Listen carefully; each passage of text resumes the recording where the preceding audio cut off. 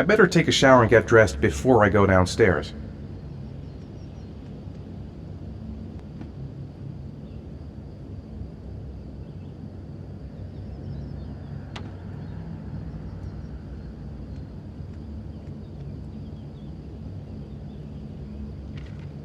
Gone shopping. I'll pick the kids up from school at lunchtime, and then I'll come home to get things ready for Jason's birthday party. Don't work too hard.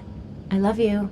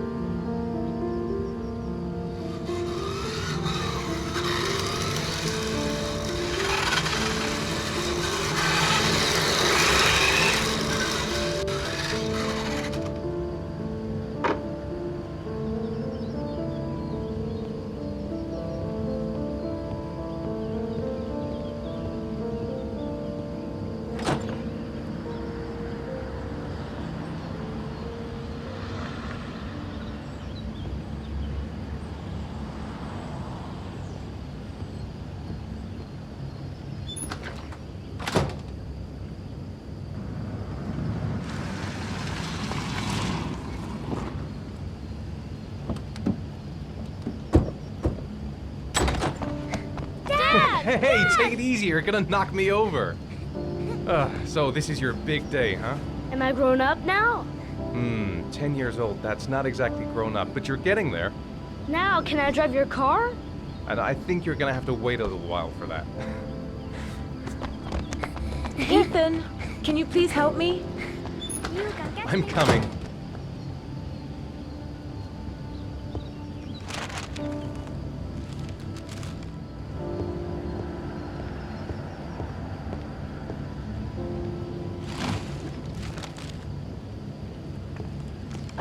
They've been so excited since this morning. I could hardly keep them in line in the supermarket.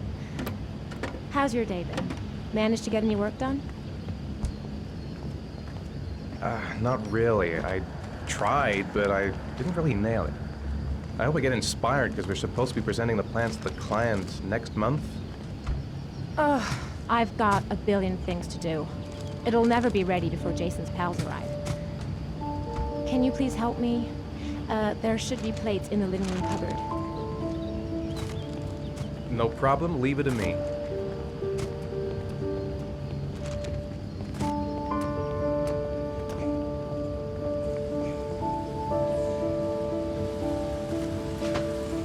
That door is always sticking. Give it a big tug.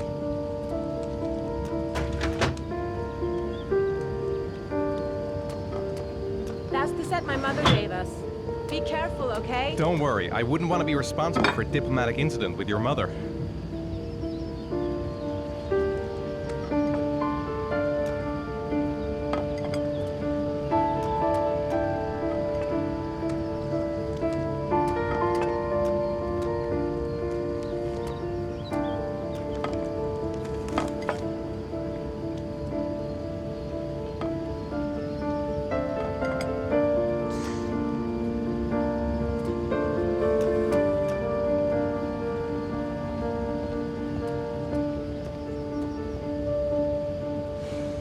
Ethan.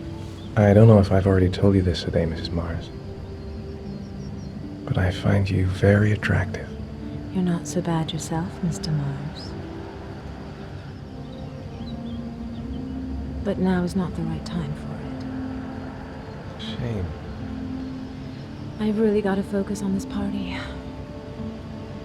We'll continue this little conversation later.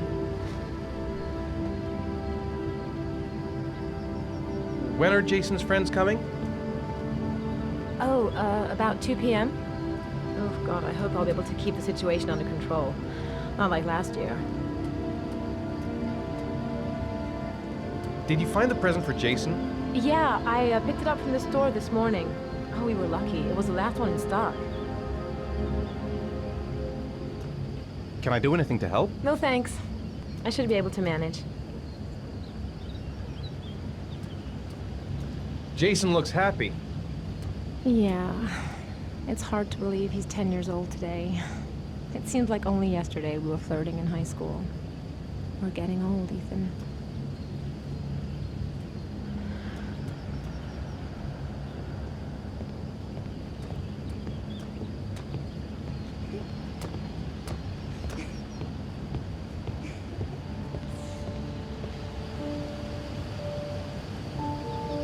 That's it. I'm free as a bird. Hey, 5 minutes, boys, okay? After that, we've got to eat, because your friends are going to be here soon. Okay, we promise, Mom. Who wants to go first? Me first! No, me me first! Easy, fellas. You can both have a turn. Me first! Me... All right, Jason. Let's do the helicopter.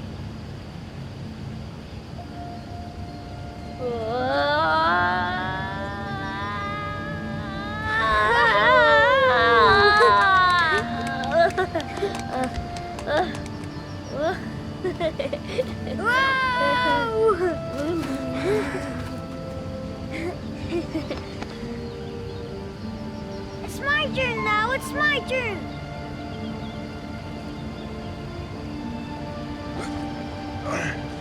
Okay, Sean, get ready. Here we go.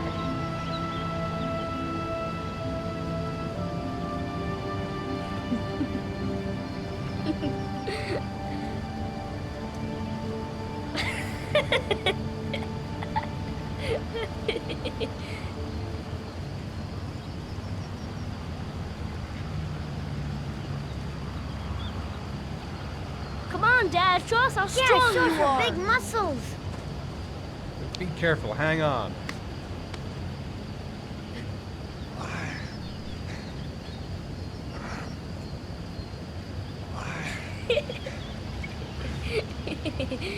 Ah. Oh. Whew.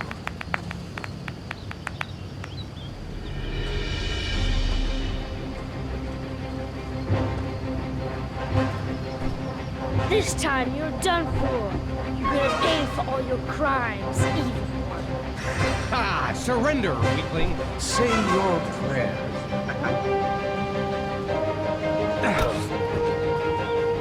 Come on, Jason! Hoi-ya! Give up. I am victorious. Watch out! Oh! Attack! Attack! Whoa! Ah! Pay for that. Come on! Oh, that's gonna leave a mark. Yeah, Jason! Ah! Continue! Yeah! Go, Jason! Yeah! Hoi-ya! No! My life is gone. Food's ready, kids. You coming in?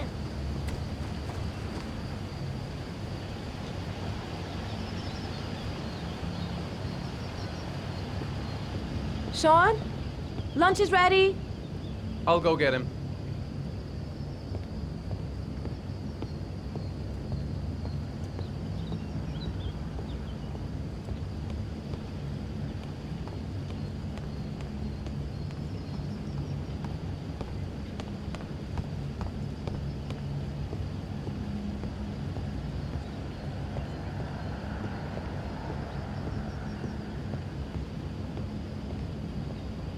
Sean?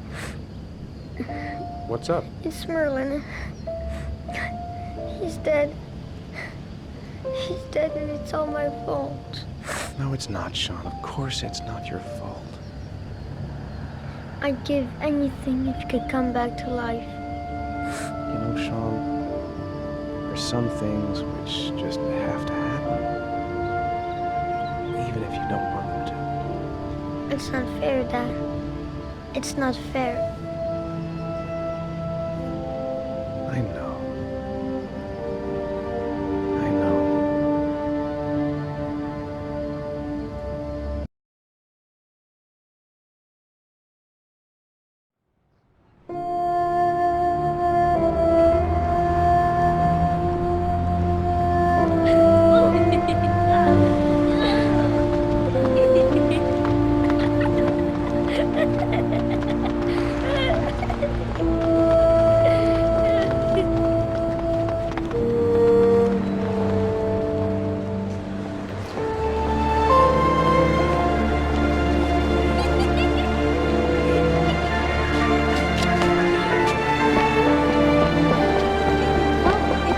I'd like to have a quick look at some shoes for Sean. Can you watch Jason for a minute? I promise, we won't be long. Sure, no problem. We're not going anywhere, are we, Jason? Come on, honey.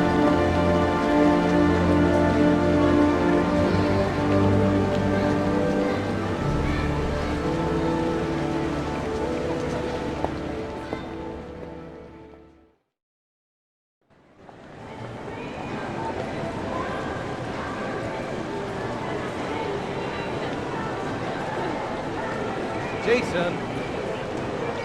Jason! Jason! Jason! Jason!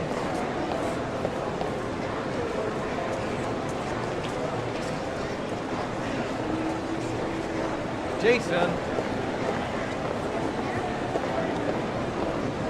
Jason! Jason!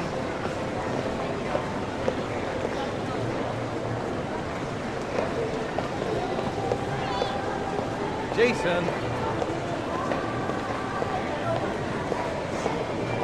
Jason!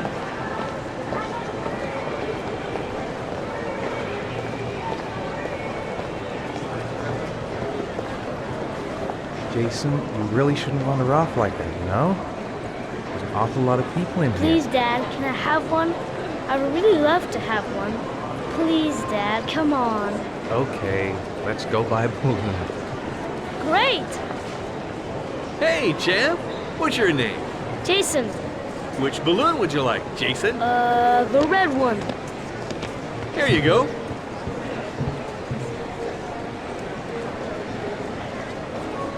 That'll be $2, sir. Jason, wait for me. Wait for your dad, son. It's really crowded in here.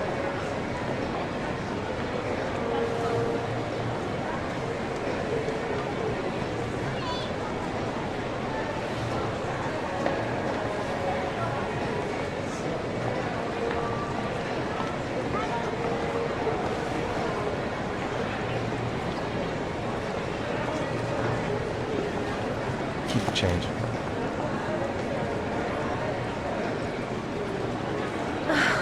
It is impossible to try on a pair of shoes with this crowd. Where's Jason? He was here a second ago. I bought him a balloon. I turned around and he just disappeared. Disappeared? What do you mean disappeared? Stay here. I'll go get him. I'll be right back. Jason! Jason! Jason! Jason! Jason!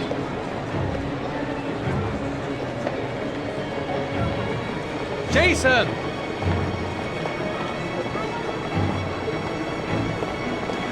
Jason! Quick, I need to go downstairs now. Jason!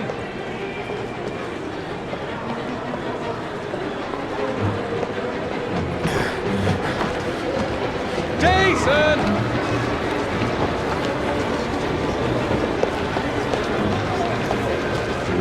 Jason!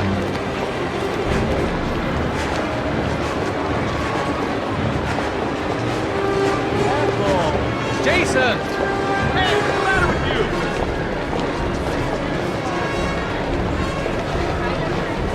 Jason!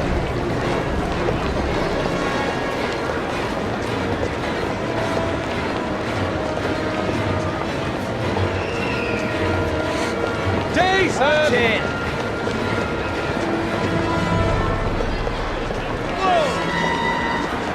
Jason!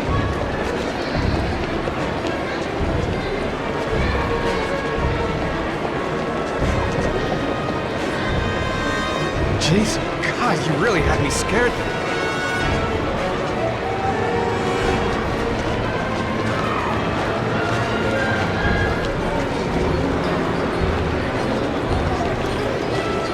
Jason! Hey, be careful, Mike. Hey, watch it. What's the matter with you? Jason! Mike. Hey!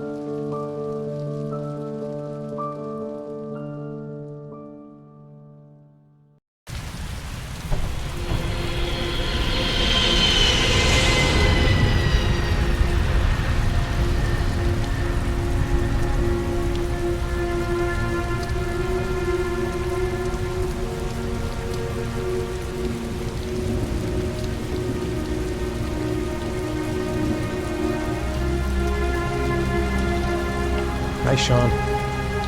My dad.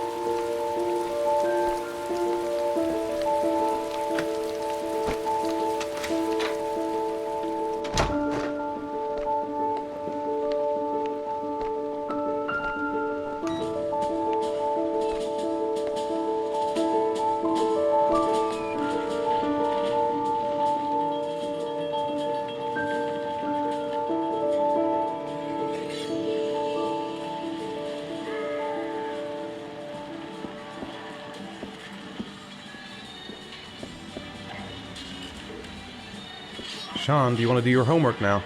Please, Dad, let me watch TV a little while longer. We'll do it later, okay? All right, I'll come back a little later.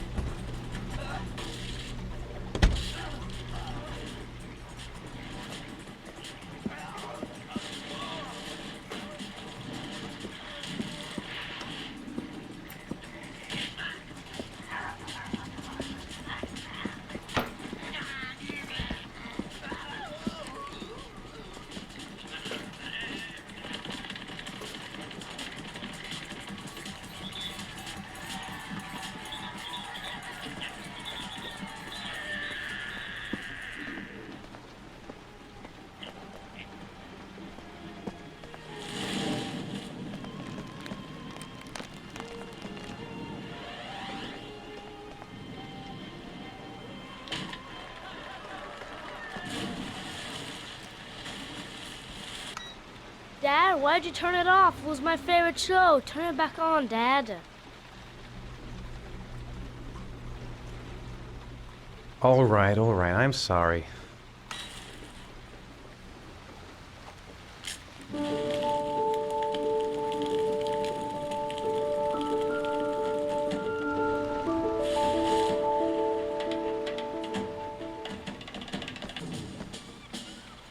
Do you want me to get your dinner? No thanks, I'm not hungry yet.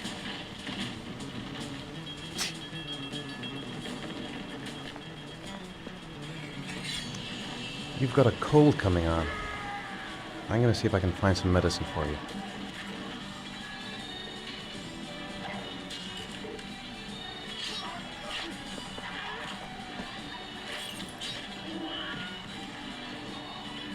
What do you say we play together for a while? I'd rather watch TV. How are things at school? Is your teacher nice? Everything's fine, Dad. So, do you want to talk a little? Talk about what? I don't know, about you, your friends, how things are going. Nothing special. Do you want me to get your dinner? Oh yeah, I'm really hungry. Okay, I'll go see what I can find. I'll call you when it's ready.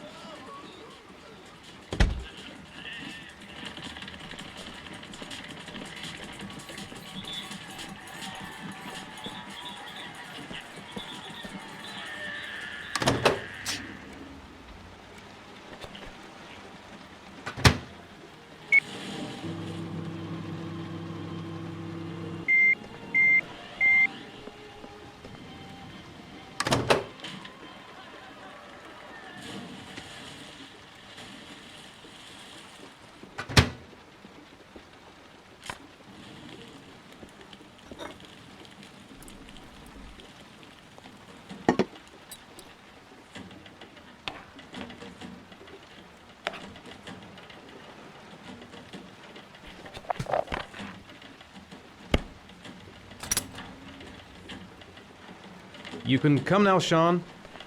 Your meal is ready. I'm coming!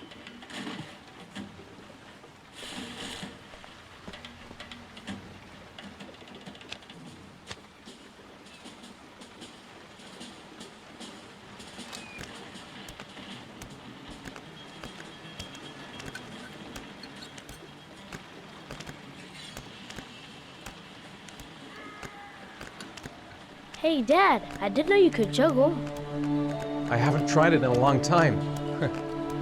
Do you think you could teach me too? Sure, I'll show you if you like.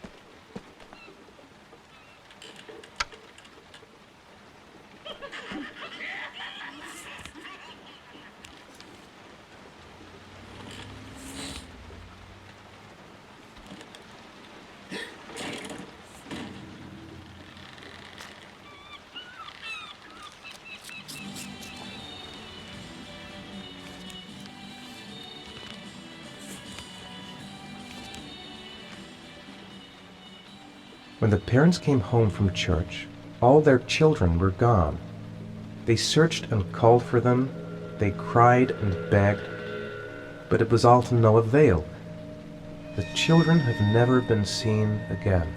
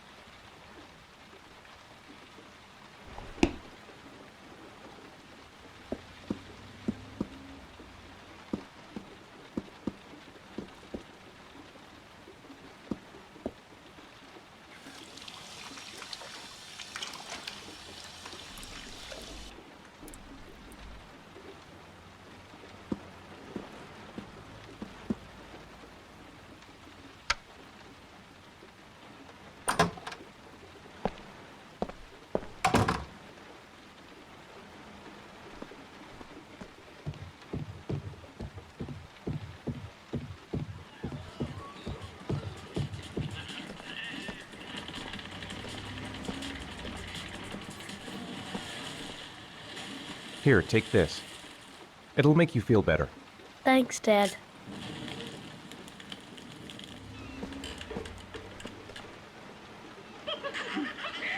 Come on, Sean. It's time for bed. I'm not tired yet. Can I stay up a little longer? Now, that's not very reasonable, is it? You have school tomorrow. You have to get some sleep.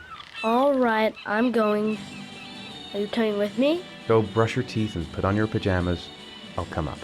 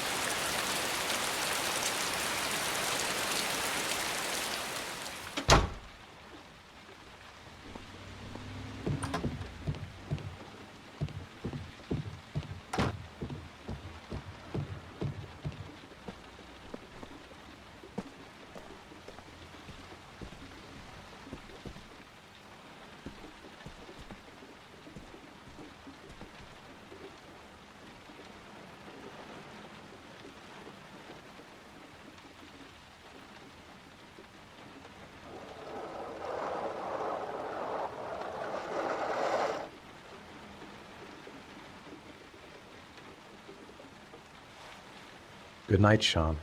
My teddy! I haven't got my teddy, Dad! You must have left it somewhere in the house. Do you have any idea where it could be? No, Dad. Please, I can't sleep without him.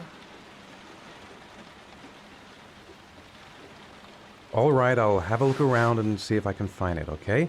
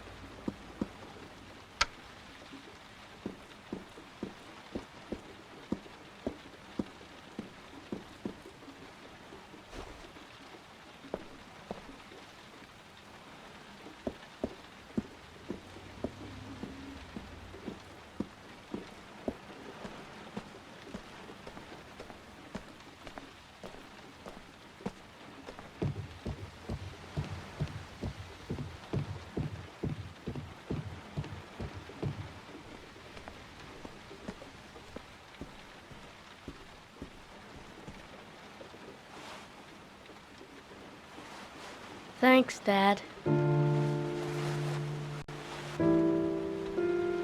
Good night, Sean. Night. Dad? Yeah? Why do you look so sad? I think I just need some time to get back to the way things were. You know, Dad, what happened to Jason wasn't your fault. Good night, Sean.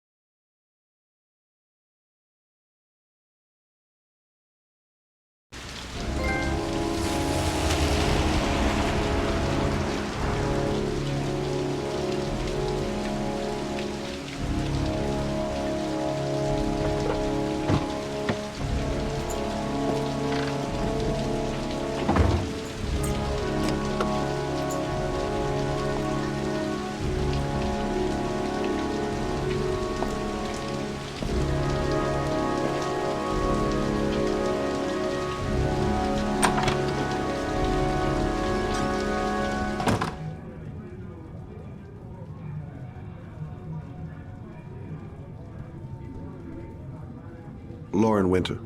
Ring any bells? Nope, can't say it does.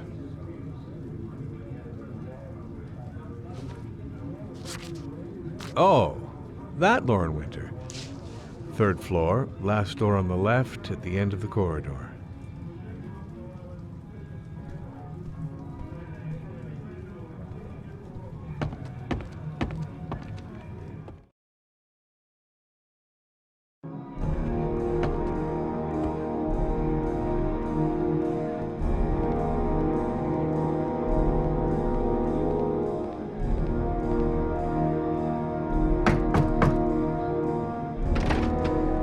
Lauren Winter? Sorry, I only see clients by appointment. Wait.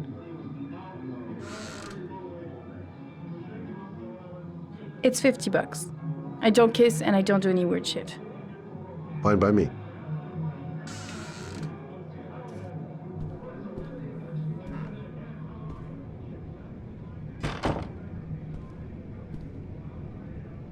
Put your money on the table. You got exactly 10 minutes. When the alarm rings, it's over, okay?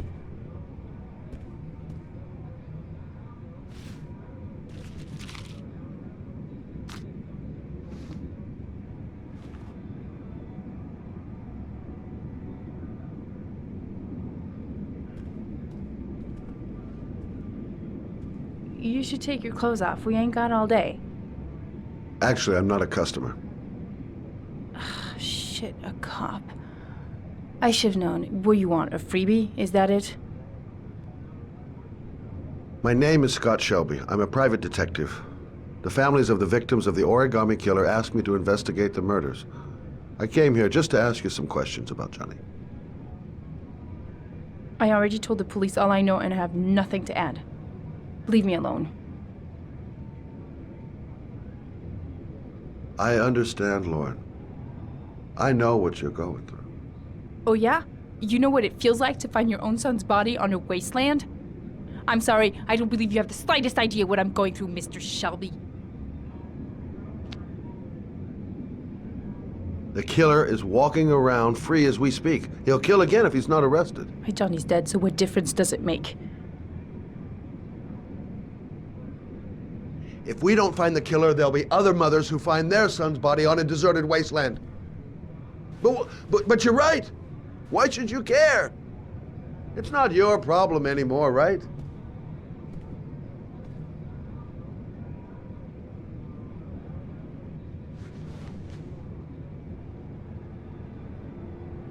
What do you want to know?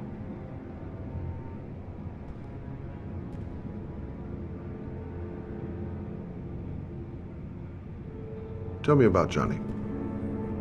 What kind of kid was he? Johnny was really a good boy. Sometimes he fought with other kids who called me you know.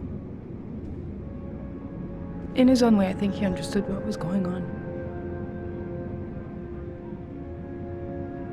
Did Johnny live with you? Yes. Of course, I made sure he never met any of my clients. I wanted to stop, you know. But we needed the money. I was trying to earn enough to get us out of here.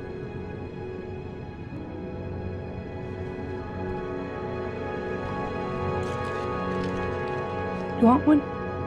No thanks, I quit. That's brave.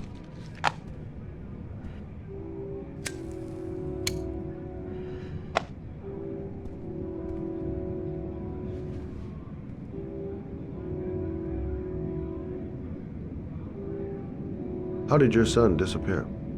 He used to go play with the neighborhood kids after school. It was pouring down something awful that day. I'll never forget it. All his friends came home around 5. All except him.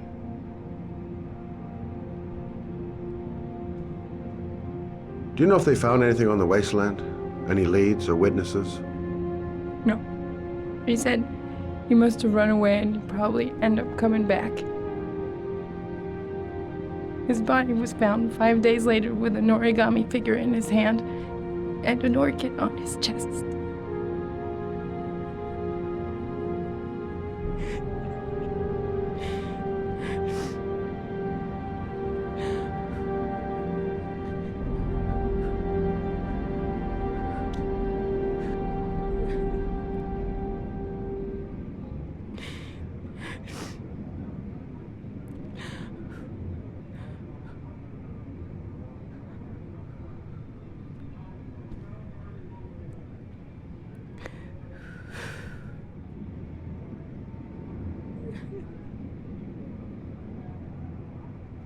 Don't touch me!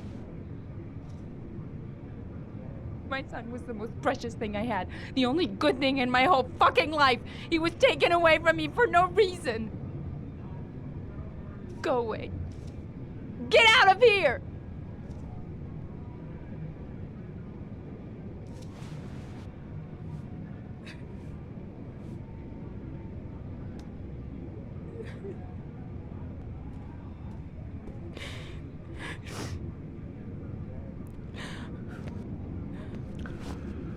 Well, if you remember anything, the smallest detail, give me a call.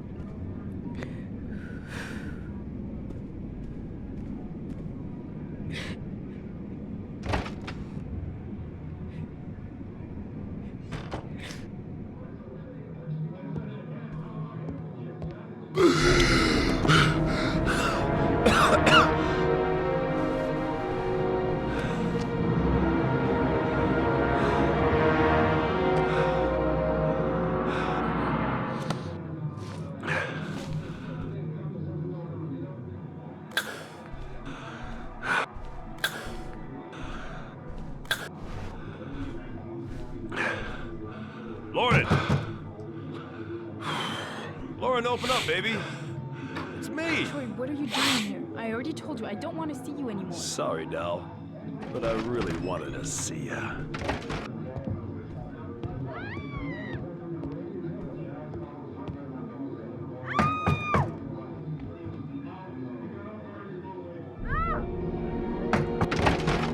What do you want, asshole? Lauren, is everything all right? She's just swell. Now beat it, loser! You again? If you're looking for trouble, you found it. I'm gonna beat the shit out of you. Oh!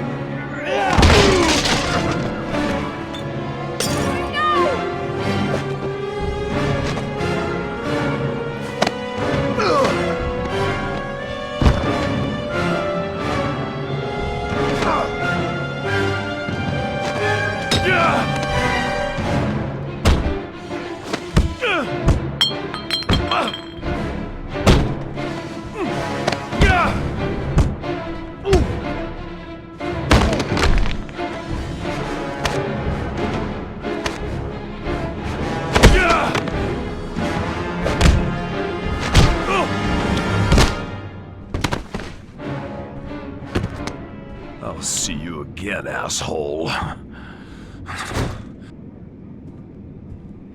Are you alright? Better than him, I guess. Who is he? An ex-client who thinks he owns me. He was getting violent and I told him I didn't want to see him anymore. Well, you should be careful. He'll probably be back. Sorry about the mess. Mr. Shelby, Yeah. thanks.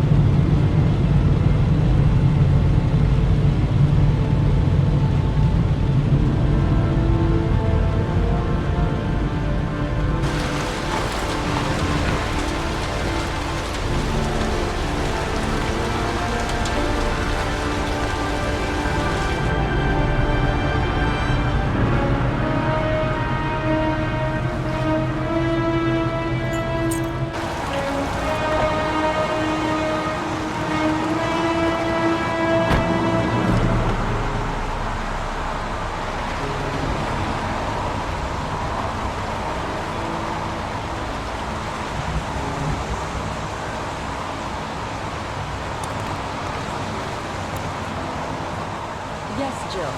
A body was found here on this patch of wasteland early this morning. The police are still searching the scene and questioning anyone who might have seen something, but no information has filtered through yet concerning the identity of the victim. The zone is sectioned off, sir. Please step back. Agent Norman Jaden, FBI. You got a badge or something, Mr. Jaden? Yeah. Yeah, of course.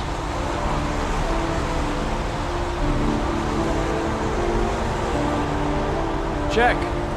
You can pass. I'm looking for Lieutenant Blake. Is he around? I saw him arrive earlier. He's here somewhere. Thanks.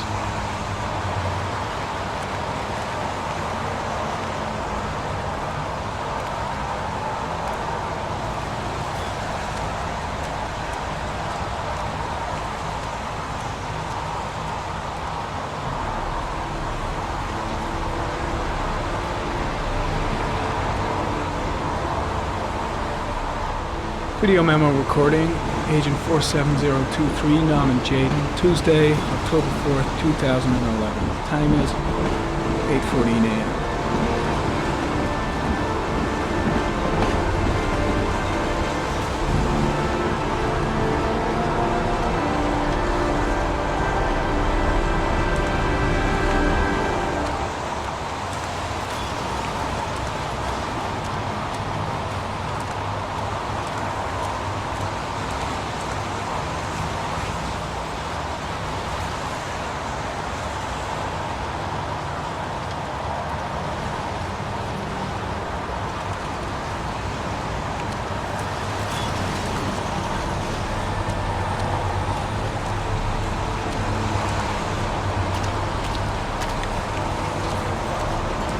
Lieutenant Blake? I'm Agent Norman Jaden from the FBI. I went by your office this morning. They told me to be here.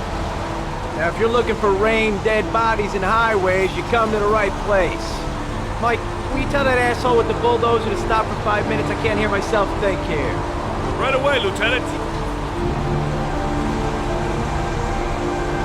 Well, are you coming, Jaden? So, what happened? Some guy taking his dogs for a piss found a body about 6 o'clock this morning. We don't know much more right now. Based on what we've seen, looks like the work of the origami killer. Do we know the cause of death? There are no marks on the body. Chances are he was drowned, like the others. Any news on the coroner? He's on his way, Lieutenant. We've been waiting for an hour, for fuck's sake. Any witnesses? None yet. Given the neighborhood, I'd be surprised if anybody saw anything. Listen, you look busy. Do you mind if I have a look around? Be my guest. Hey, Jaden. You come and see me if you find anything, okay? We're on the same team now.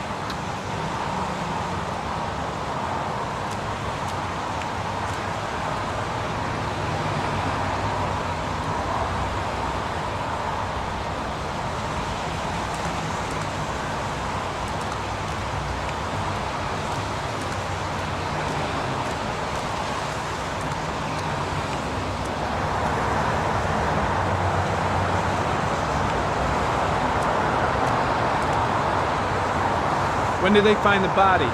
Excuse me, but who are you exactly? Norman Jaden, FBI. If you want to ask questions, you should speak to Lieutenant Blake, sir. Is that a coffee you're drinking there? There's some in the thermos behind you. Help yourself. Pretty chilly, huh? Lousy weather, huh? Does it always rain like this? It rains every fall. Doesn't it do that where you come from? Oh, yeah. Yeah, of course.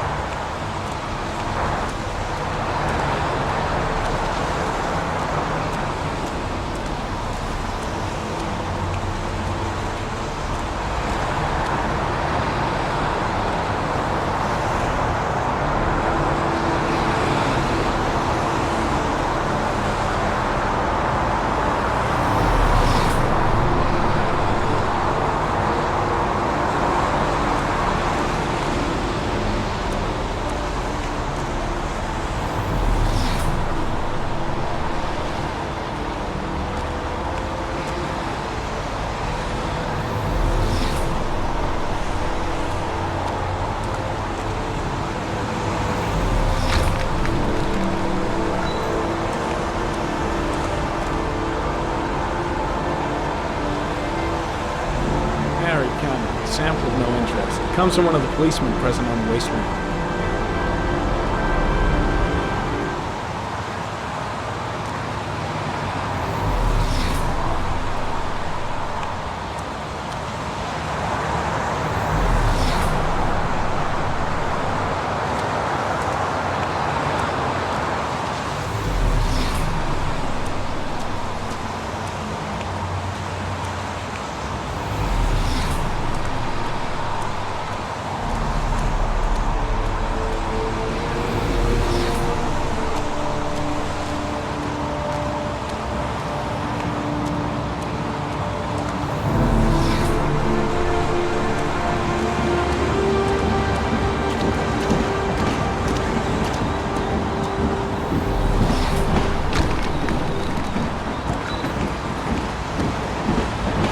Some orchid pollen.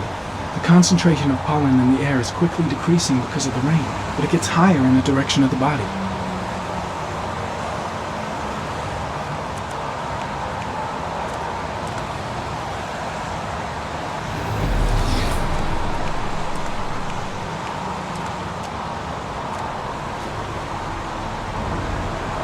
Harry, Kame, the victim is lying on his back. No visible signs of violence.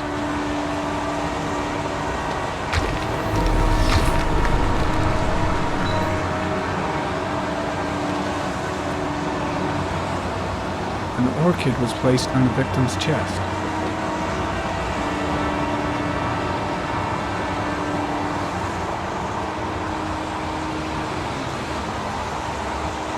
A small origami figure in the right hand. Fingers were probably closed after the time of death.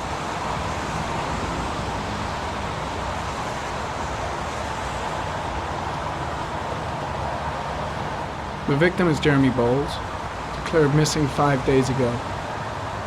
See reference file.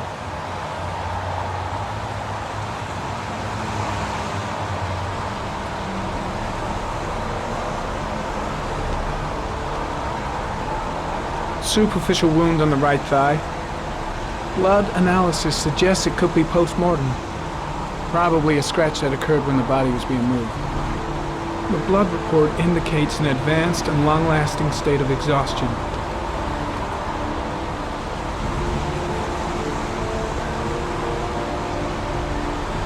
His face is covered with mud, like the other victims.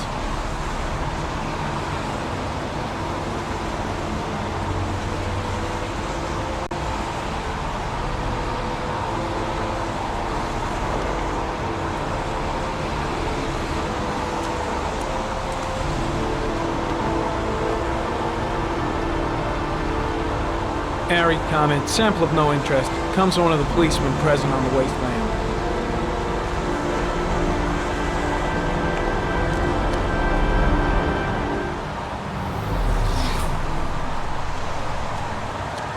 I'm heading back to the office. You staying? Yeah, I'm gonna have another look around if you don't mind. Take all the time you want.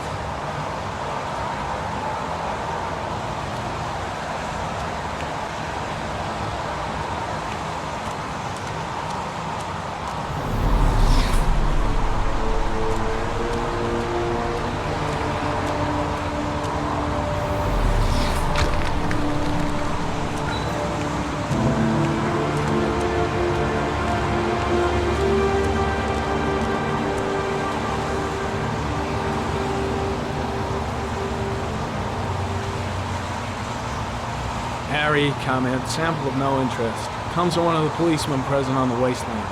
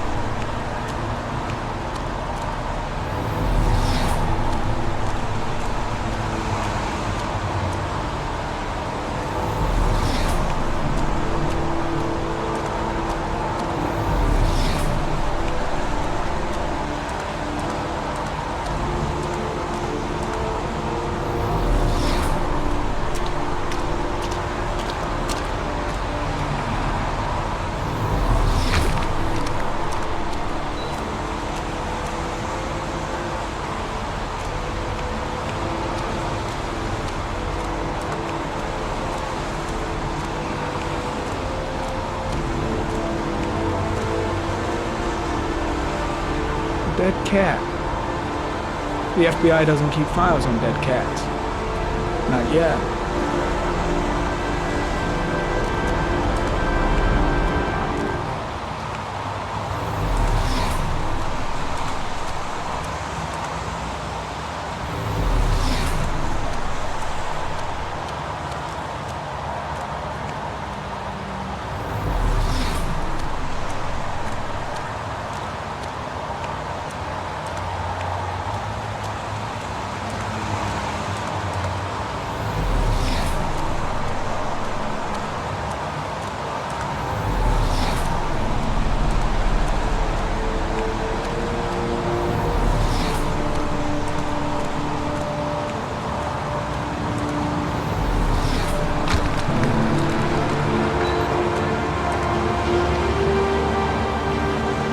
Comment, traces of blood on the railroad track. Analysis confirms it comes from the victim.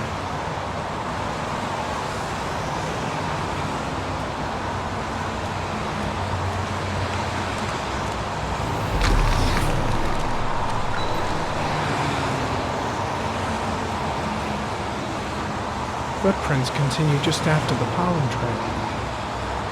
There's a good chance that they're the killers.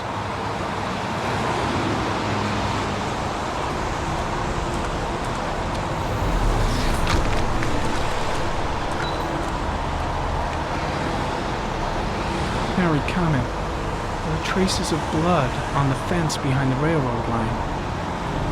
It comes from the victim. The killer came this way with the body and probably grazed it on his way through the fence.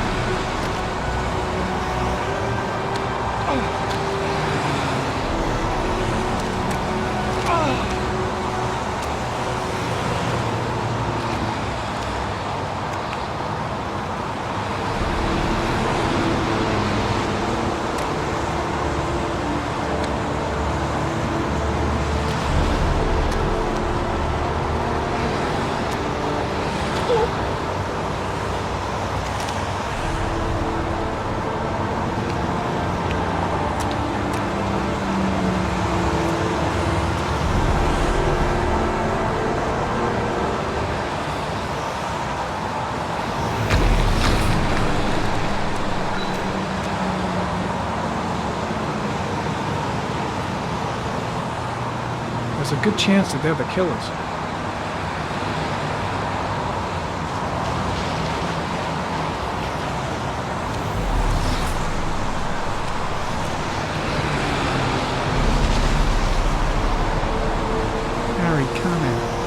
Tire tracks on the side of the road behind the railroad line. It may be the killer's car. I think I've seen all there is to see.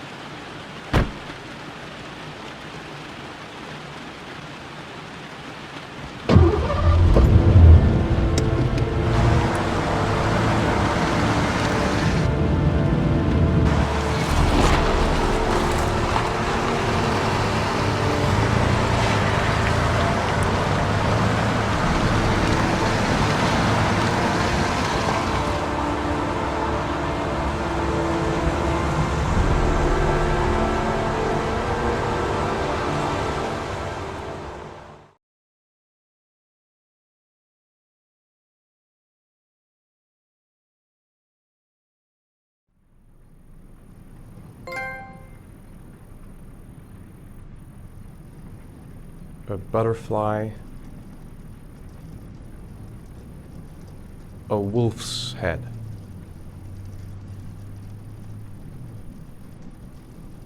A crab.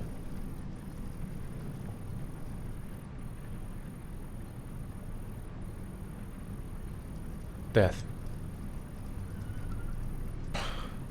Death.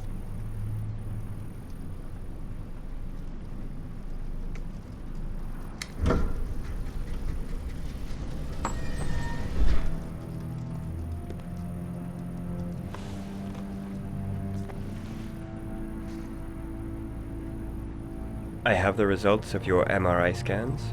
Everything seems to be normal. There is no physical damage from the accident. However, I am worried about your psychological condition.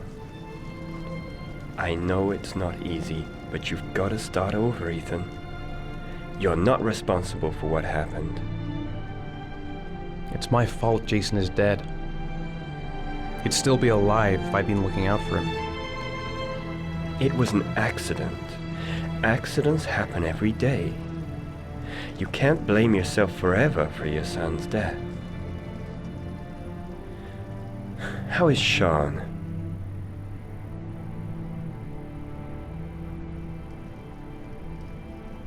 I know he's really unhappy. He just can't understand why I seem unable to love him. And what about you, Ethan? What do you feel?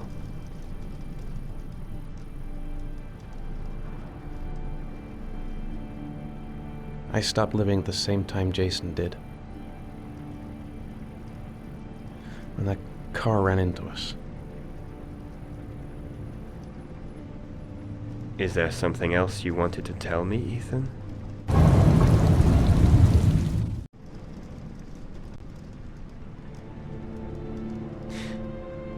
Have there been any cases of split personality developing after concussion? Like people doing things but having no memory of what they've done? Like somebody else had been doing them?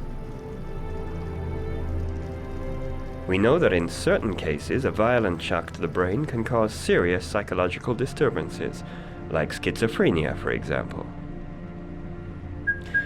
That's the end of this session. We'll continue this conversation next week. You were lucky, Ethan. It's very rare to survive such a traumatic accident. I don't exactly feel lucky, Doctor.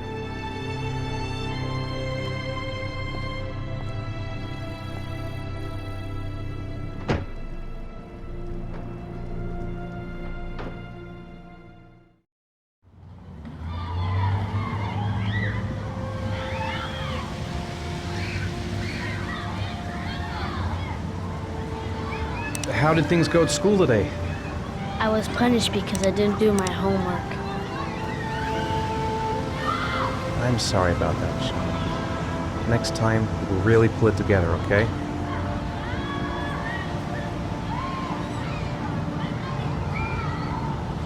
Do you want to eat something?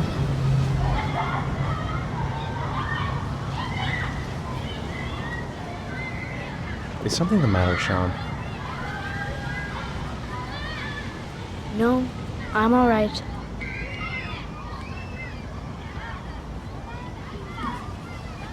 Aren't you gonna go play with the other kids? I don't feel like it.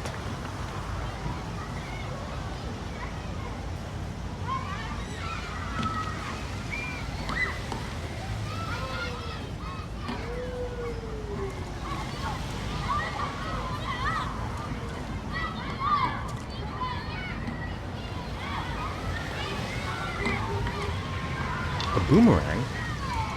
You know how to use it? No, not really. I can never make it come back. Can I give it a try?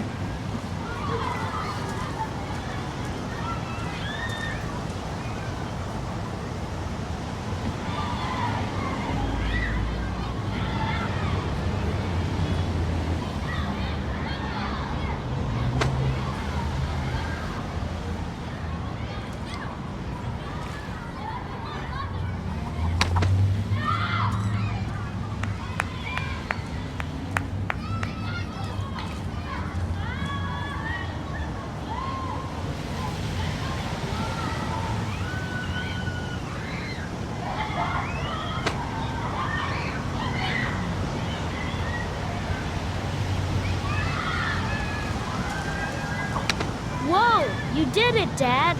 Do you want to give it a try? I won't be able to do it. Oh, come on, let's try together. Now, the main thing is to get the right position at the beginning. Now, you gotta throw it straight and a little to the right.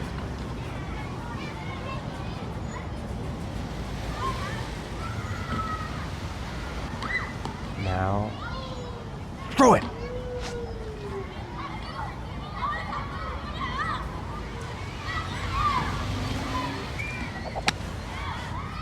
I did it! I did it, Dad! Good job, Sean. See? That wasn't so hard.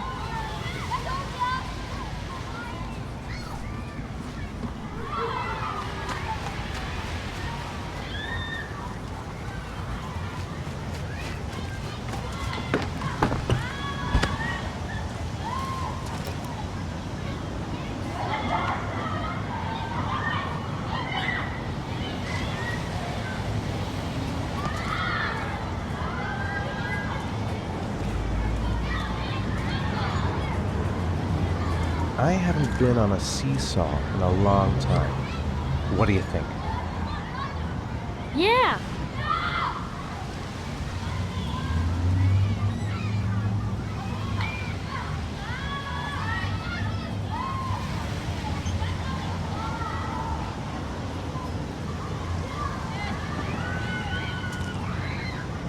Come on, Dad, make me fly!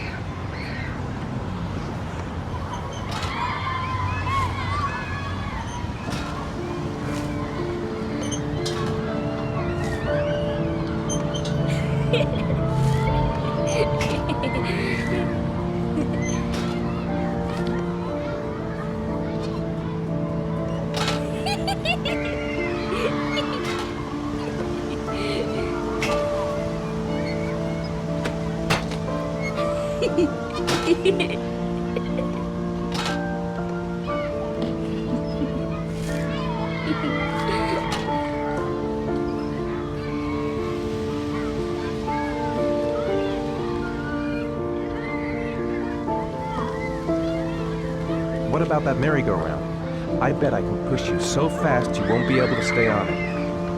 Great!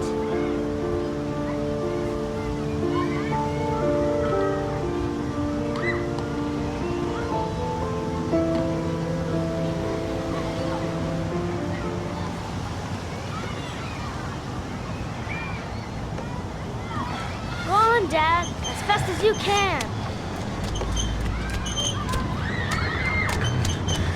Faster! Fast!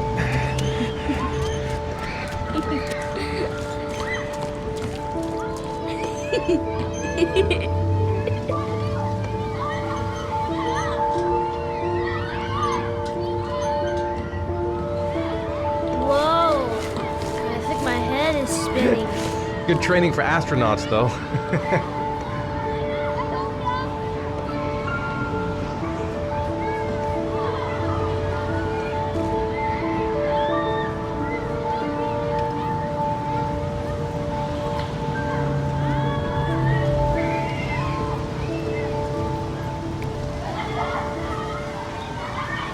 You want to go play on the swing? I'll push you. Okay.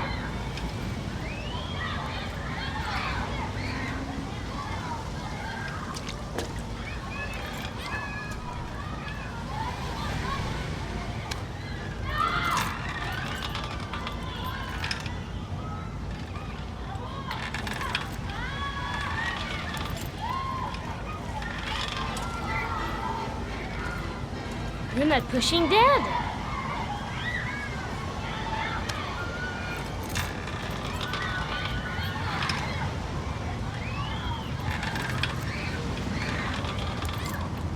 Come on, Dad. Higher.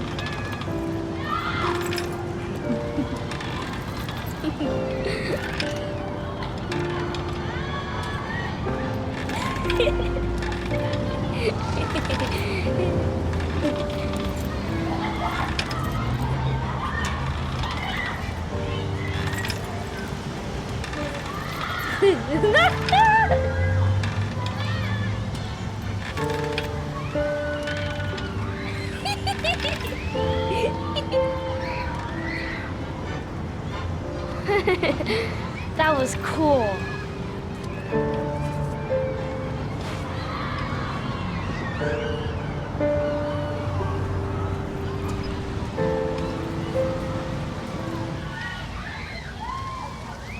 I'd like a packet of strawberry-flavored chewies, please. Thanks.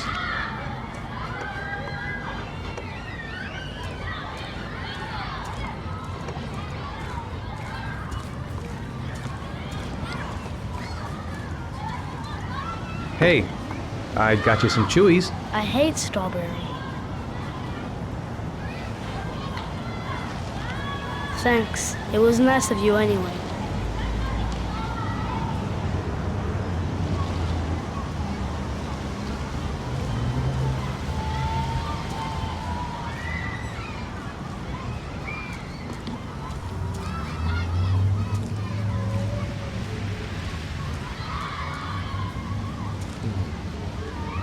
Looks like rain's coming. I think we better go. Okay. You know, sometimes I remember before. I mean, when Jason was still here. Sometimes I wish everything could just be the way it was before. Me too, Sean. Me too.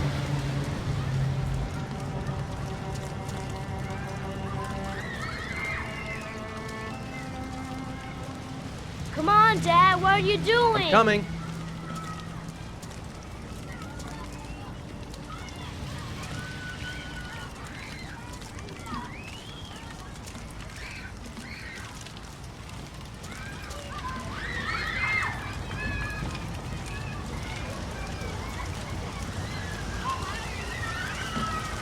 Hey, Dad, can I have a ride on the carousel? Can I? Sure. Go pick a horse and get on. I'll get a ticket.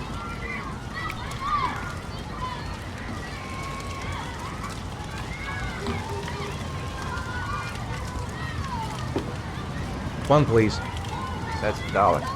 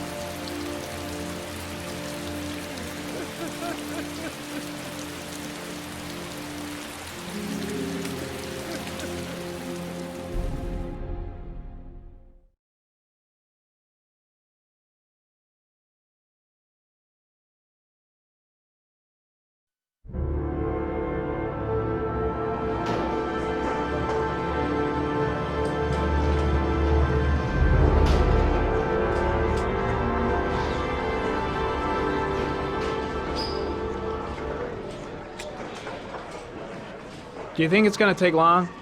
No, he should be finished soon.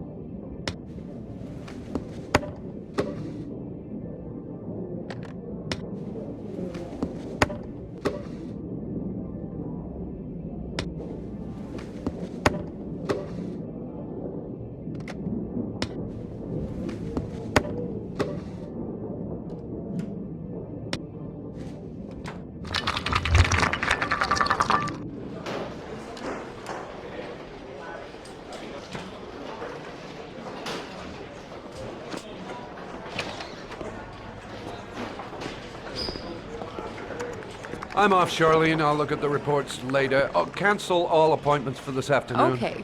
Oh, Captain. Agent Norman Jaden from the FBI is here. Jaden, of course. We've been expecting you. I'm in a bit of a hurry. Do you mind tagging along? We can talk as we walk. Yeah, of course. I wanted to introduce myself before getting started, but perhaps there's a better time. No, it's fine. I just have to get to the press conference. We have them every day now. Believe me, it's not always easy finding something to tell them. Fortunately, today we have some news. Have you met Lieutenant Blake yet? Yeah, we met this morning. He has his own methods, but he's a good cop. I'm sure you'll get on well together. Do you know how to tie a knot in a necktie? I guess. To be frank with you, I could have done without the FBI on this one, but the press are all over us. This origami killer case crept up on us, and it's fast becoming a national concern. There are hundreds of killers in this country, but what do you know? This guy is exotic. He leaves flowers and origami figures. Work that one out. Then the press get onto it, and we suddenly become the center of the universe.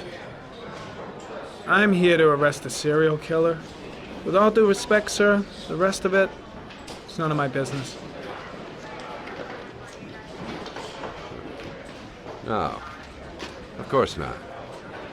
All I'm asking is that you make progress, and fast. The press want a perpetrator, and we're gonna have to serve him up on a silver platter. Not bad.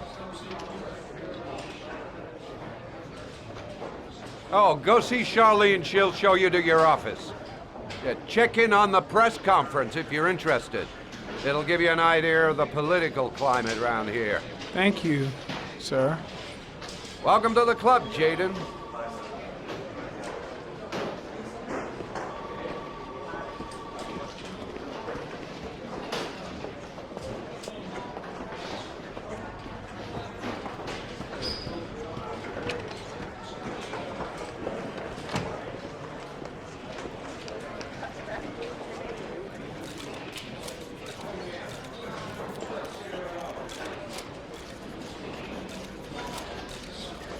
The body of Jeremy Bowles was found this morning on a patch of wasteland in the East End at about 6:30 a.m., 5 days after he was reported missing.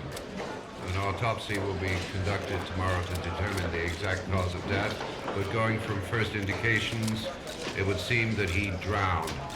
The state in which the body was found suggests the methodology of the origami killer. The investigation should confirm this in the coming days. The police are continuing to work around the clock to find the murderer as quickly as possible. I'll field some questions.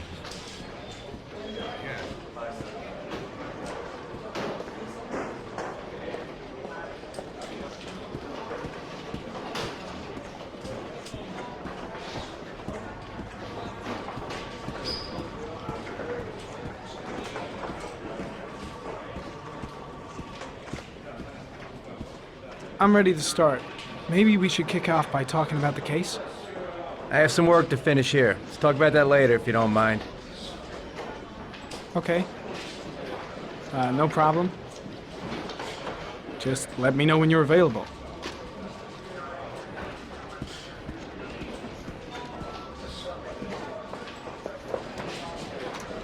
Nice watch. Oh, it's the present we offer to our new lieutenants. We bought the same model each year for the past 20 years for each promotion. It optimizes everybody's time, and it's the kind of thing that always goes down well. You can contribute to our fund if you like. We're still a few dollars short.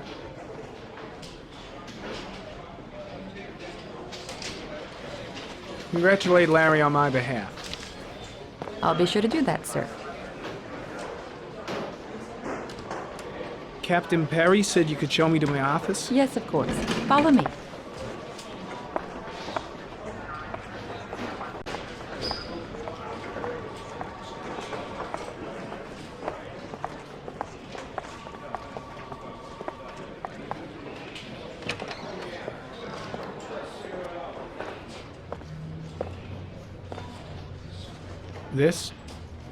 This is my office?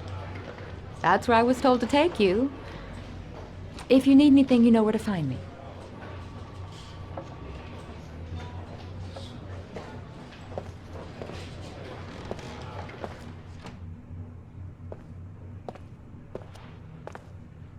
Okay, time to work.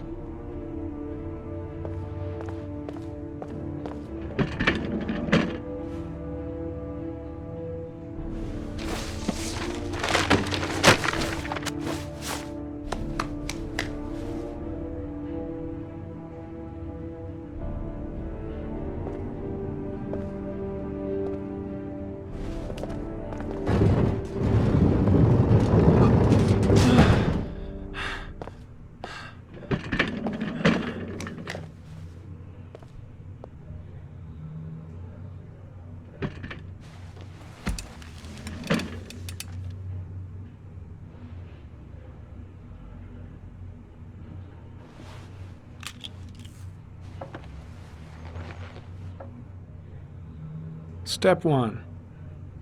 Change the office.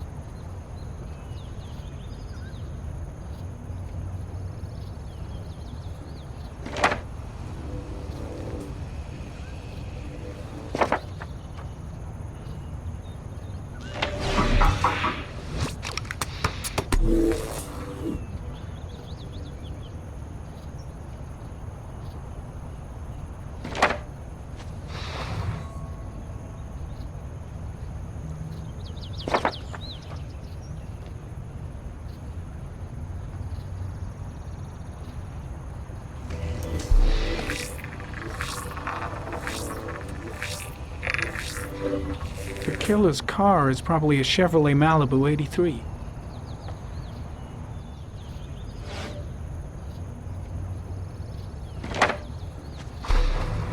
The orchid is a common species. It can be found at any flower shop.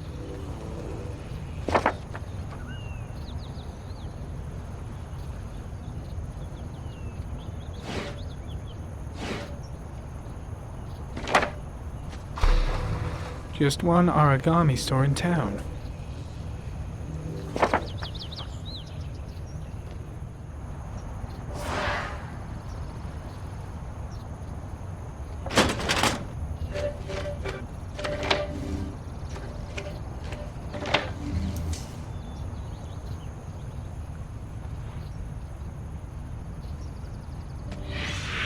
Eight victims in the last 3 years.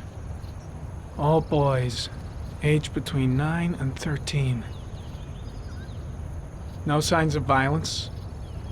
The victims disappear from public places in broad daylight. No one notices anything. Bodies are found 3 to 5 days later, drowned in rainwater.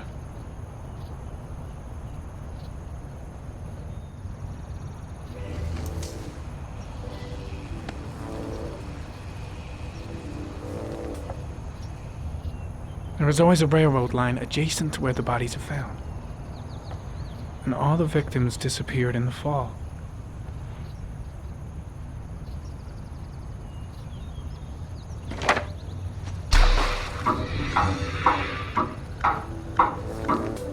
The killer has a large comfort zone. He gained confidence rapidly and moved away from his base. This won't make the geoprofiling any easier.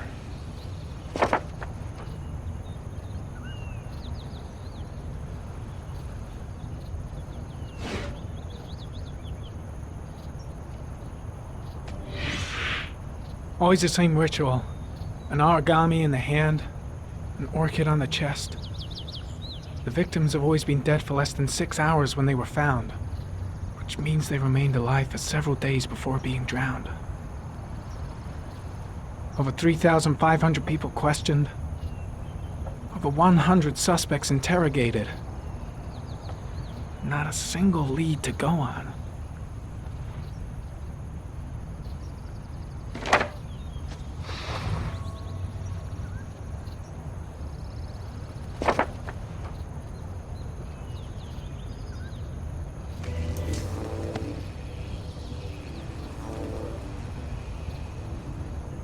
The killer is white, aged between 30 and 45.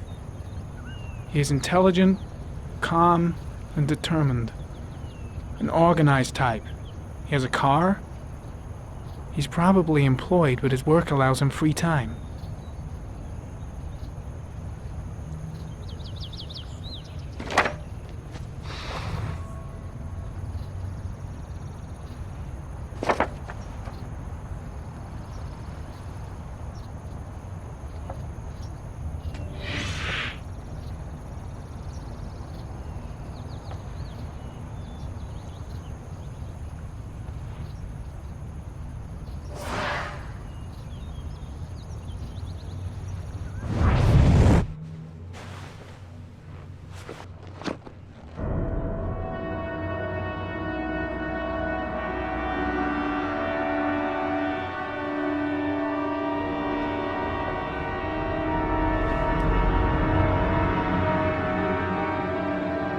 Here we go again. I better go wash my face.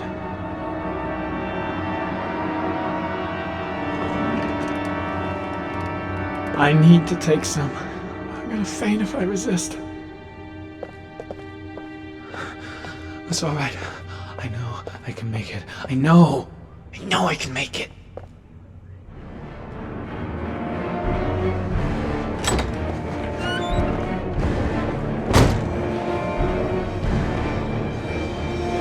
Is everything all right, sir?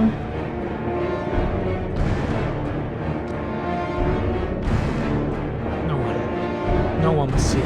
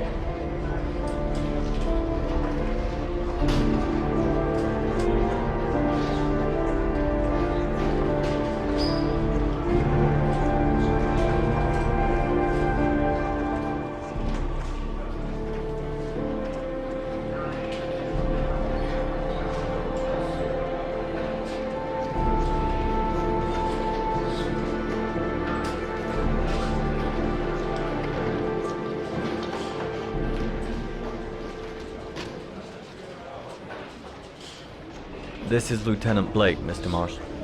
Could you please tell him what happened? It was this afternoon. I went to the park with my son, Sean. We played together for a while, and then he wanted to go on the carousel, so I put him on one of the wooden horses, and when I turned back, Sean had disappeared.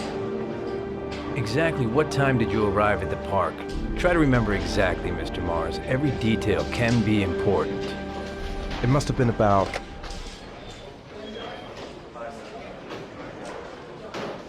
4:15. Yeah, that's it, 4:15. I remember exactly because I looked at the clock in the park when we arrived. What was your son wearing when he disappeared? He was wearing a coat.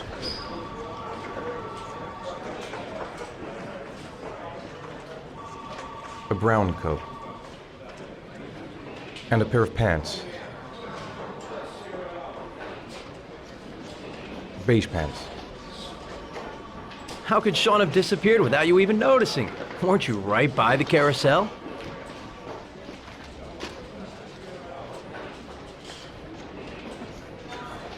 I went for a short walk around the park, just for a few minutes. When I got back, the carousel had stopped, and Sean wasn't there. You say you took your son to the park after school, but you didn't report him missing until 8:15. Why did it take you so long to contact the police?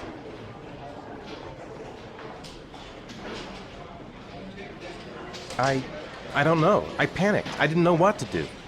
Did Sean have any particular difficulties, Mr. Mars?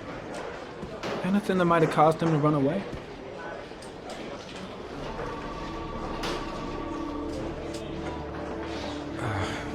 No, I don't think so. Everything okay at school? Any particular problems between you and your wife?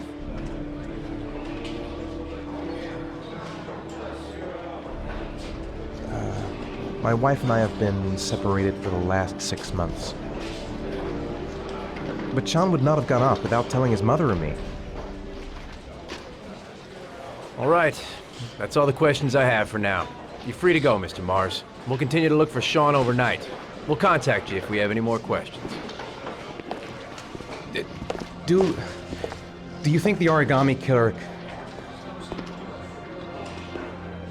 Listen, your son's probably just run off and he'll turn up in a couple hours. But what if it is the origami killer? Well, then we have about 4 days to find him alive.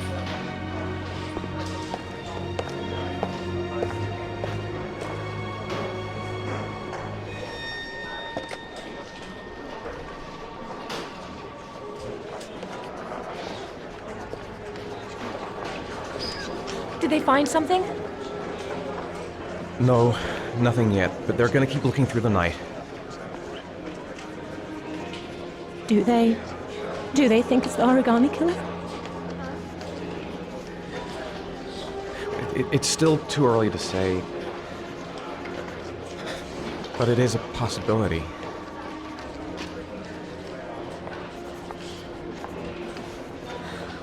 What happened, Ethan? How could you lose Sean like that? You should never have taken your eyes off him. I mean, for God's sake, how hard is it to keep your eye on a child in the park? Why did you leave him, Ethan? Why?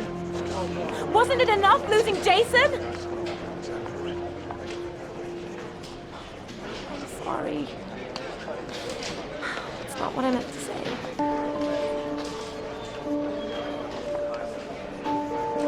I miss him so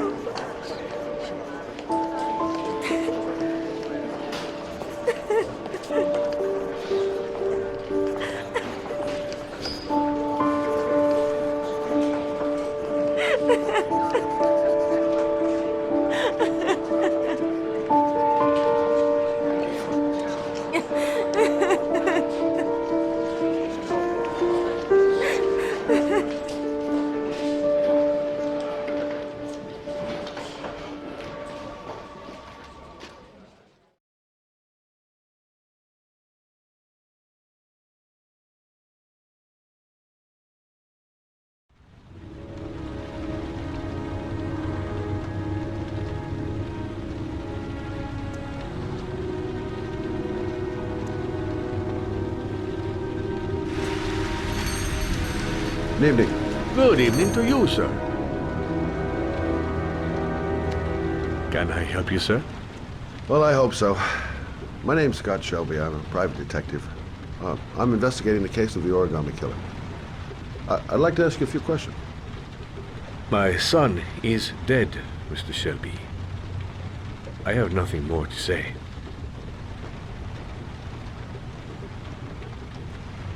The killer has kidnapped another victim. A 10-year-old boy. Like your son, Risa. I have 4 days before we find his body on a deserted stretch of wasteland. No one did anything to save my son. Now, please, to move along, sir. You may know something that could help save other people's lives. I was unable to save the life of my own son. I do not see how I could save the lives of other people. Oh, do you sell inhalers?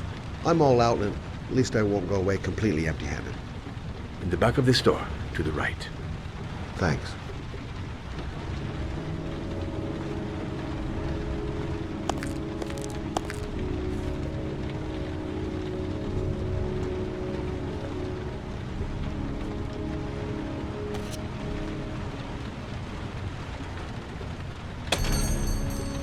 Good evening, sir. Are you looking for something in particular? Give me what you got in the register. Don't fucking try anything. Open the register, you dumb fuck. Put the money on the counter. Shit, are you deaf or what? Are you gonna open that fucking register or not? No, sir. You do not have the right to steal that money from me. I have worked very hard to earn it. You cannot have it. What did you say? You're out of your fucking mind, man. You don't get it, do you? I'm gonna put a fucking bullet right between your eyes if you don't do what I say now. You shall not be robbing my register, sir. That money is mine. I ask you now to leave before it is too late. Christ, goddamn idiot! Open the register. Don't make me fucking kill you. No, sir. That I cannot do. Don't turn around. I'll waste you, man. I ain't joking. I swear to God, man, I'll blow your fucking brains out. Punk. Didn't give me any choice. 1,000 thank you, sir. I don't know what would have happened if you had not been here. Well, at least I didn't come by for nothing. Have a nice day. When my boy, Reza, disappeared, I received a letter with a locker ticket inside. Inside the locker, I found this box. I do not understand what it means, but I think it must be a sort of message from the man who took my son from me. Can I?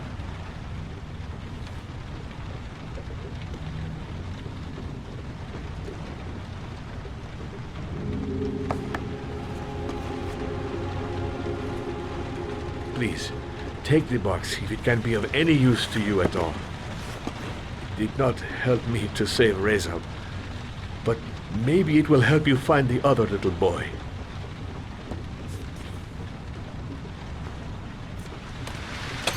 Mr. Shelby, I was beginning to think that there was no good to be found in this place.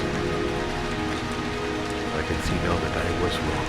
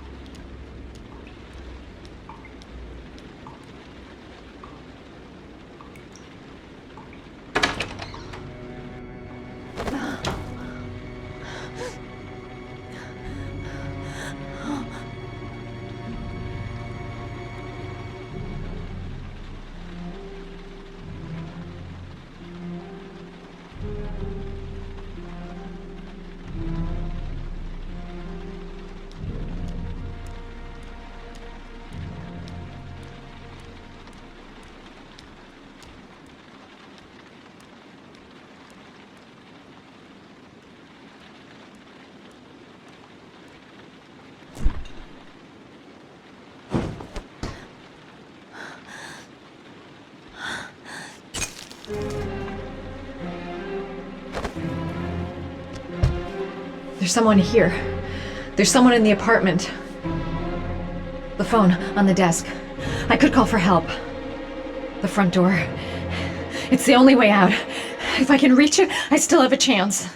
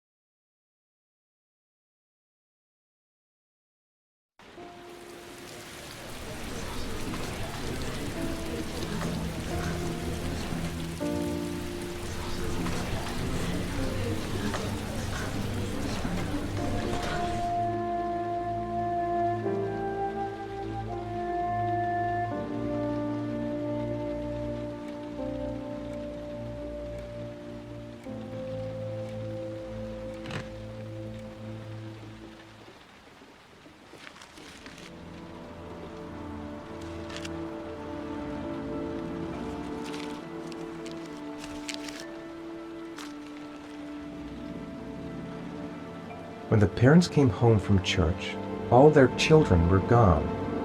They searched and called for them, they cried and begged, but it was all to no avail.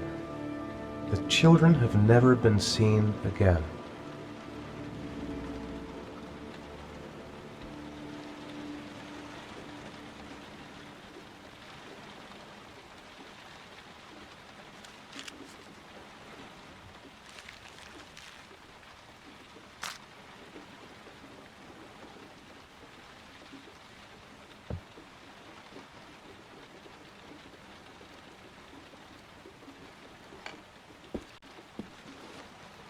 I have to get out of here and find out what this ticket is about.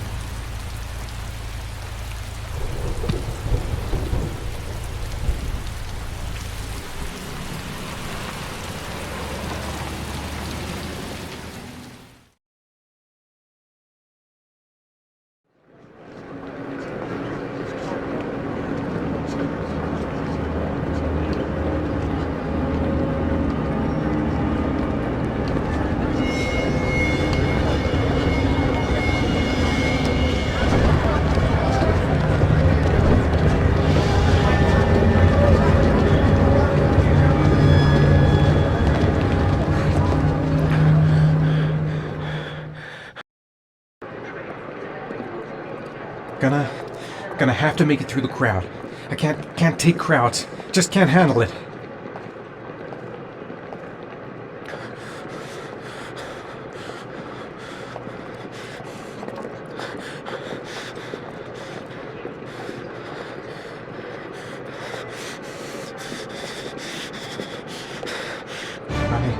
I can't make it. Too many people. Too many people.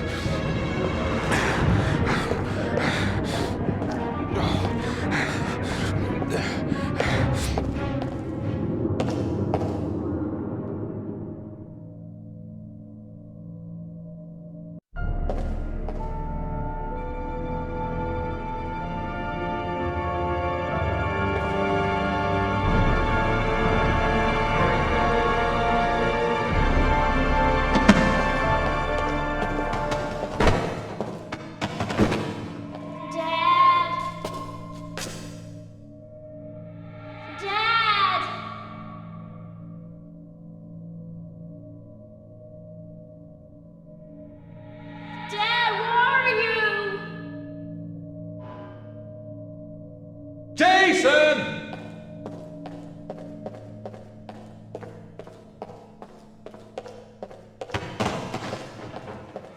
Dad! Jason! Dad! Jason!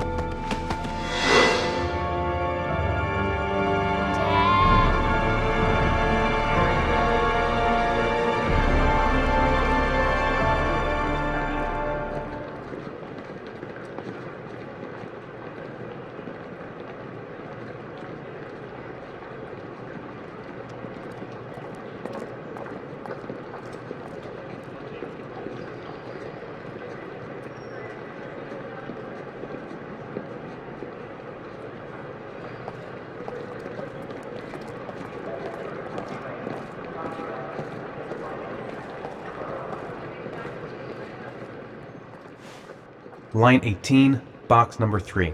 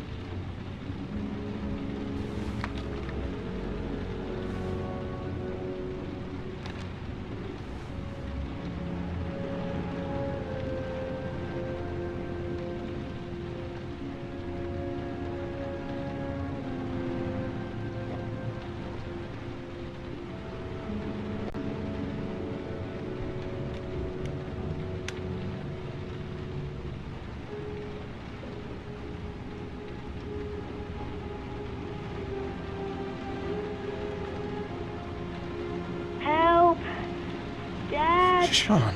Where are you? I'm so cold. Dad! Dad!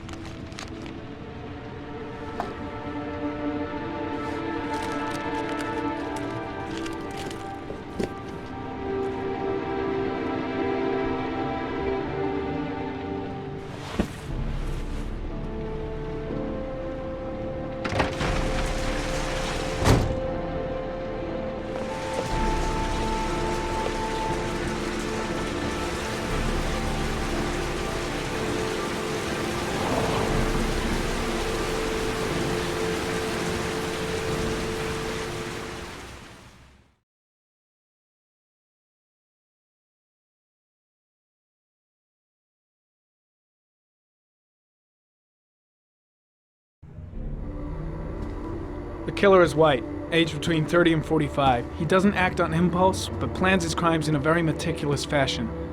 He doesn't have anything personal against the victims. That's why he covers their faces with mud, to make them anonymous. Why does he kill them if he doesn't have anything against them? For him, they're more of an image, a symbol. That's probably why he gives them an origami figure and an orchid as gifts to apologize for what he's done to them. Very interesting. And where does all that get us? It builds up a profile of the killer and helps us understand the person we're looking for. It might have been useful if it was done earlier in this investigation. Continue, Jaden. Then I studied the geographical distribution of the murders. Generally, a killer commits his first murder near to where he lives, so he has a safe place to flee to if any complications arise. The more confident he becomes, the further he roams from his base. By analyzing the locations where the victims disappeared, I was able to isolate a zone where the killer might live. And what size is this, zone? For the moment, about 10 square miles.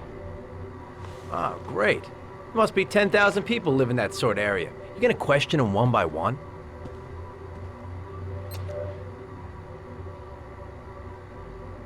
The more clues we get, the more we can reduce the zone. We can then cross-check it with our list of suspects and identify the killer.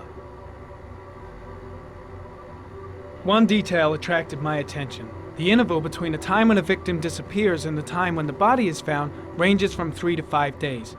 But the rainfall is always at 6 inches, give or take 10%. What on earth does that mean? All the victims were drowned in rainwater. The killer kills only in the fall when there is plenty of rain. It could be that he puts them in some sort of well or tank that is open to the skies and that fills up with rainwater. The more it rains, the less time the victim has to live. So what's next? There are 2 suspects whose psychological profile might fit and can be connected to the comfort zone. I'd like to question them. God damn it. We're wasting our time with this bullshit. The killer's out there somewhere. We gotta get off our asses and find him. The killer is no ordinary murderer. He is intelligent, organized, and methodical. You won't find him by patrolling the streets. Tell me, Agent Jaden, did you get your vast experience on the job, or did you just fucking read about it in some school book? I came here to find a killer. And that is exactly what I'm gonna do. With or without your help. Fucking asshole! That's enough! You said it took 6 inches of rainfall before the victim died. How much time do we have left? If the weather forecasts are right, less than 72 hours.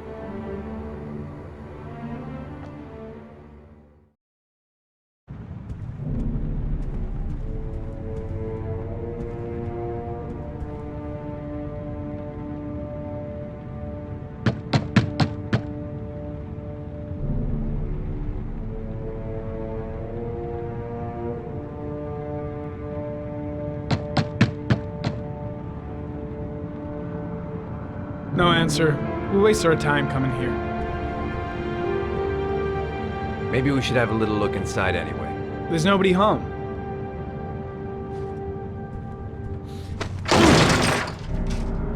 There is now. I'm not sure that's entirely legal. Call the cops.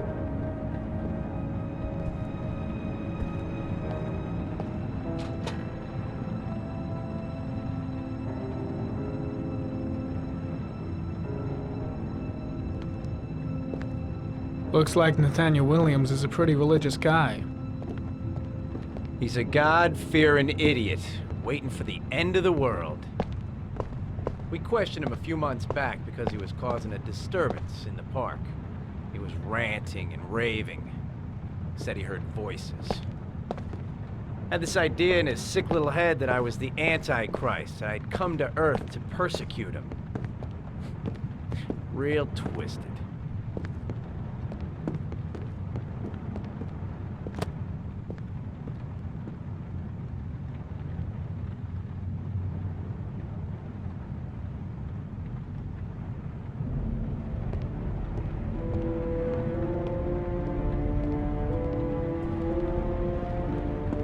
Candles are still lit.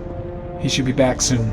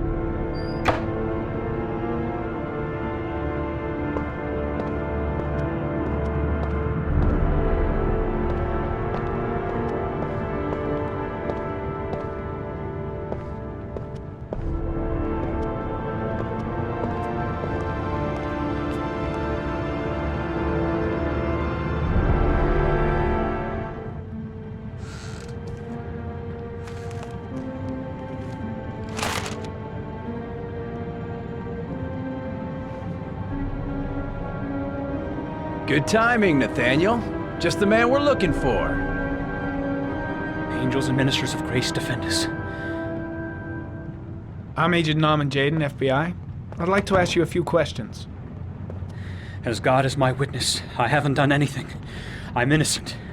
Relax. Nobody's accusing you of anything. We just want to talk.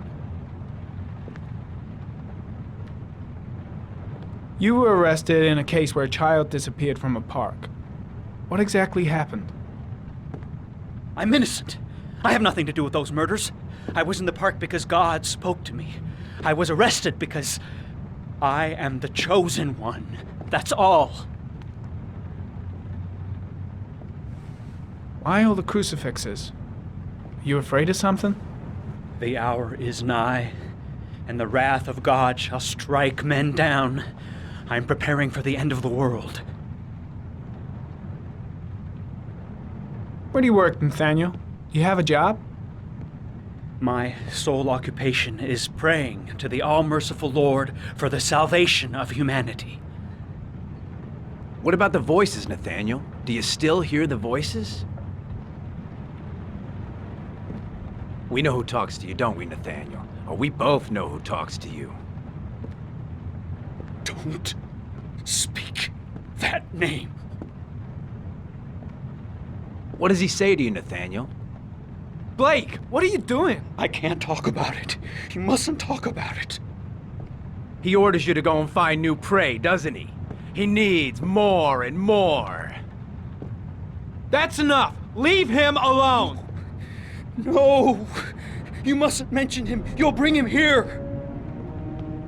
He told you to go and find that kid in the park. Are you out of your mind? Tormented you all night long. You wanted them to stop, didn't you, Nathaniel? Stop! Stop! That's enough! So you obeyed them to make them stop. You took that boy with you and you drowned him. Isn't that right? No! Stop! Stop!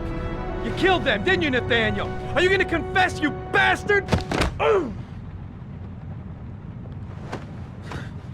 You are the Antichrist. Put down the gun, I shall Nathaniel. dispatch you to your father in hell. He is the son of Satan. He was sent to earth to destroy us. For Christ's sake, shoot! Drop the gun, now! Now gently put the gun down on the floor. Team, you shall regret confronting the emissary of the Lord. You shall know divine power. I'm here to help you, Nathaniel. To get rid of the voices in your head, but you have to trust me. Christ all powerful, defend us in our battle with the forces of evil. Protect us from the cunning and wiles of the demon. May God Almighty manifest the power of His empire, and may divine power cast Satan and all the other spirits that prowl the world in search of souls into the darkest depths of hell.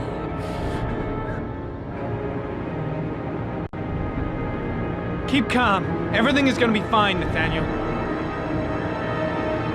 Back away, slowly.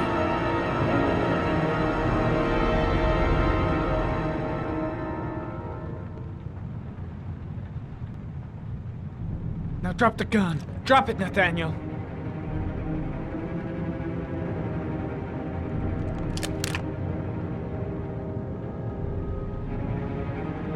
Put your hands on your head.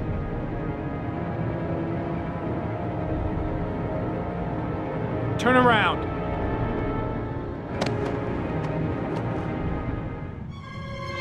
Motherfucker!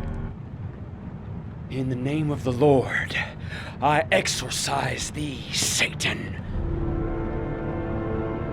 Okay, freak, the show's over. You're under arrest.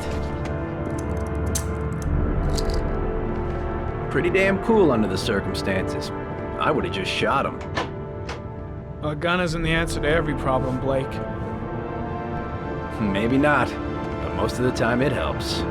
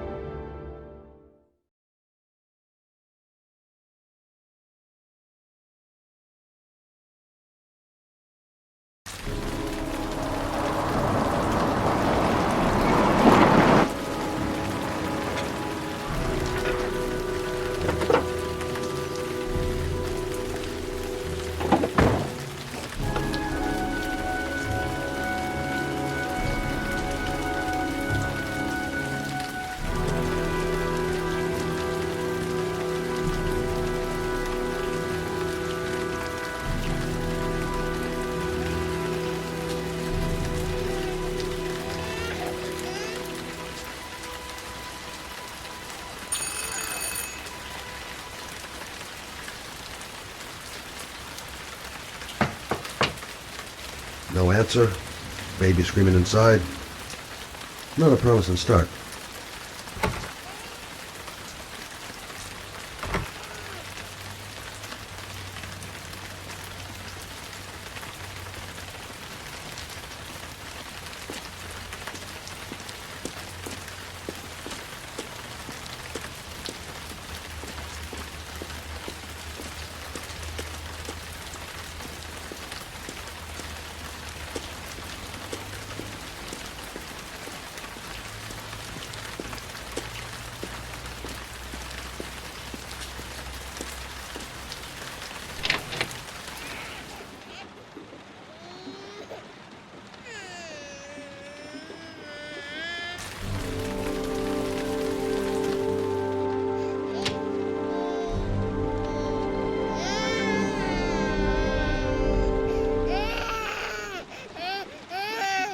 Anybody home? Mrs. Bowles.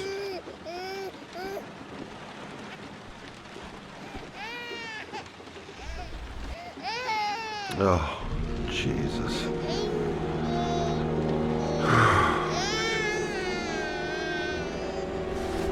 Wait a minute.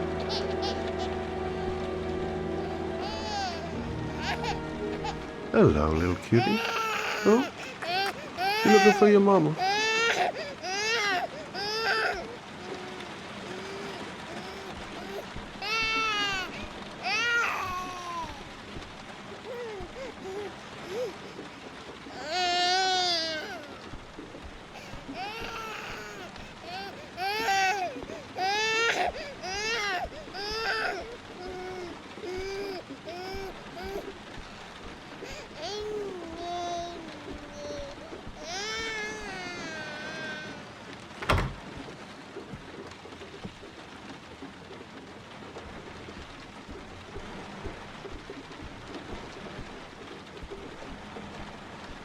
Mrs. Bowles? Mrs. Bowles, are you there?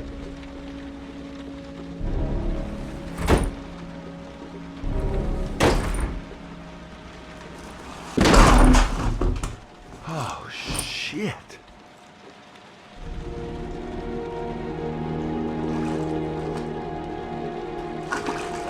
Mrs. Bowles! Mrs. Bowles, can you hear me? Wake up! Wake up!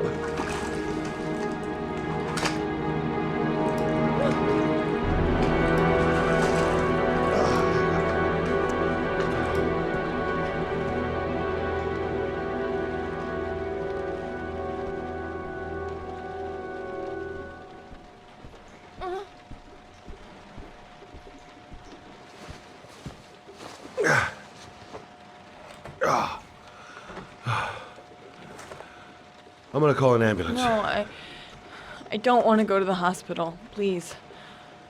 Okay. You got something around here I can dress this wound with? Yeah, I think so. Okay, don't move. I'll be right back.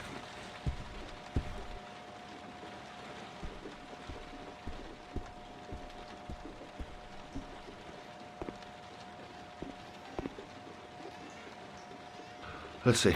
I need this, and this, and this.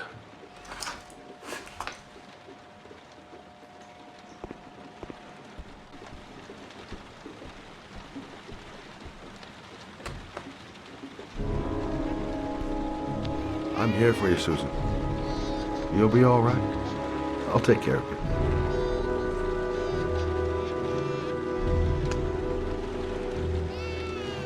Stay with me, Susan. Oh, I need more. It's still bleeding.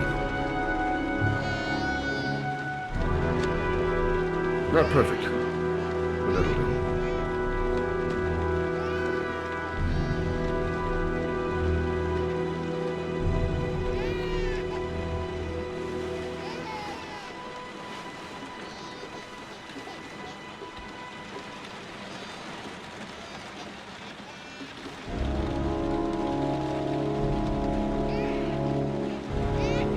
There, I done what I can. That should stop the bleeding. Well, luckily the wounds aren't too deep.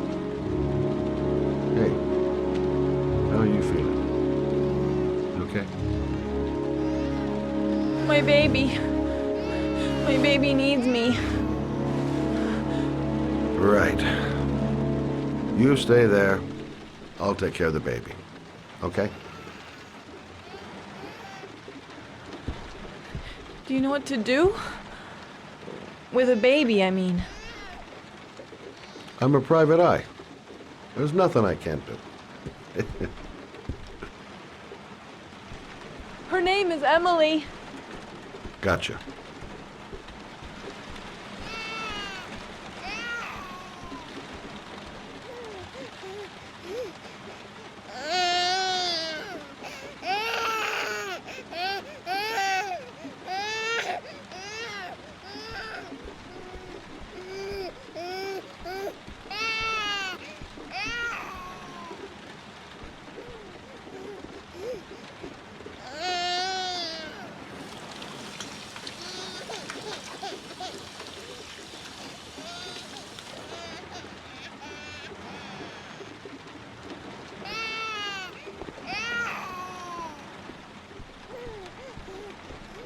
Hi there, Emily. So, what seems to be the problem, huh? Oh! Going by the smell, I got a pretty good idea.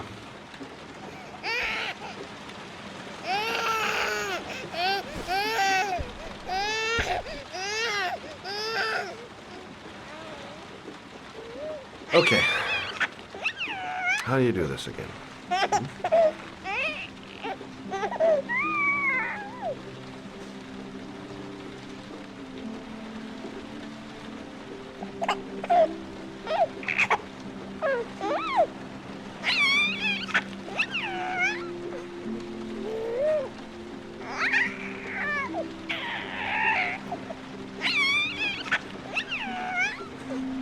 There you go, fresh new baby.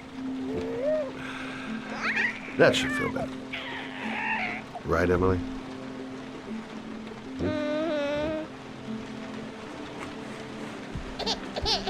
Hey, what's the matter? I thought we solved the problem.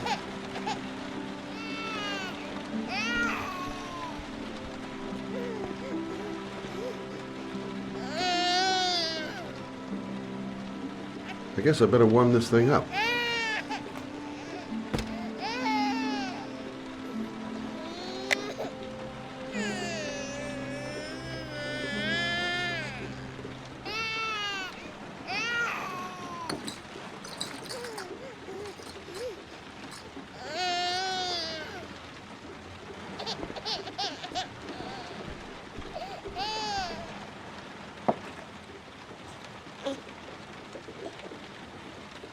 Oh, Emily, are you hungry?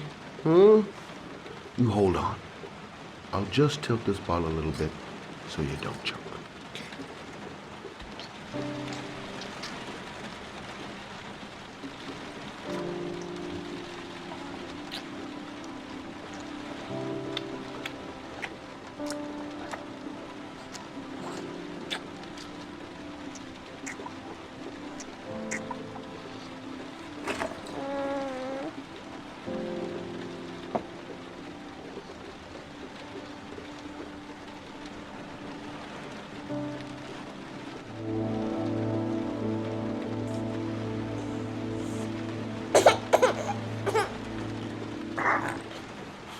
Oh, good job, Emily. Hmm? You're feeling good now, right? Now, I'm gonna rock you very gently so you can have a nice little snooze. Okay, all right.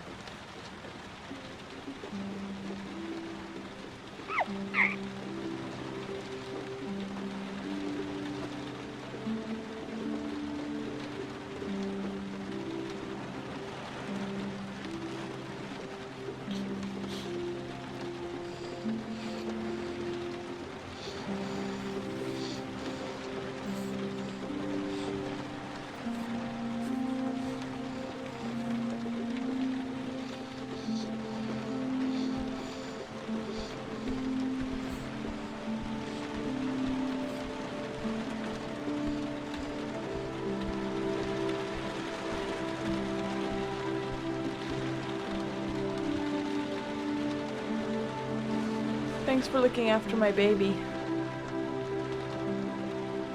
I didn't want to leave her. I just couldn't cope anymore. Just not having Jeremy around. He was such a good boy. Can't understand why anyone would want to hurt him. Do you take care of this baby on your own? Doesn't Jeremy's father live with you anymore? He disappeared. The day after Jeremy. I don't know what happened to him. Maybe he couldn't take it. Ever since I've had to look after Emily all on my own and I couldn't do it anymore. I understand. Did your husband say anything before he disappeared? Did he leave a note or something? No. He left the house without a word and There was just the cell phone. A cell phone?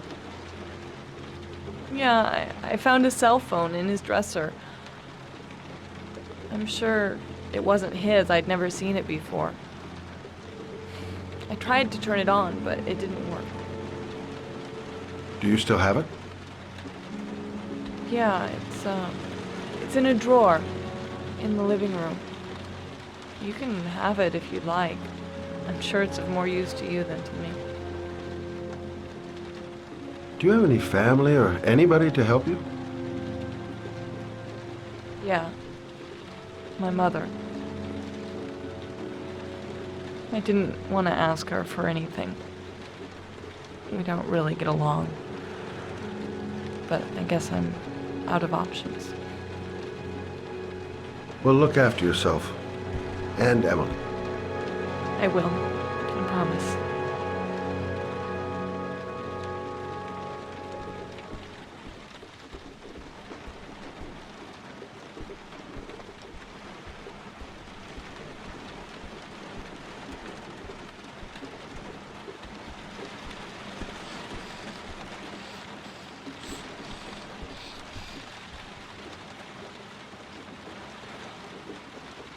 Good luck, Emily. You take care of your mama.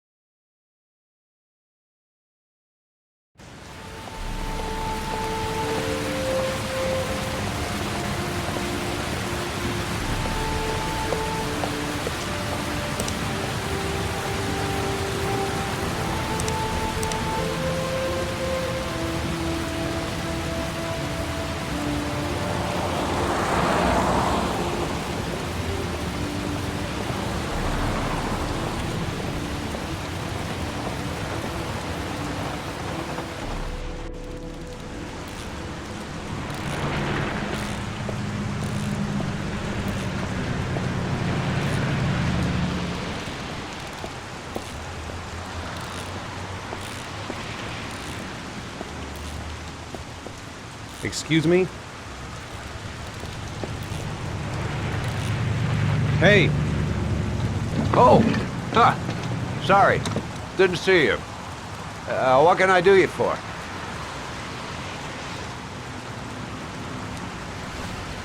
I'd like to get my car.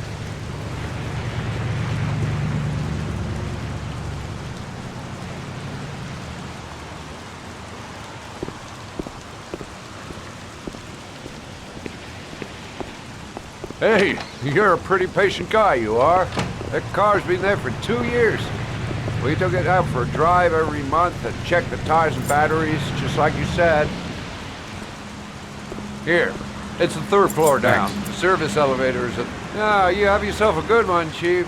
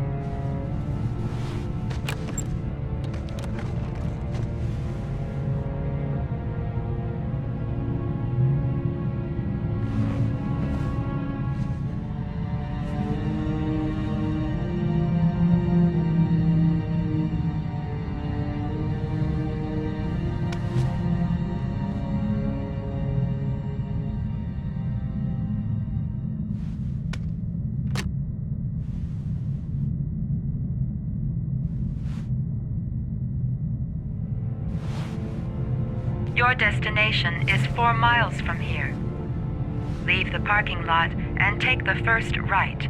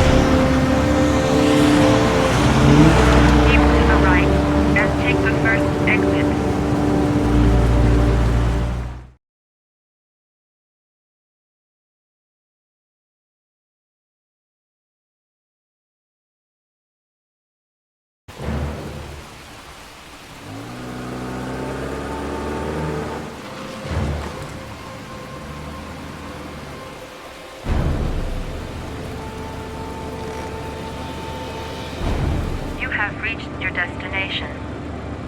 Are you ready to show your courage in order to save your son? Listen carefully. Take the highway and drive against the traffic for 5 miles. If you haven't reached your destination in 5 minutes, you will have failed. I can do it. I'd do anything to save my son.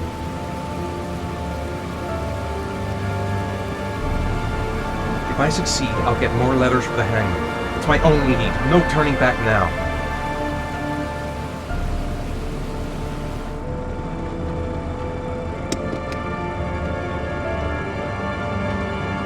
A lot of good it'll do Sean if I kill myself on this highway. It's sheer madness. I'd kill a bunch of innocent people. What gives me the right to play God, even to save my son?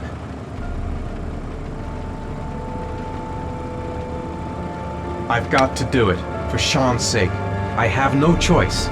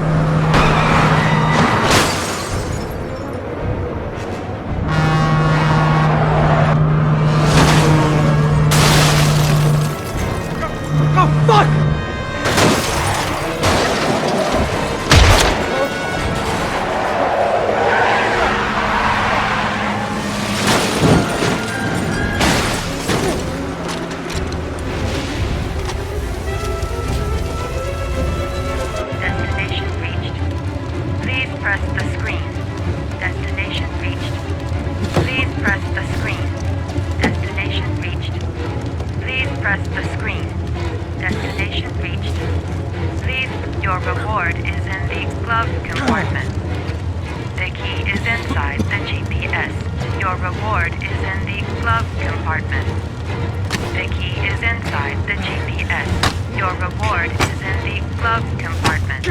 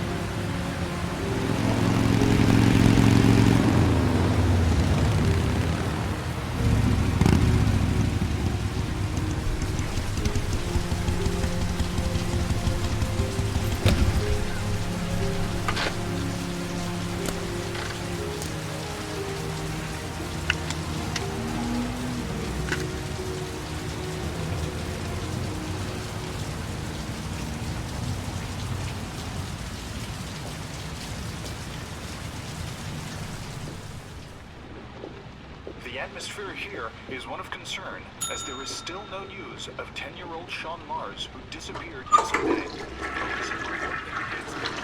are now treating this as another kidnapping by the origami killer. If this information is confirmed, he may still be alive. Hello there, sweetheart. What can I do for you? I'd like a room. For you? Anything. Feeling the register.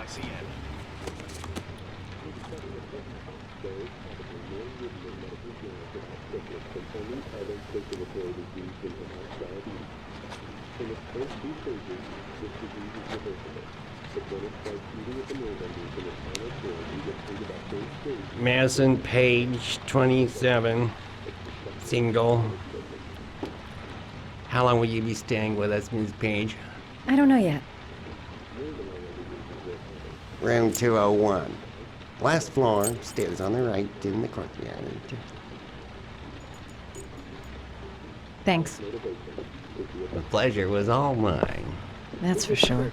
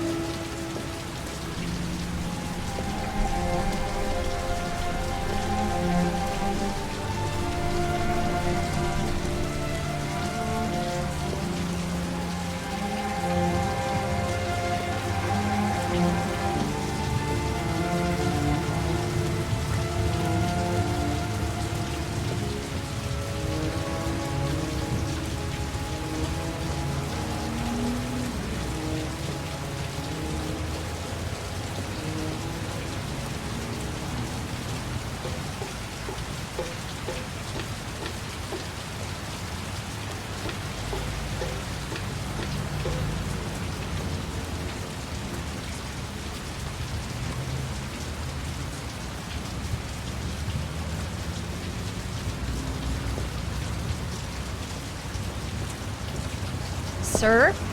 Are you all right?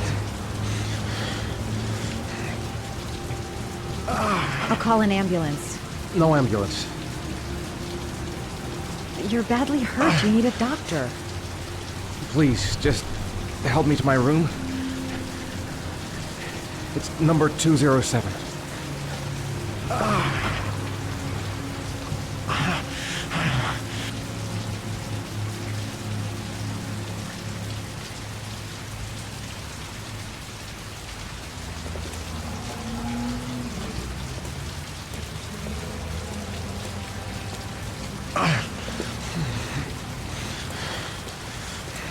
Have you got the key?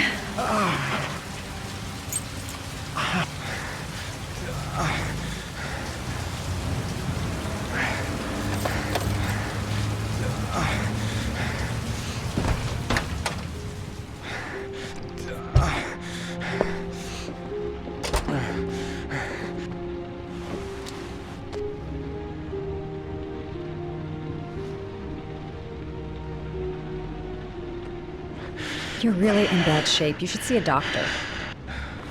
Must have one, maybe two broken ribs. It's not fatal. But it's sore as hell. Your head is bleeding. It looks deep.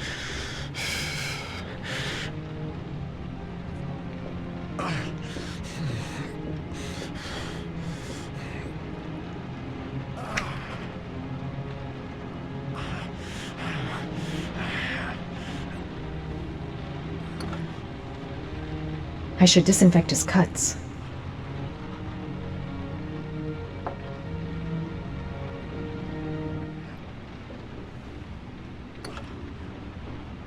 I should disinfect his cuts.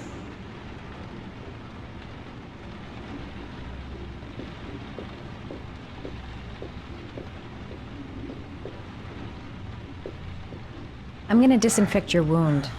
This might hurt a little.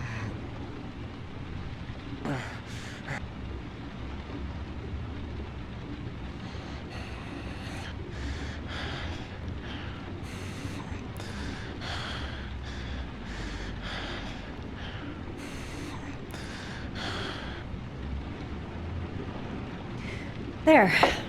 At least it won't get infected. Thanks.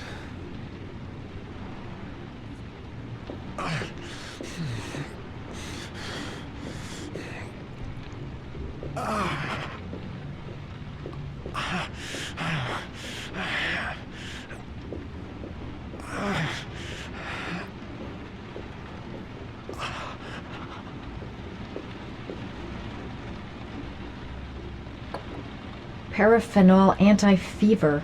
Administer only in cases of high fever.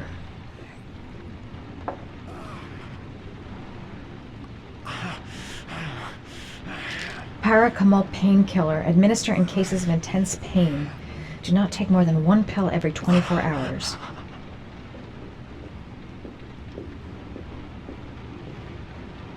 Here. Take this. It should do you What some is good. it? It's a painkiller. It'll help reduce the pain. It says on the box to take one every 24 hours. I don't think it's a good idea to exceed the dose. I can't afford to wait. I wouldn't move around for a few days if I were you. I'm gonna take a shower. All right, let me help you.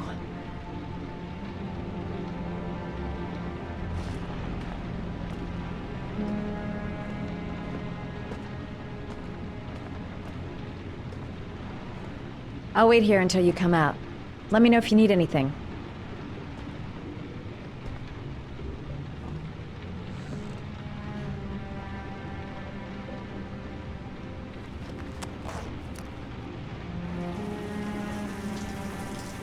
Talk to me. That way I'll know if you pass out. What's your name? Madison. Are you staying in the hotel? No, I live in town. I suffer from chronic insomnia. I seem to only be able to sleep in motels. Don't ask me why. Whenever I get too exhausted, I come and spend a night here. I'm just passing through. And what else do you do, Madison? Apart from fixing up strangers.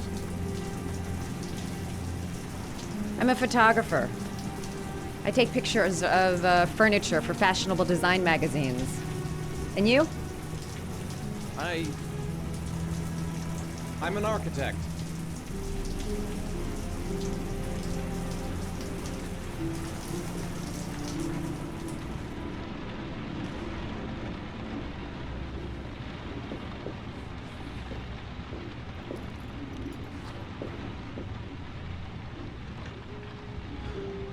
Thanks for staying. I feel a lot better now. Okay. I better get going then.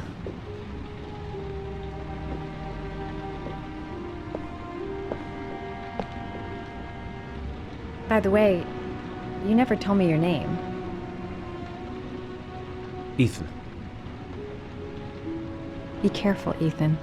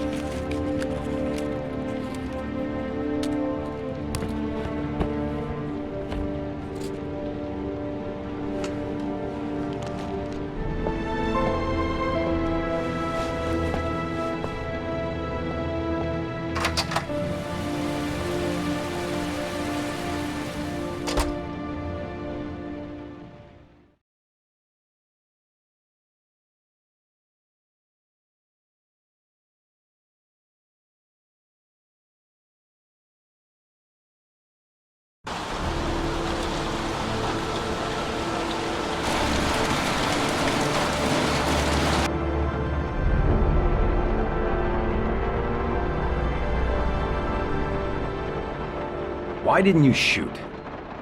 Sorry? Well, back there. Nathaniel could have had a gun. Could have killed me. Why didn't you shoot? I prefer to have all the information before I make a decision. I try to make rational choices when possible. Come on, you had a fraction of a second to react. You could have whacked me before you had time to move.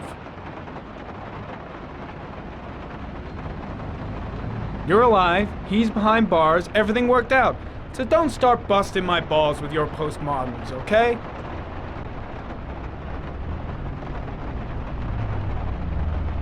That's him.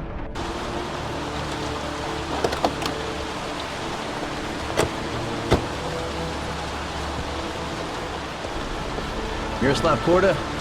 Yeah? Lieutenant Carter Blake, I'd like to ask you some questions.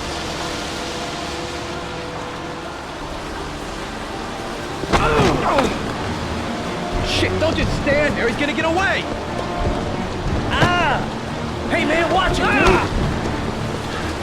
Hey, what's the matter with you?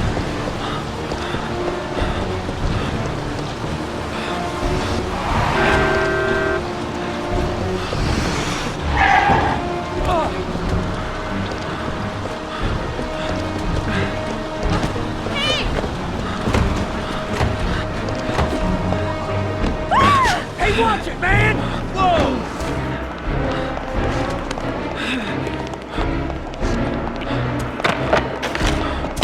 Hey, what about my tomatoes? Whoa!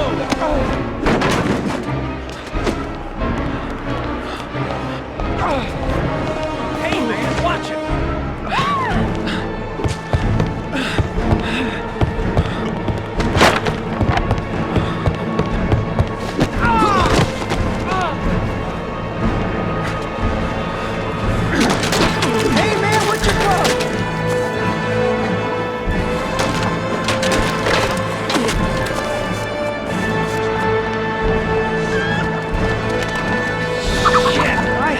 Damn birds!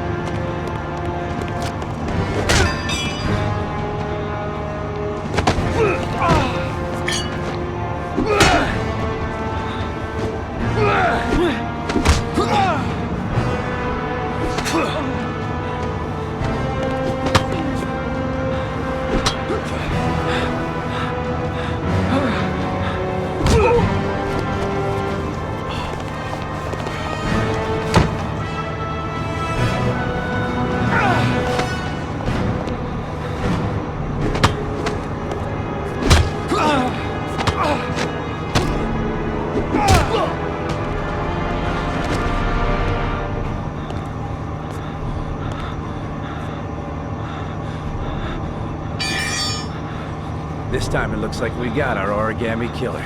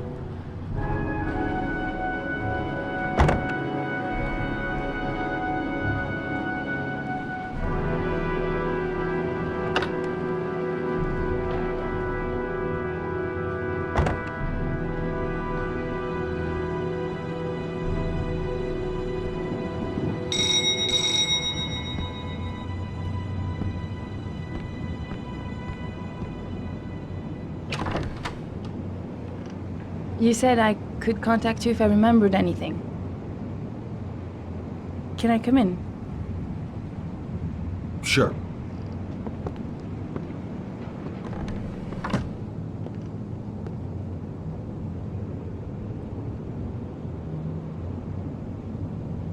You want a drink?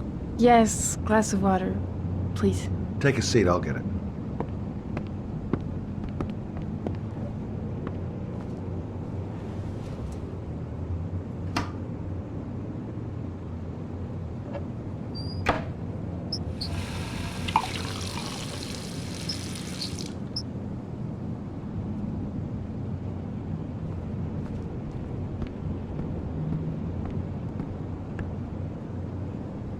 Thanks.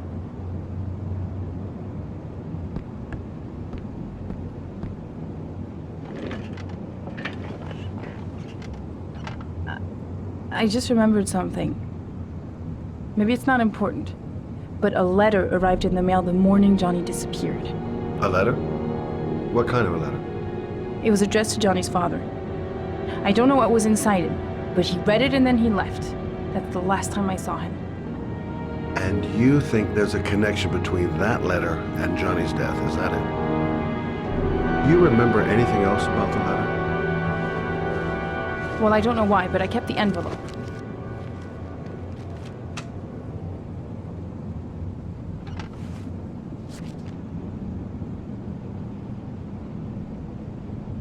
It was mailed in the Carnaby district, the day before Johnny disappeared. Nothing particular, except the address. The address? It was typed with an old typewriter.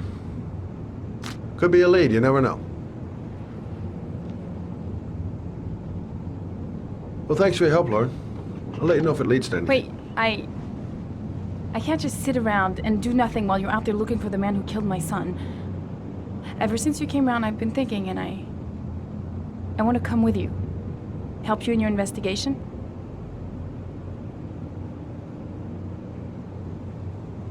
I'm sorry, Lauren, but that is out of the question. If you won't let me help you, I'm keeping the envelope. It's all or nothing. Listen, an investigation like this is dangerous, and I don't have time to play the bodyguard. How many clues have you got, Mr. Shelby? This envelope. Maybe your only link to the killer. I understand. It was a stupid idea. Sorry for wasting your time, Mr. Shelby. Wait. You're really something special, Lauren. I'll give you that. I'm just a mother. A mother who wants to find out who killed her son. Are we partners?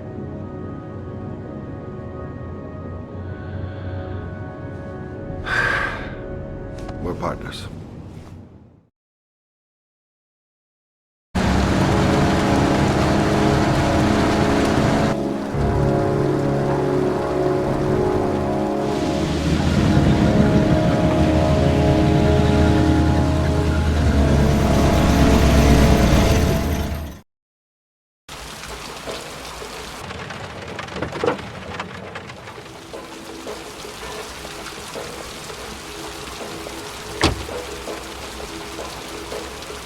Maybe you better stay in the car. We're partners, remember? Wherever you go, I go.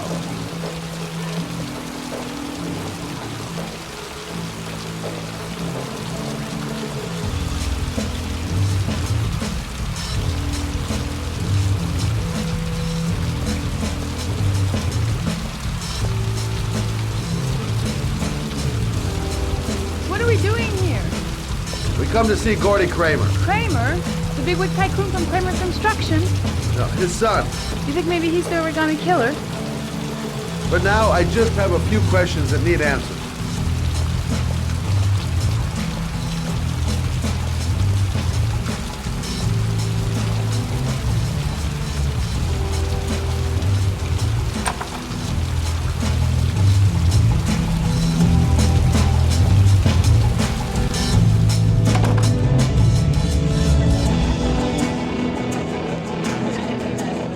What a joint! Kramer did. What do you think he paid for all this shiny crap? We'll discuss Kramer's decor another time. Are we gonna be here long? This place gives me the creeps. I'm gonna go find Gordy Kramer. You stay here till I come back, okay? Okay. Just let me know if you need me.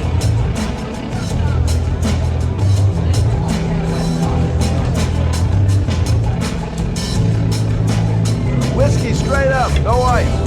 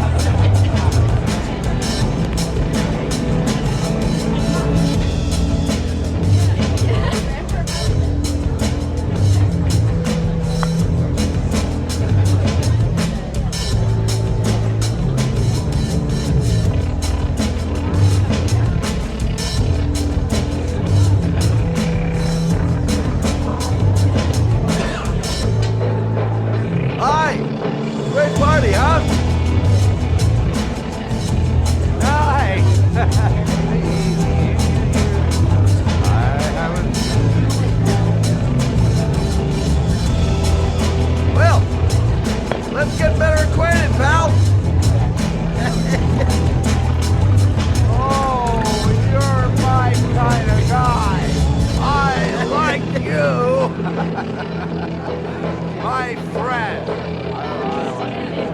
Maybe this job does have its perks. Now I got me a new friend.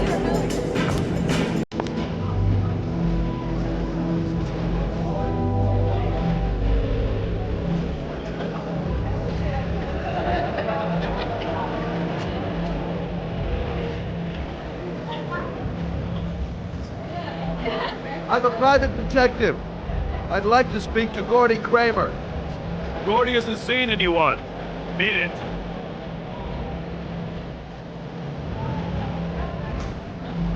Look, you just tell him that Scott Shelby wants to speak to him. Okay? You're starting to piss me off, man. Now beat it before I get angry.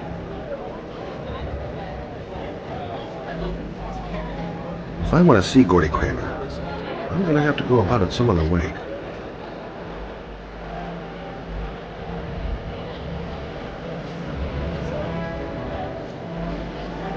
Excuse me. I'm looking for Gordy. I saw him going upstairs a while ago. I'd be surprised if he comes down again this evening.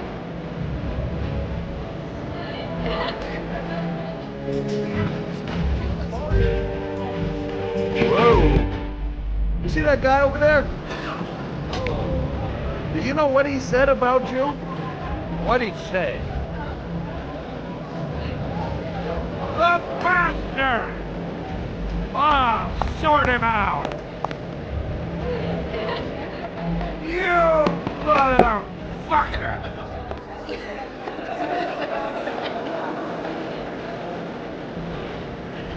What are you talking about my money? I'm straight one here at cheap soup.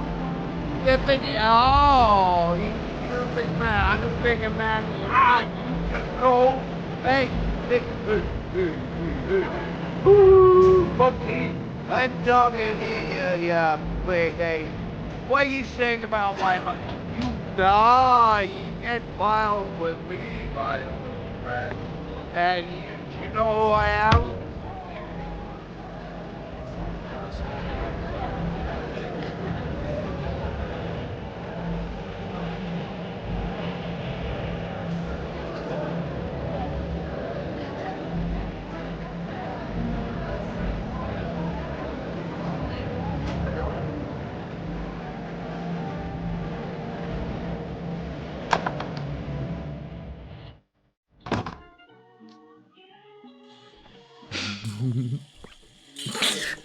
Mr. Kramer?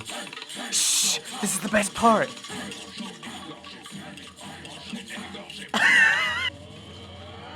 My name is Scott Shelby. I'm a private detective. I'm investigating the case of the origami killer. I'd like to ask you a few questions.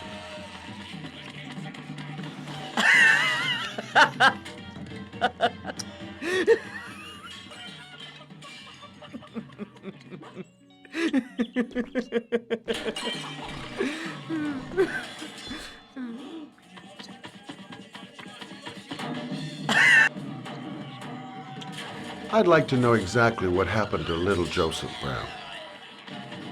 Beat it! You hear me? Get the hell out of here!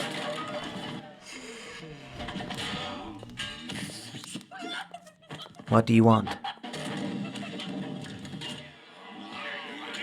A witness saw little Joseph Brown get in the back of your limousine. That was the last time anybody ever saw it. Now, I know you've been arrested and interrogated until your father made a little phone call and the file was closed. I'd like to hear your version of the facts. The kid was lost. I just offered to drive him home. The police arrived, I explained the misunderstanding, and I was released. End of story. Nothing to get excited about, right?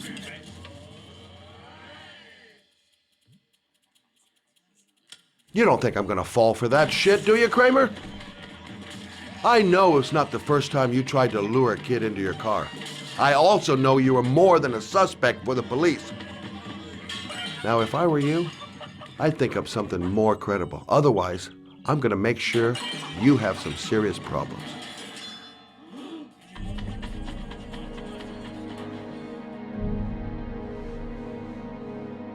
Very well. I'm the origami killer. I get my victims into my car, I drown them in rainwater, then I dump them on a wasteland with an origami figure in one hand and an orchid on their chest. I do that because I'm bored, Mr. Shelby. And it's a creative and entertaining way of having fun. Is that good enough for you? Or do you want more? This interview is over. Get rid of this clown!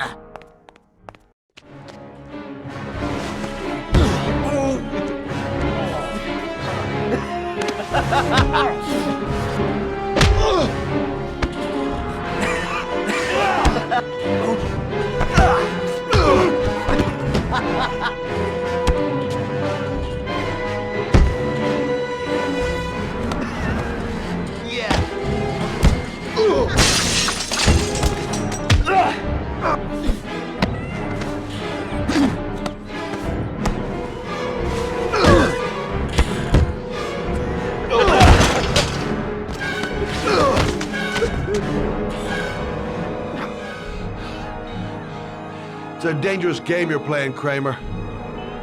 Do you know who my father is? He only has to lift one finger and you won't wake up tomorrow morning. You're the one that should be afraid, Mr. Shelby, not me.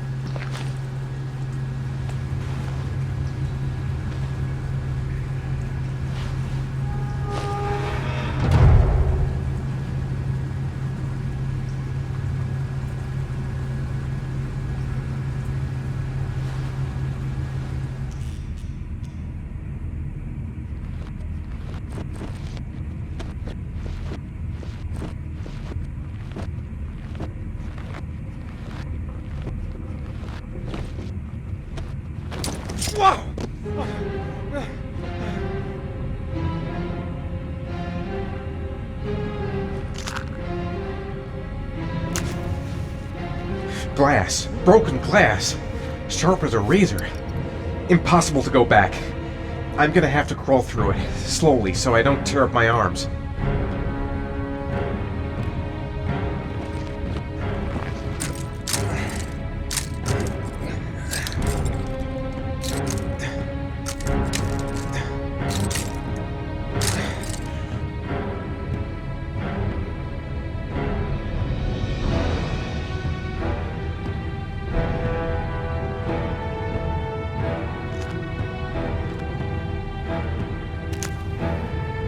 The match flame. It indicates where the fresh air comes from. All I have to do is follow the wind.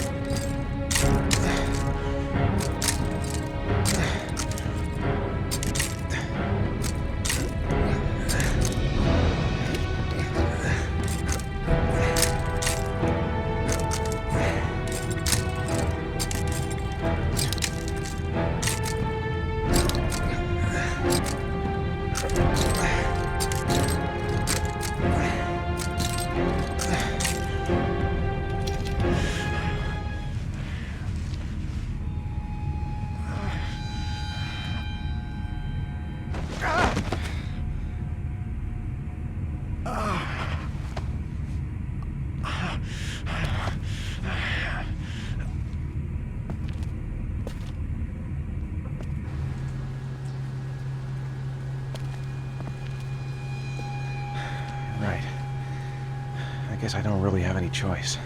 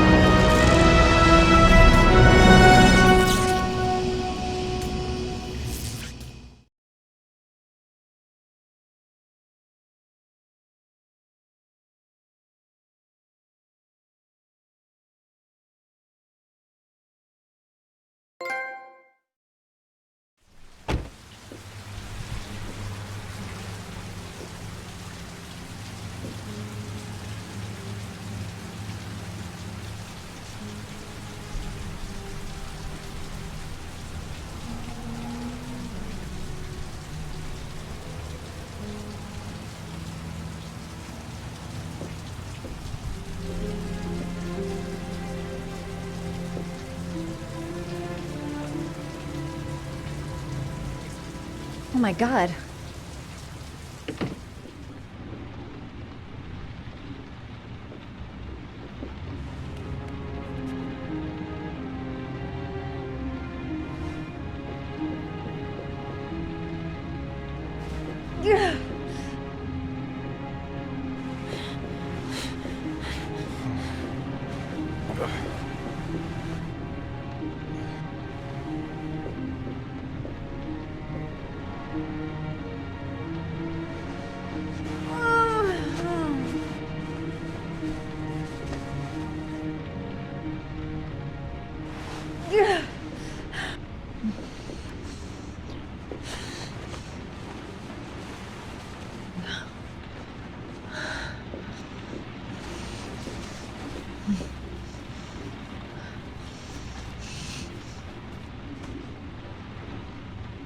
Ethan. Ethan, can you hear me?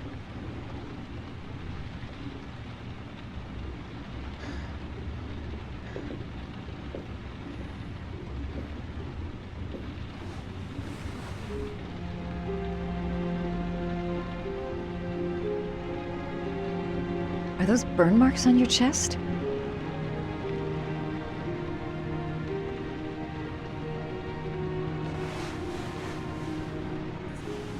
I'm gonna have to get your clothes off to disinfect those wounds.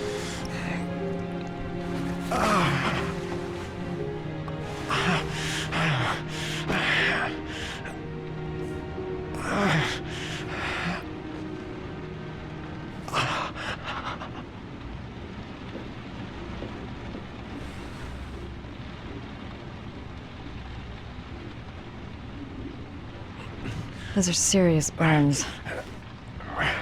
I don't know if I can do anything for you.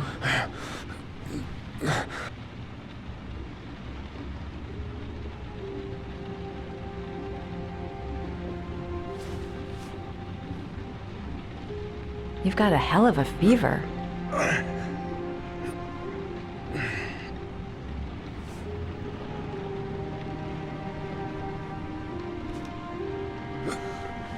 Arms look really bad.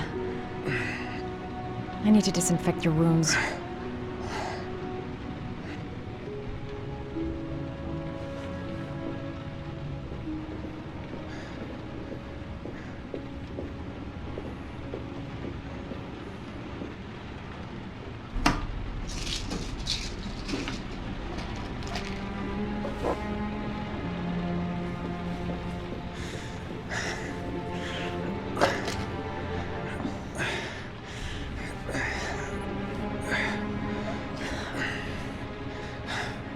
a doctor, but I'll do what I can.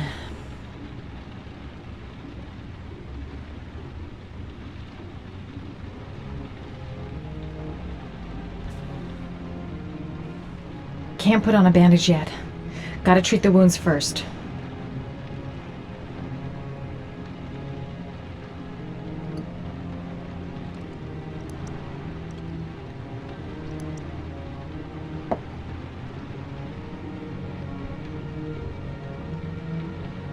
Crap. It's disinfectant. Not terribly good for burns.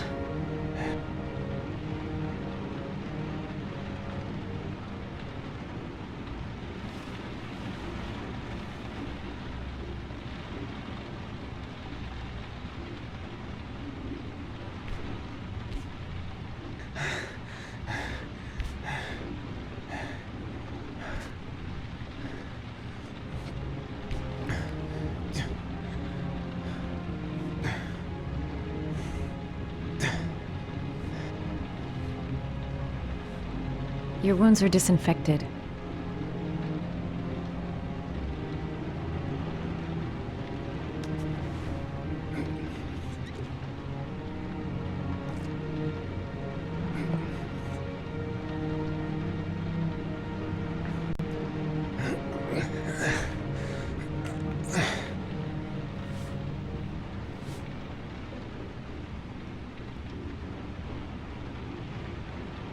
That should ease the pain.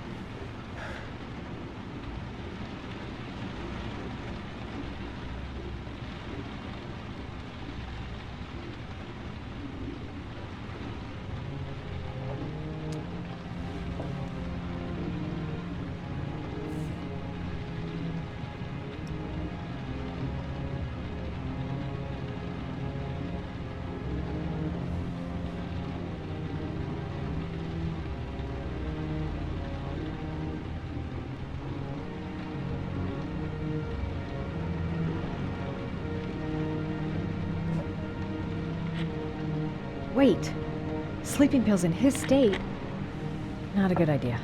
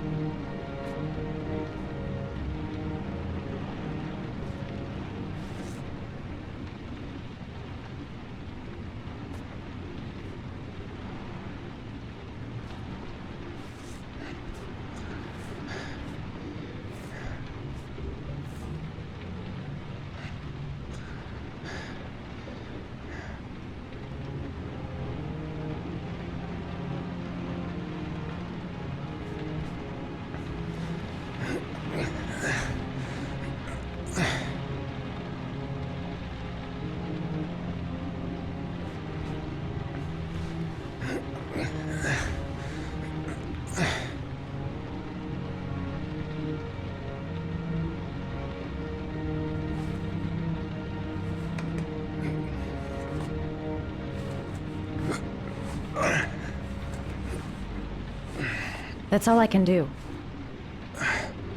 How do you feel? Ethan?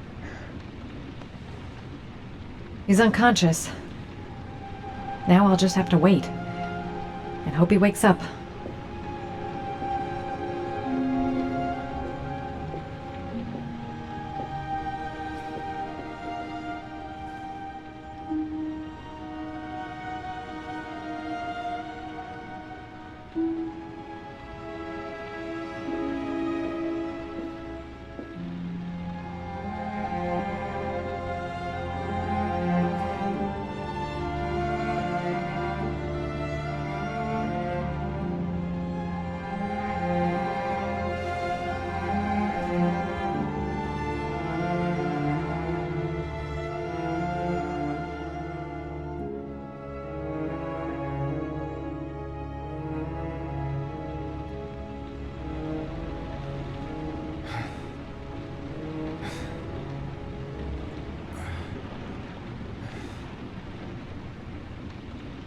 How do you feel?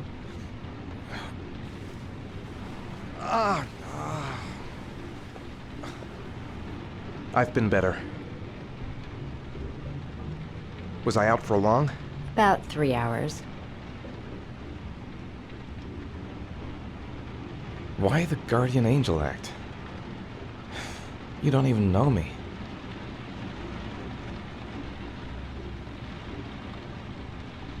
When I was a child, I was always the one who used to fix my brothers up when they'd been fighting with the other kids on the block. I suppose I like to play the guardian angel.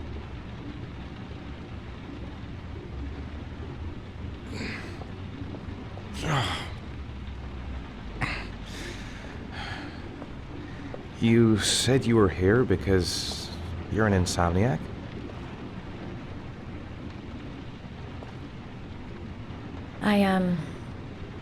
I've been going through a bit of a tough patch the last few months. It's the kind of stuff you prefer to forget. I do what I can to live with it, but, it's not easy.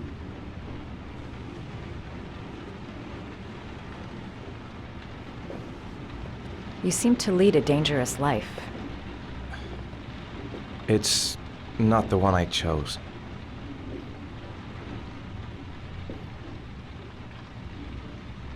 I'm sorry. I shouldn't be asking you questions. I mean, after all, we hardly know each other. You have no reason to trust me. Listen, I'm truly grateful for your help, but for your own sake, I think it's better if you don't ask any questions. Maybe I could help you. No one can help me. You've already done a lot, Madison. Right. I'm gonna go. Take care.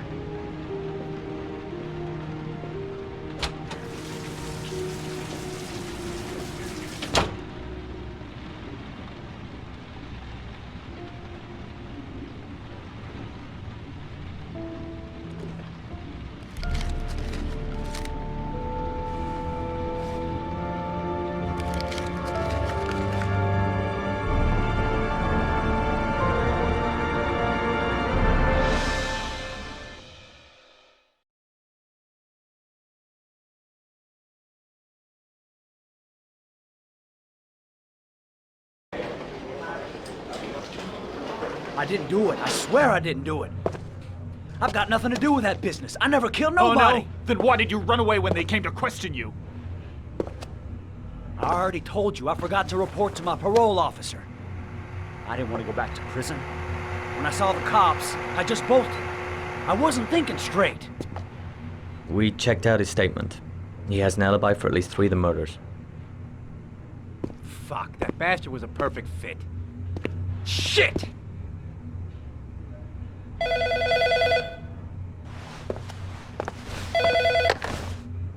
Ash? Okay. Sean Moss's mother's here. She'd like to speak with you.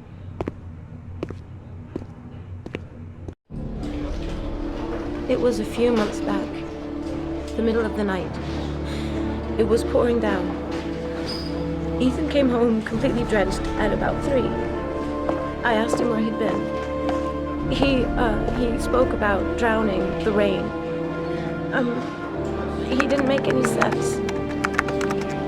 There was something in his eyes. As if it wasn't really him. There may be no connection, but the next day there was that announcement about another victim of the origami killer. Find my son. I'm begging you.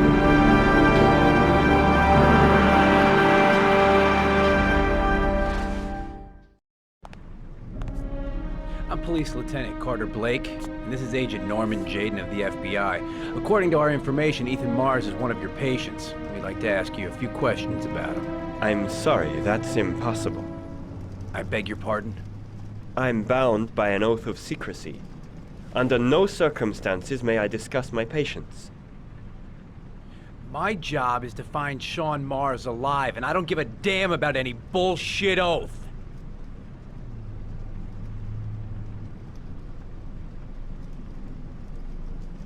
I'm sorry, I can't help you. And now I must ask you to leave. You need to cooperate, for your own sake. It's your duty to inform the police if you suspect one of your patients, Doctor. Are you threatening me? I'm just giving you some free advice, Doc. I suggest you take it. Doctor, a child's life is at stake. You may know something that could help us save him. I am going to call the police and make a complaint about your behavior. Doctor, you are really pushing my buttons. The only thing I'm interested in is saving that kid's life. So, you're gonna be a good boy and tell me what I want to know, or I am really gonna lose my temper. What are you doing? You out of your mind? Back off, Jaden. This guy knows something, and I'm not leaving here until he tells me what it is.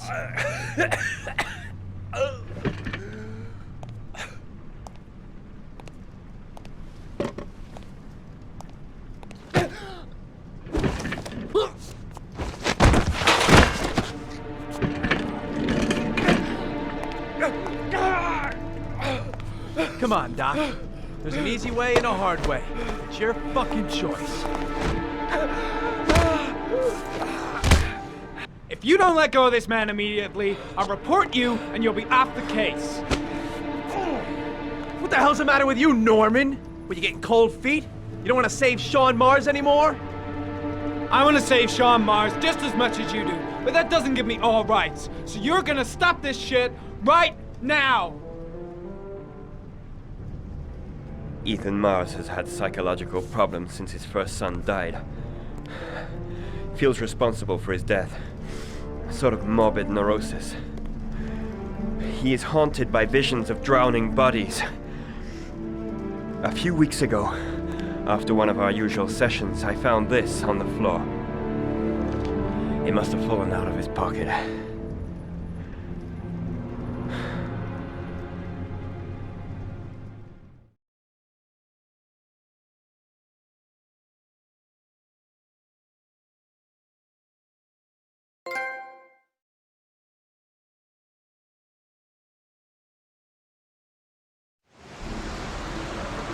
Ash, I want you to assign every available man to finding Ethan Mars. I want a man outside his place day and night. Notify all agencies to start looking for him. I want you to keep an eye on the train stations, the airports, the bus terminals. I want every cop in the city on his ass, so that if he moves, we know about it. Yes, Ethan Mars is the origami killer.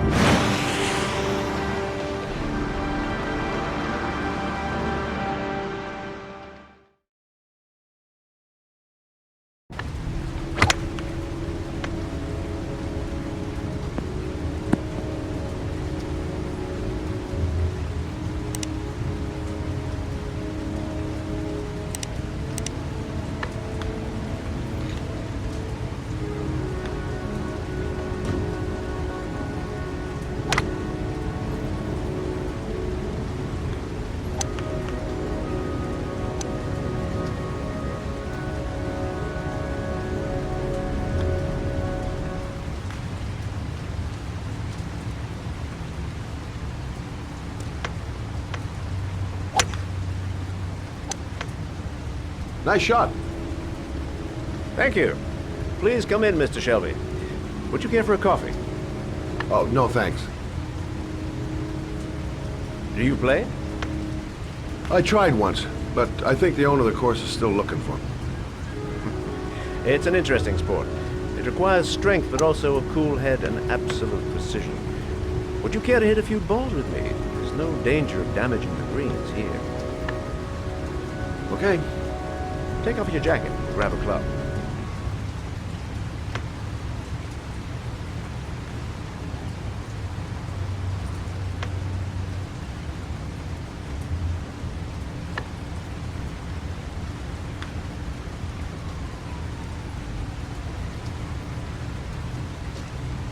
The balls are in that basket.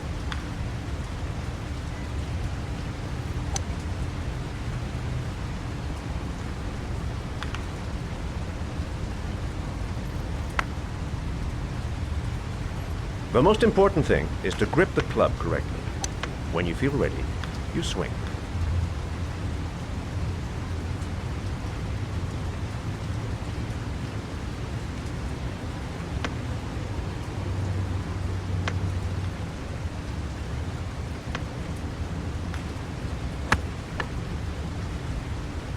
Well, it's only your first ball. You should try to strike it a little harder next time.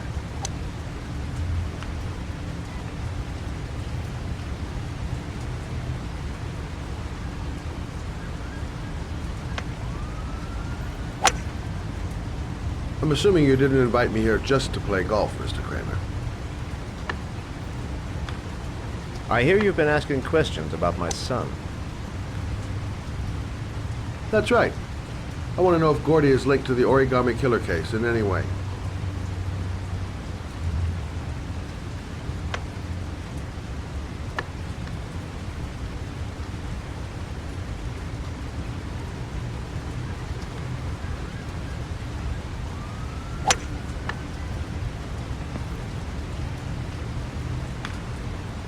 My son had nothing to do with that sordid case.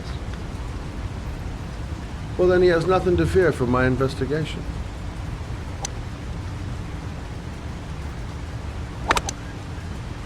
You have no business investigating my son. I told you, he had nothing to do with it.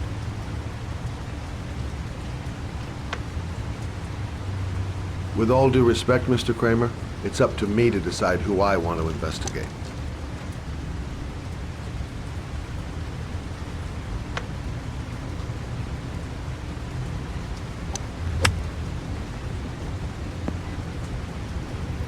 I'm an influential man, Mr. Sherman, and I pay very well for loyalty. Are you trying to buy me? Let's just say I'm trying to show you where your interest lies. How much do you want to leave my son alone? I think you misunderstood me. I don't play that game. Don't go near my son, Mr. Sherman. If you do, you'll regret it. Have a nice day, Mr. Kramer.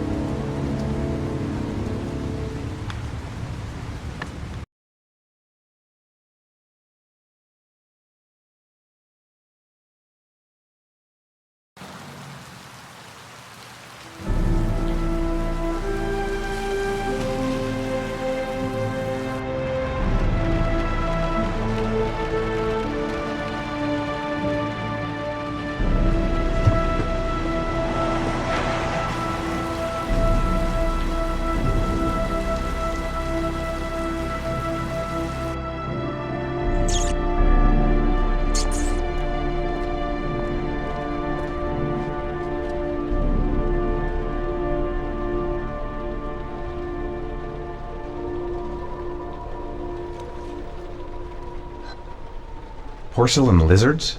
They look new, out of place with the rest of this old beat-up stuff.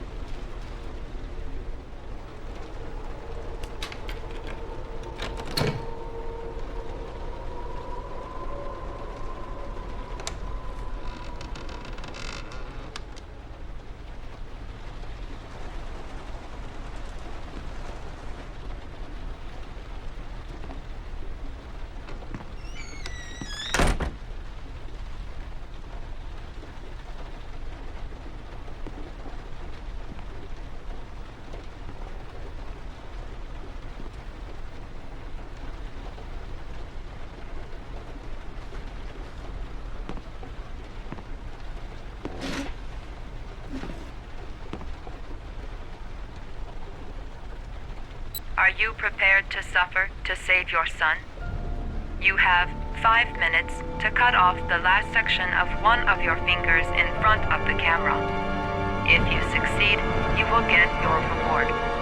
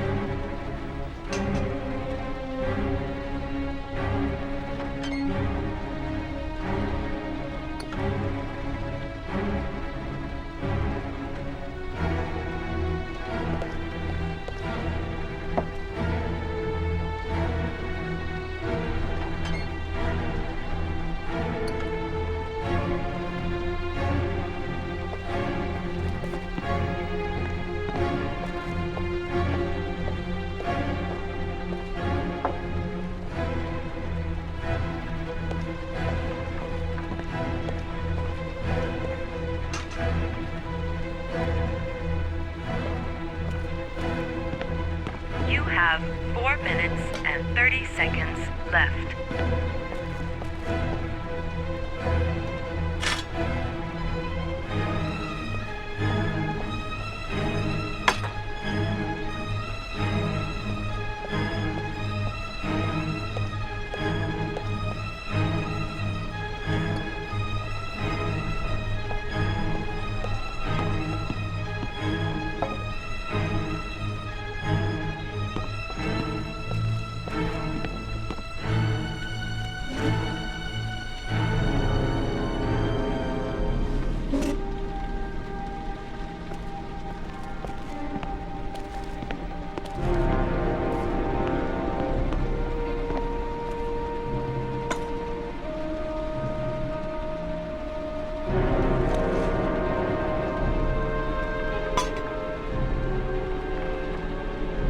You have 4 minutes left.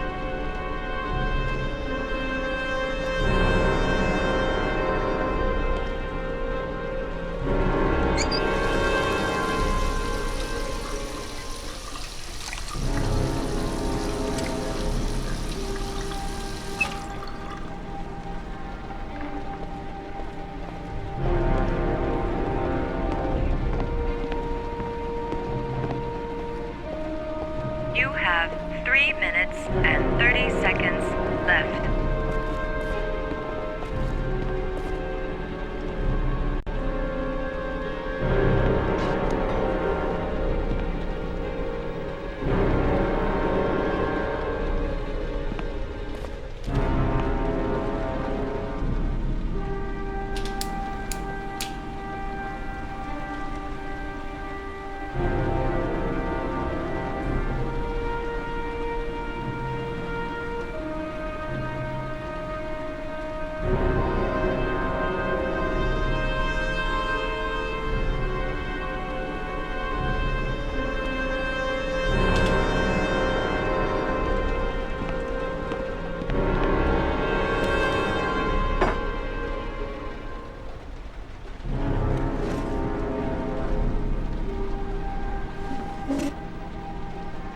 You have 3 minutes left.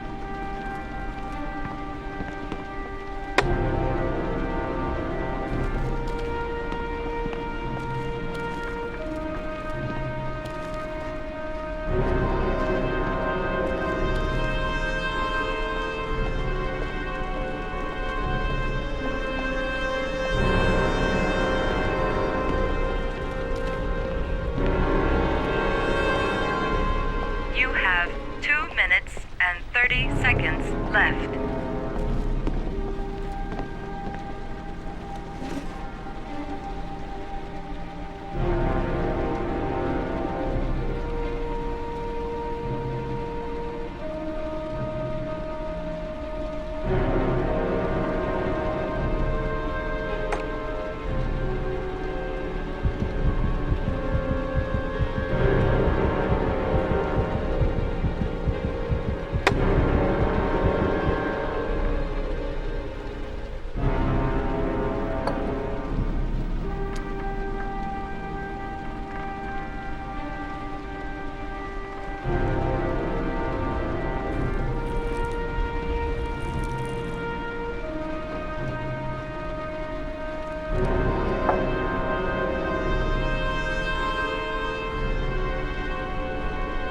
You have 2 minutes left.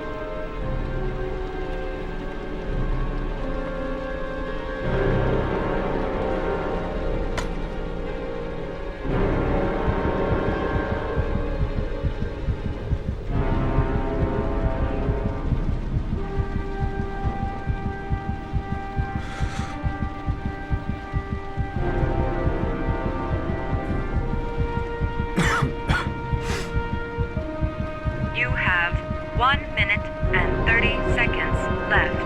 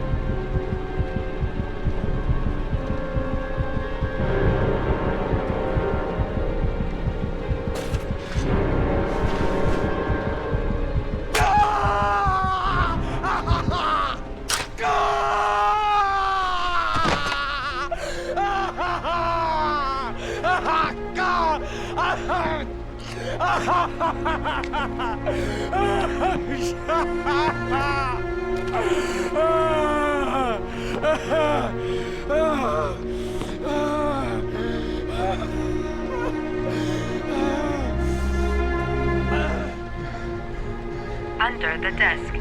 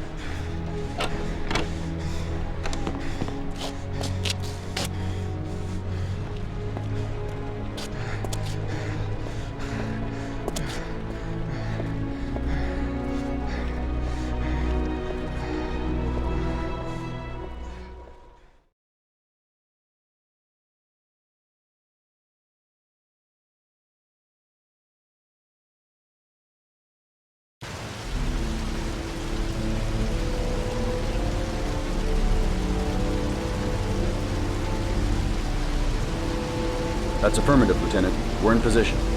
Perfect. Nobody moves until I give the signal. Is that clear? We nail him as soon as he sets foot outside. Right, Lieutenant. Lucky that patrol spotted his car. What's he doing in there? Beats me. You're the profiler, right? I thought you were supposed to be right inside the killer's head. Well, that's just it. What I know of Ethan Mars doesn't match the killer's psychological profile. I know what the jury's gonna choose between your theories and concrete proof.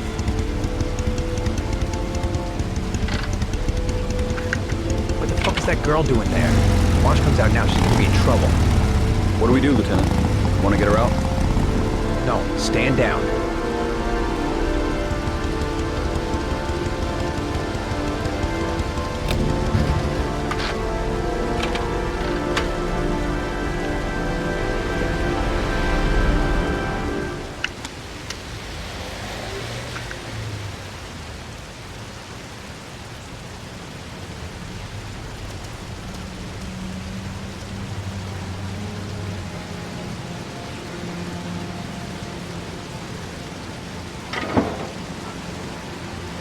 Going inside. Maybe she lives there. Well, it's just as well. We don't want anyone hanging around if Mars comes out. Ethan, what happened? The police. They're out there. I think they're here to arrest you. We've got to find another way out. Shit. What's he up to in there? Wait for a go on my word.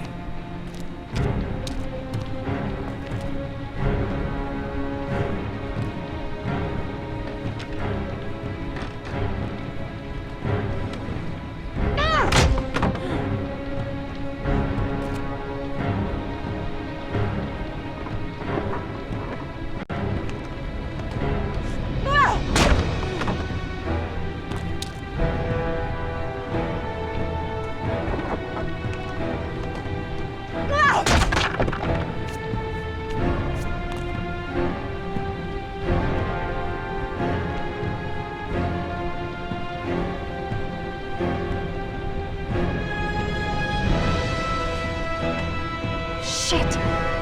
It's too high.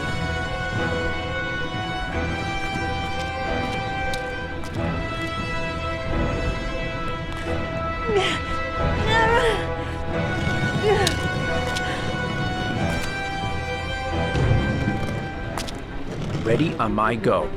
Stay here, Jaden. Out of the question. I'm coming with you. 2 men at the door, hold your positions. It's a go.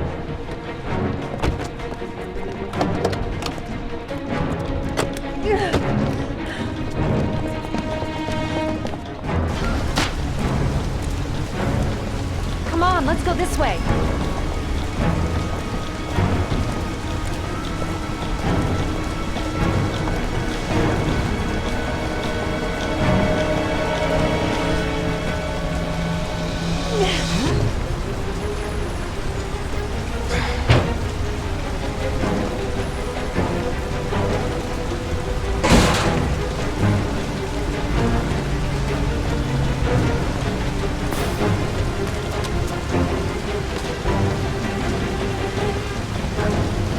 Hey, you, don't move! I'll shoot! Come on, quick! I can't. Hands in the air! Lieutenant, there's a man and a woman exiting the alley. Woman? Shit! It's that girl who went in! Everybody downstairs! They're in the alley! Follow them! The subway.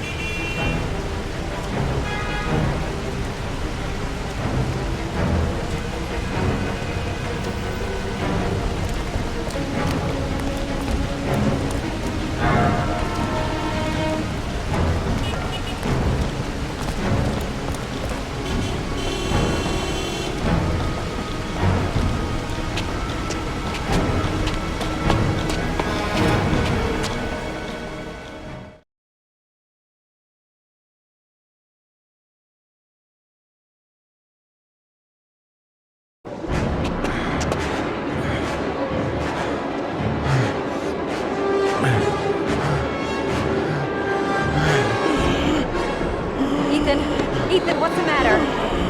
We've got to keep going. Ethan! Ethan, they're coming!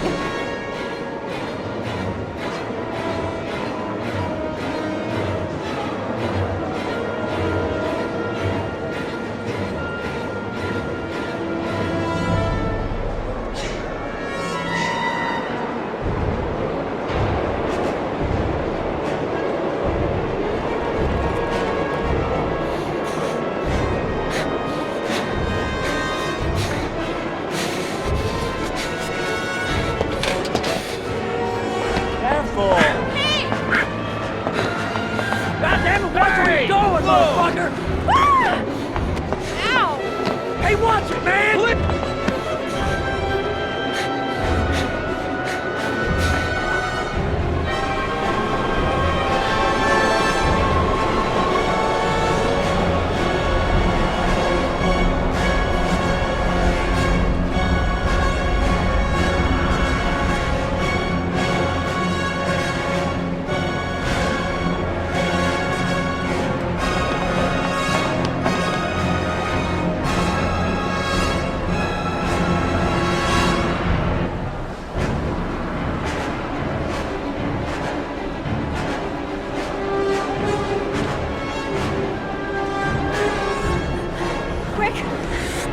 Ethan, quick! It's gonna hit us!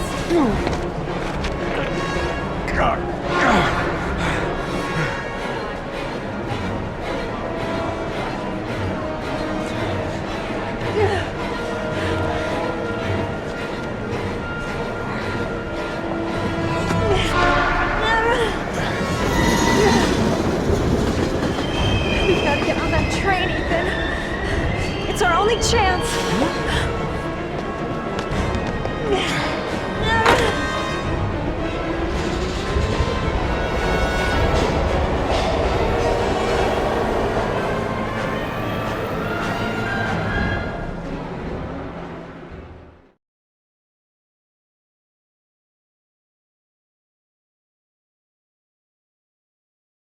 Less than an hour ago, we heard from the police who have identified the man thought to be the origami killer.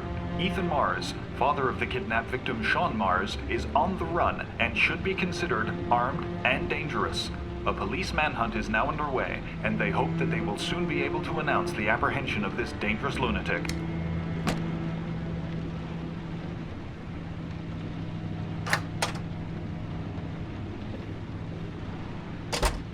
I brought some food. I didn't know what you like, so I brought some of everything. I hope that's okay.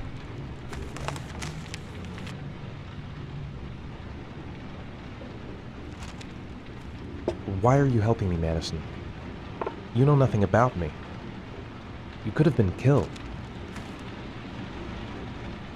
I don't know. I guess it just seemed like the right thing to do at the time. You needed help, I helped you. You were all over the news reports, Ethan. Every cop in the country will be hunting you. They say you're the origami killer.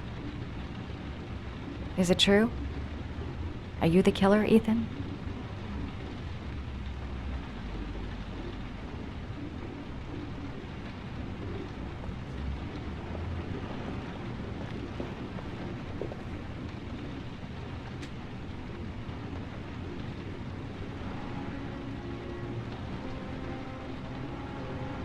I sometimes have these blackouts. Times where I don't know what I'm doing. As if I'm someone completely different. The only thing I remember afterwards is the bodies. The bodies in the water. Why are you hurt, Ethan? Why were you in that apartment? I think my other self is testing me, testing my love for Sean. He wants to know if I love my son enough to save him. That means there's some part of me that knows where Sean is. But the only way to find him is to go through these trials. Why can't you tell that to the police? And tell them what? That I'm a schizophrenic who drowned his victims and has kidnapped his own son? They'd never let me go, and I have to stay free to save Sean. I have no choice. I'm his only chance. When Sean is out of danger, I'll turn myself in, but not until then.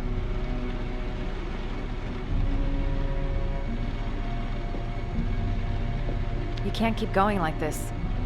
You're destroying yourself, Ethan. Finding Sean is the only thing that matters. There has to be another way. You don't understand. Time is running out. Sean will be dead in a few hours. I have no choice.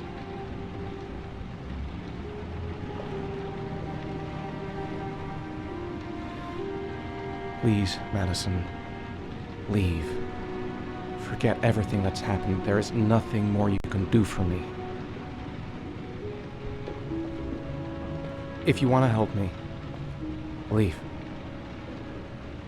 Leave me to do this on my own.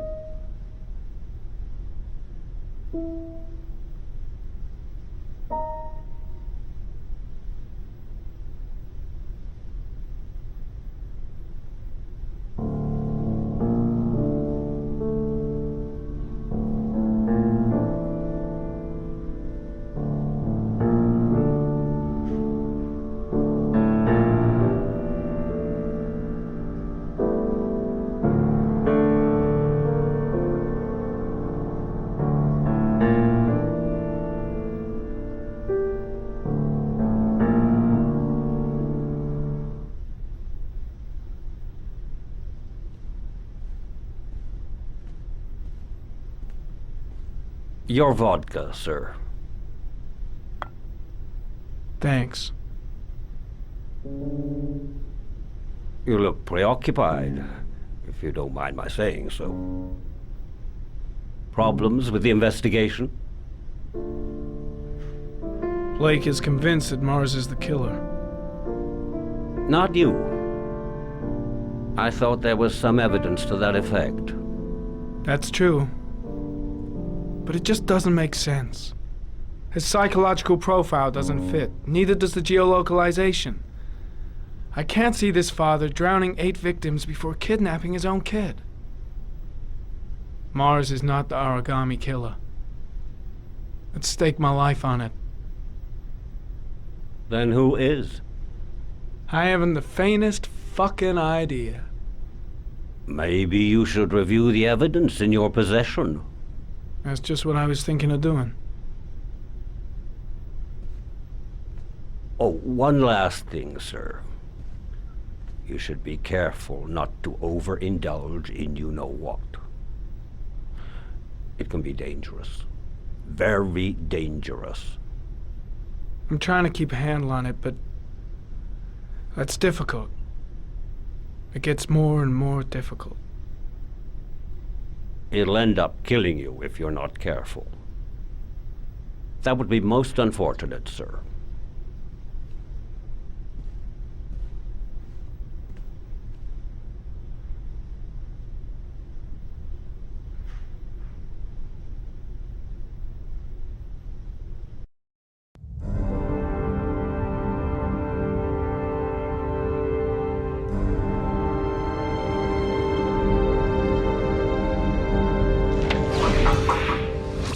Well, looks like there's something new.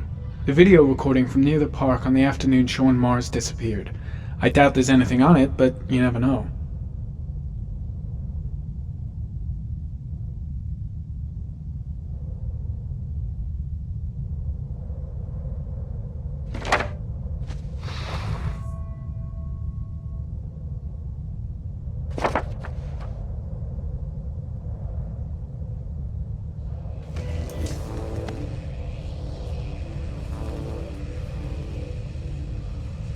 Chevrolet model corresponding to the tire prints passed at 1602 heading for the park, when in the opposite direction at 1637.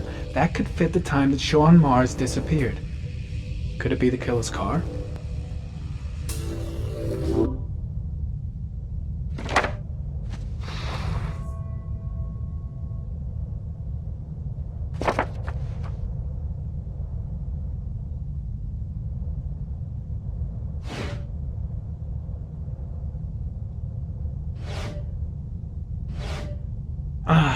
Pity we can't see the driver's face.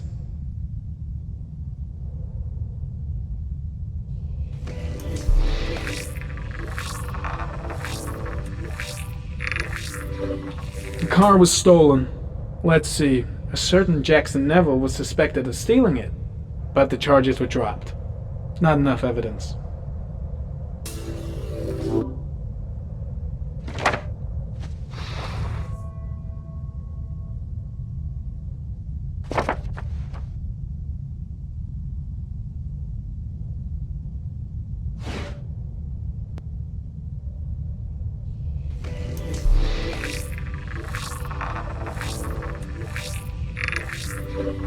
Jackson Neville, aka Mad Jack, involved in several cases of buying and selling stolen vehicles. Considered to be very dangerous. This guy might have provided the killer with a car. It's a pretty slim lead, but it's all I have right now.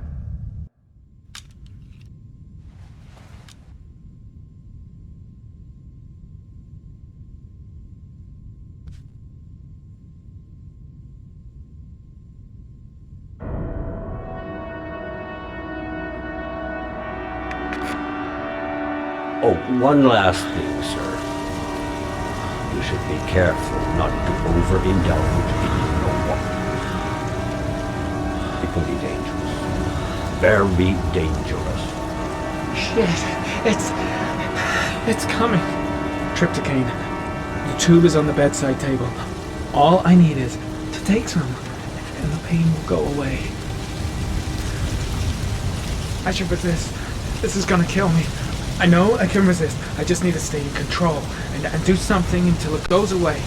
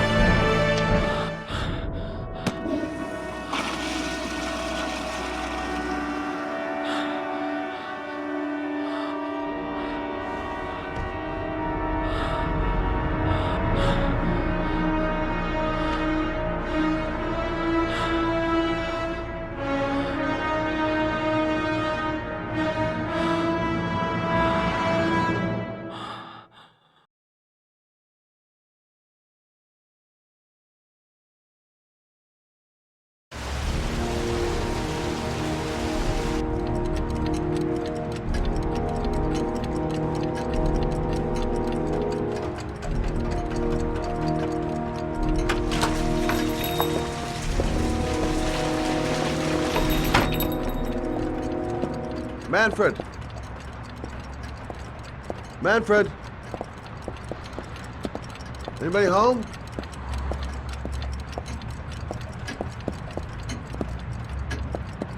Hi there, Manfred. Who is it? Scott.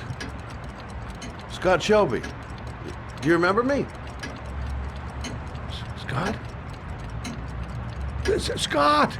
Oh, yes, of course. Well, good to see you.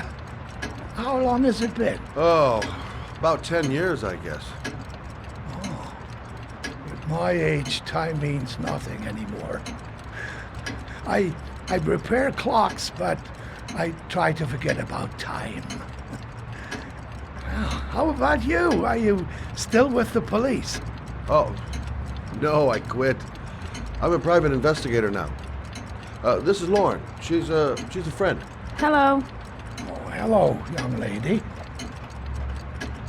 Well, this calls for a celebration. Just the thing. Wait there. I'm sure I saw a bottle of scotch around here somewhere.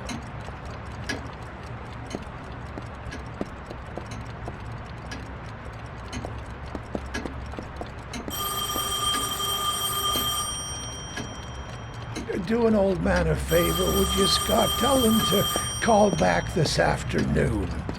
Sure, no problem. Hello? Yeah, this is Manfred's. He's not available right now. Could you call back later this afternoon? Thanks.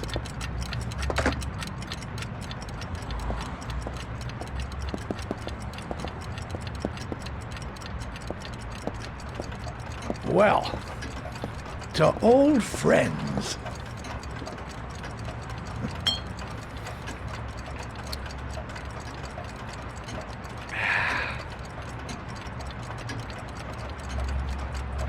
I'd like you to have a look at an envelope. I thought maybe you could tell me about the typewriter that was used to type the address on it. Oh, let's have a look.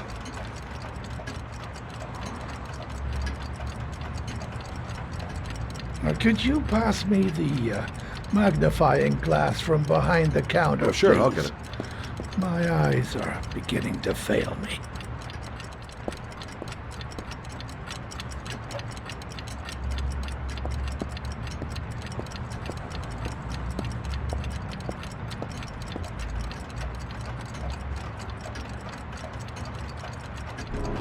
Thanks. Well, let's see what this envelope has to say for itself. The Royal 5. Yes, the shape of the T's and the F's is typical of that model. Produced between 1907 and 1924. Yes. No doubt about it. It's a Royal 5.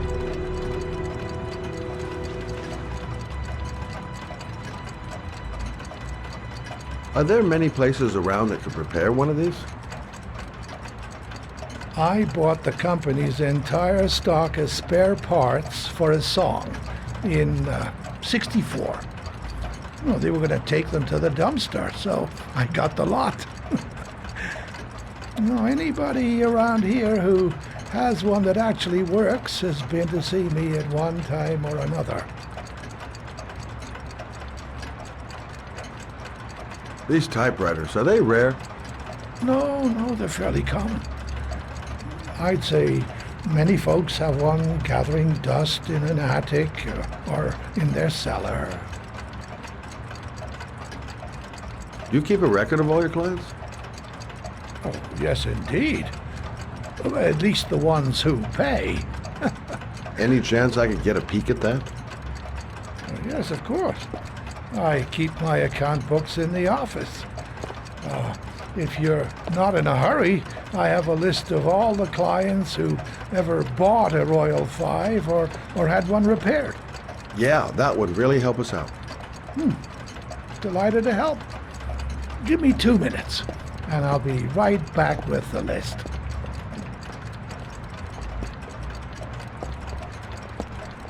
You think the killer's been here? If he has a 1920s typewriter, he may have needed Manfred's services to get it fixed. We'll know when we get the list.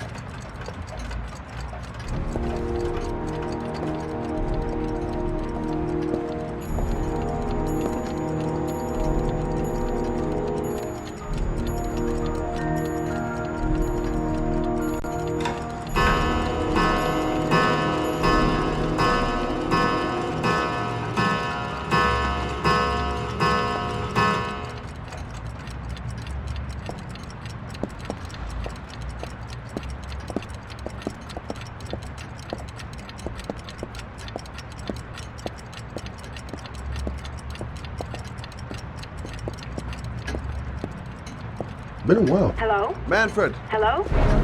Your call is logged, sir. A police car will be there in a few minutes. I need to know who you are, sir. Sir? Hello?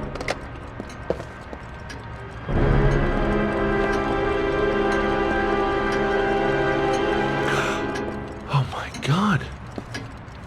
He's dead. Oh, God.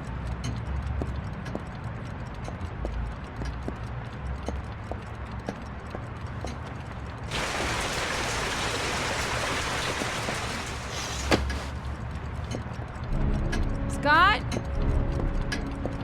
Oh my God. What are you doing? I'm calling the police.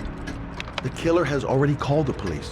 I think he wants us to be his scapegoats. We've got to get the hell out of here. What do you mean? We have nothing to do with his death. We were just here when it happened. Look, we're running out of time to find Sean Mars. The last thing we need is 24 hours in a police station explaining this whole thing. Well, so what do we do?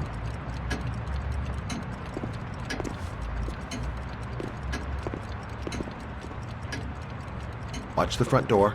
I'll get rid of our fingerprints from everything we touched since we came in. We better work fast. The police are going to be here any minute.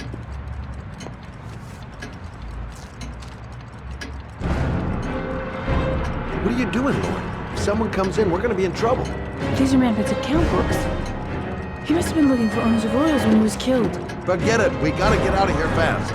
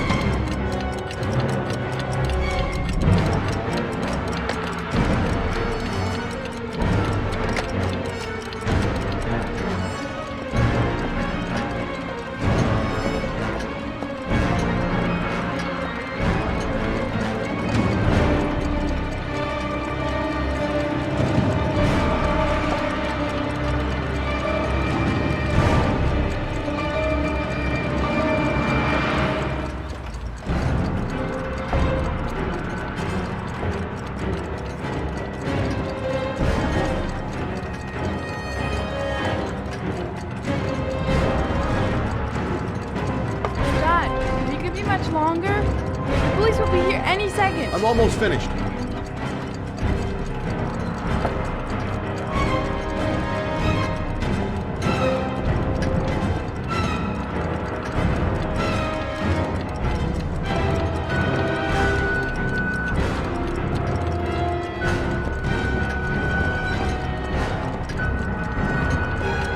That's it. We're done. You get all the prints?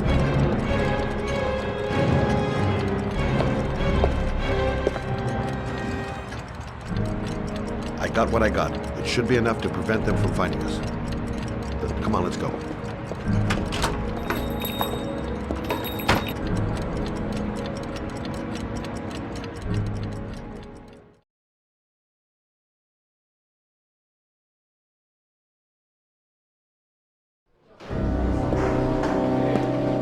So, you claim the victim was killed while you were in his shop. Yes, he went to get something in his office. A few minutes later, I went in to see if he was okay. That's when I found him.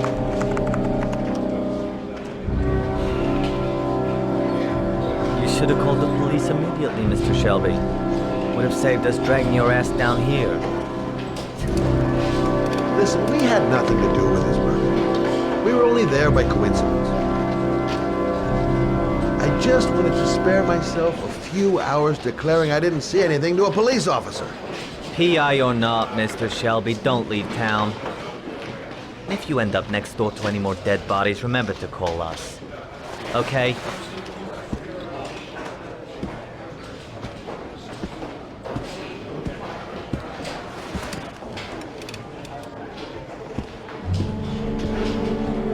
Well, well, Scott Shelby. You in trouble again?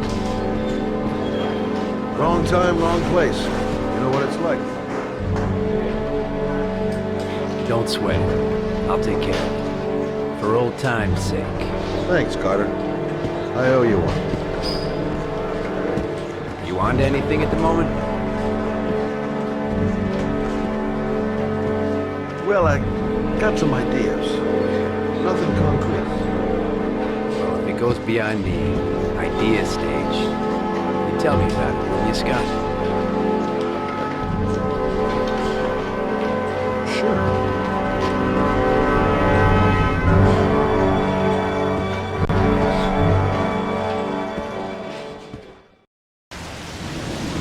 Where are we going? I'm taking you home. This is getting way too dangerous. No way. We're partners, remember? We had a deal. Listen, Lauren, I know you want to find the killer, but you're not helping me by putting yourself in danger. I'm not a child. I know what I have to do. I've got to find my son's killer. You're not going to stop me.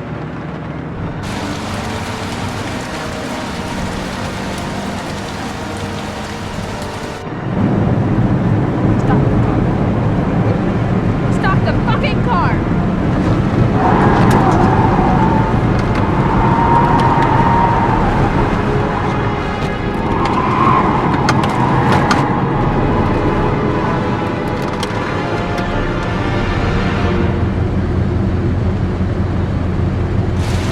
You're not gonna help my bastard kill my body. I'll do it on my own.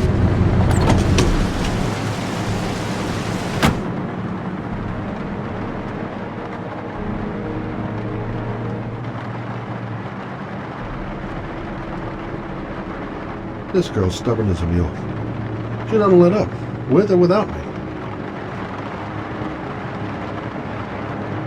Crap, I have no choice.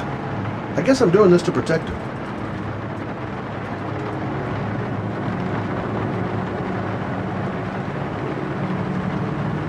I can't just leave her like that. She'd do anything to find the guy who killed her son.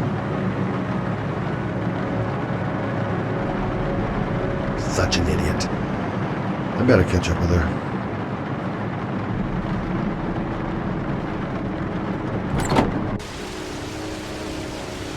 Lauren!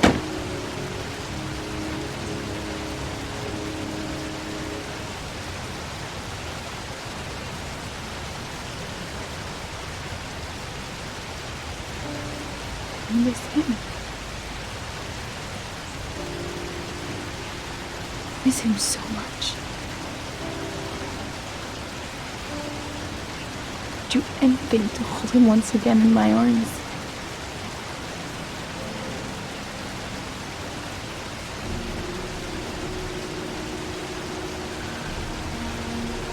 I'm sorry. I shouldn't have talked to you like that. It's just that I wouldn't want to see you get hurt.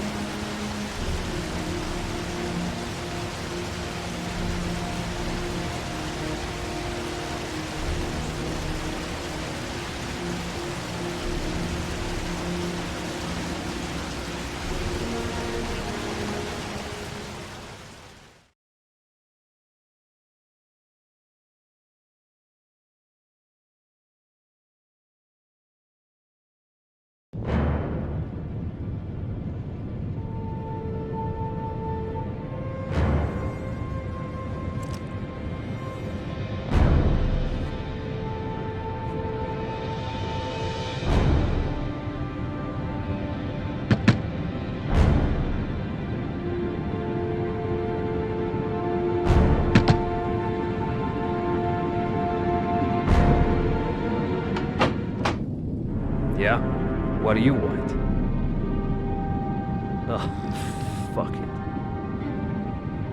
I said 1,000 times that I don't want any junkies at my door. If you want to score, man, you gotta fucking call first. Come on. Beat it.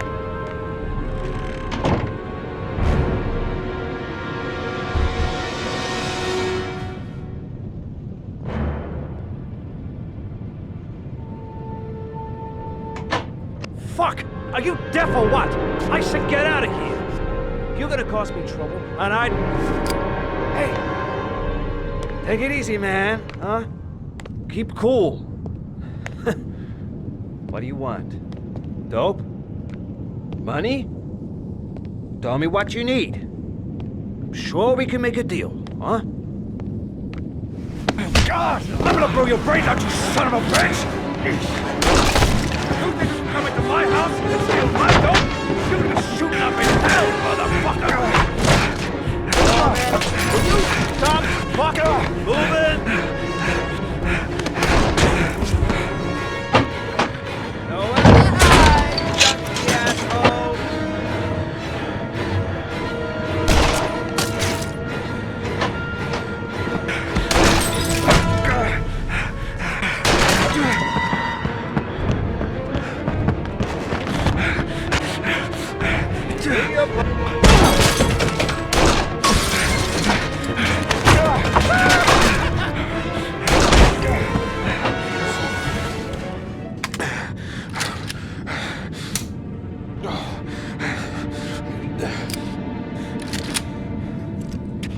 Hold it, man. I give you whatever you want. Got dope? Got cash? You want some dope? Please. Please don't kill me, man. I got children. These my girls, see? This one's Sarah. And the little one, that's Cindy.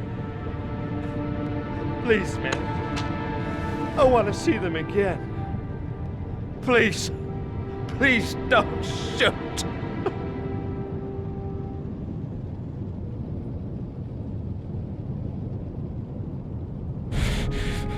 I'm a father too. But I'm no killer.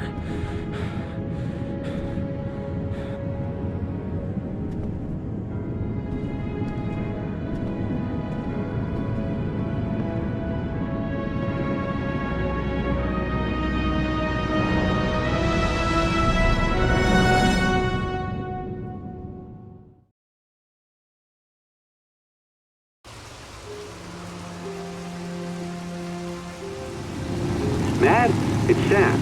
I got your information. And the owner of the apartment in Marble Street is a Dr. Adrian Baker. He's a struck-off surgeon. He used to sell drugs to junkies on the quad. He made some cash and bought up some cheap-ass apartments, including the one in Marble Street. Of course, he got caught. He did a few months in prison and was struck off the medical register. Interesting. Thanks for the information, Sam. I owe you one. Hey, Matt, be careful, okay? I'm on it. Talk to you later.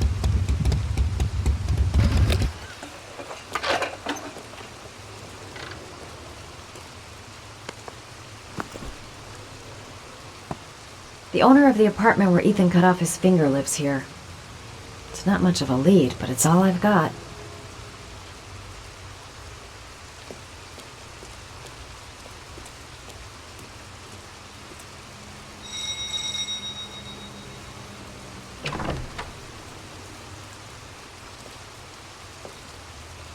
Hi. I was told that you could get Vitropin. Without a prescription? Sorry, you were misinformed. Goodbye. Hold on. I really need your help here. I can pay. Well, why didn't you say so? Please come in.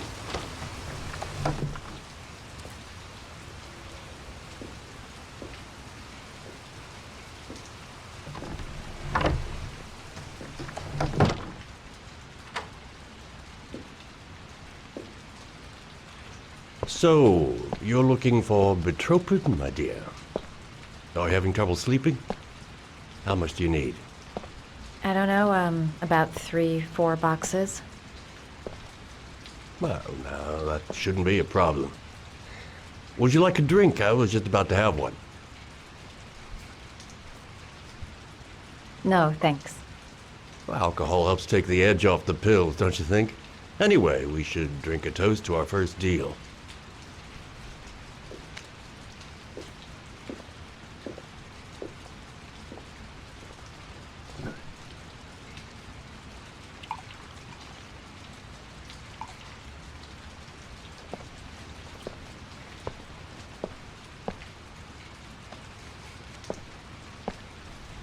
I haven't seen you around here before. Who told you about me?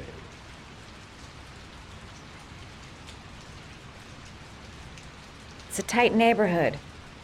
People talk.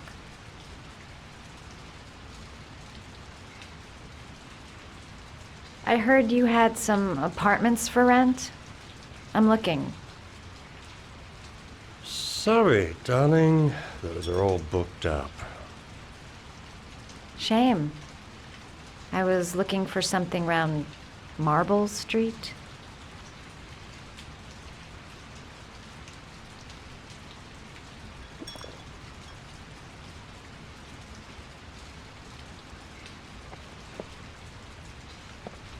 You're not drinking? I'm not really thirsty.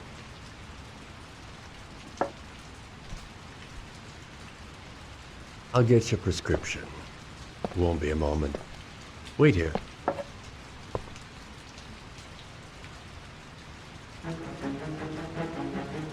That guy gives me the creeps.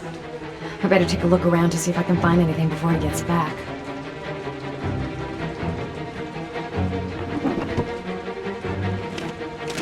Doc seems to be interested in property, amongst other things.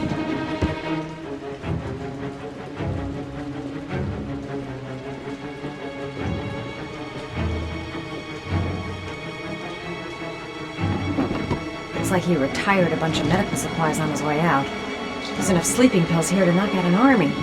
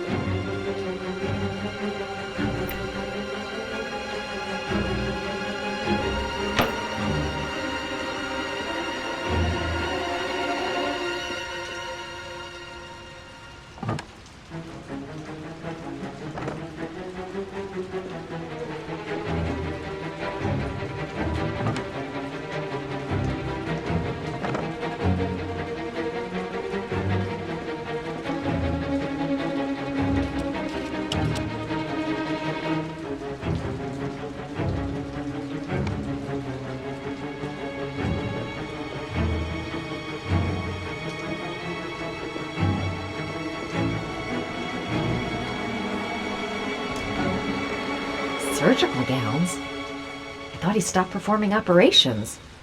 Must be some kind of a weird nostalgia for the past.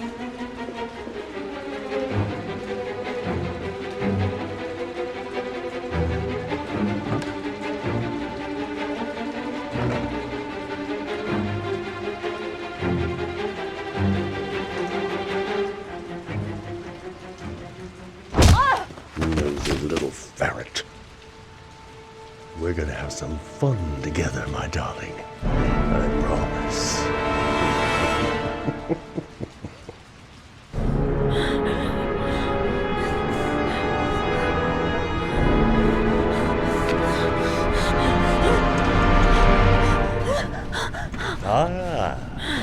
Say hello to Matthew.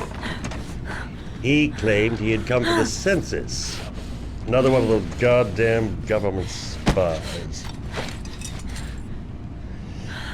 So, you're interested in my Marble Street apartment. I rented to my friend Paco. you must know. I have no idea what he does there. Maybe that's where he fornicates with his dancers from the Blue Lagoon.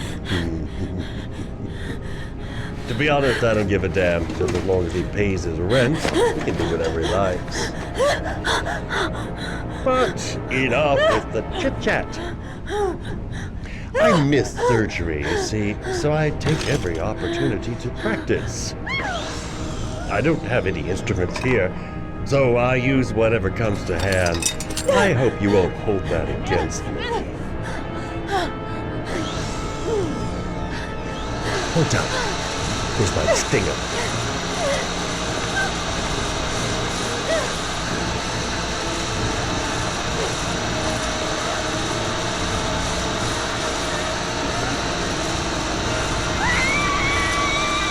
Have you ever noticed, as soon as you start to do a little housework, someone always comes calling? I'll get rid of our visitor and be right back. Don't move. I won't be long.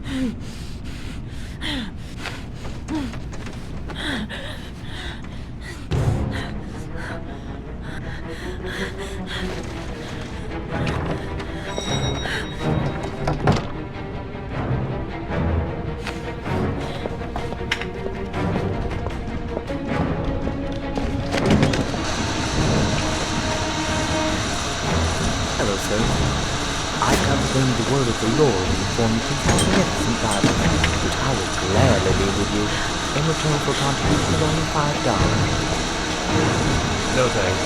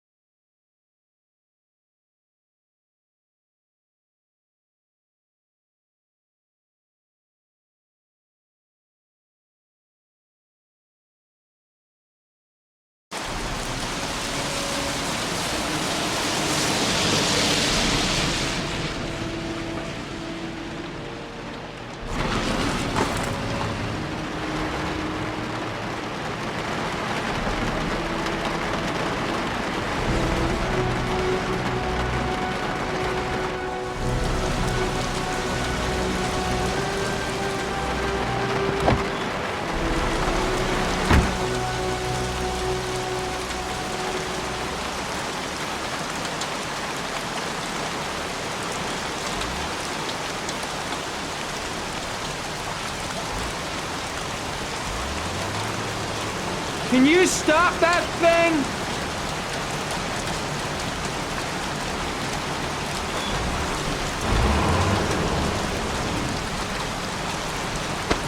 Norman Jaden, FBI. Can we talk for a minute? I'm listening. Can we go inside?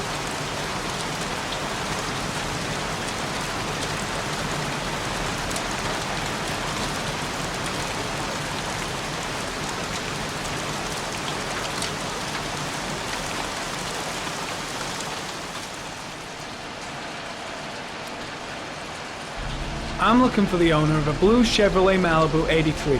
I don't give a damn how the car got here, whether you stole it or not. I just want to know who bought it from you. Sorry, man. Don't ring a bell. I got a real bad memory for names. Perhaps I can help you to remember. If we find out that you sold the car to the man we're looking for, you're looking at some pretty solid time inside, Jackie boy. You trying to scam me with your big talk? I never saw your damn car. Now take a walk.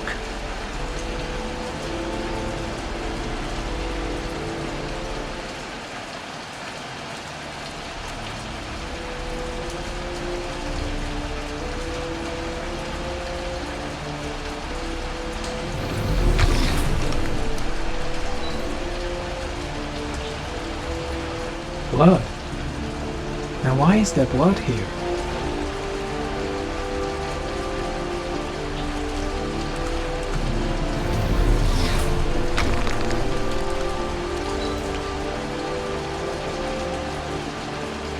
The blood tracks lead to the acid bath.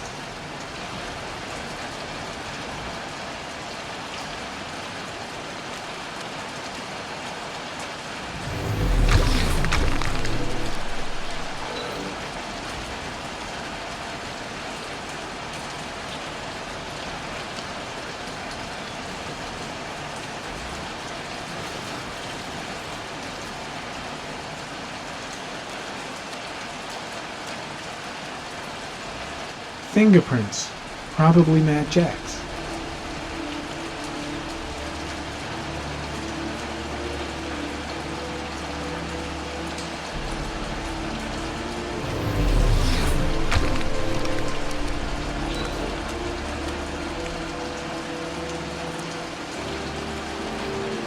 Size 10, most likely a visitor.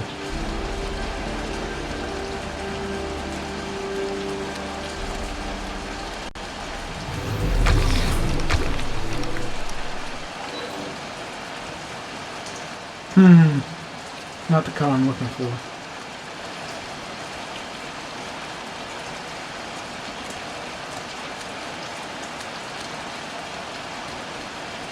Gary, comment.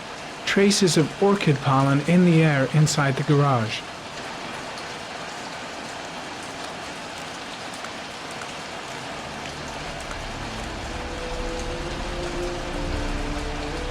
Size 13. Must be Mad Jack's size.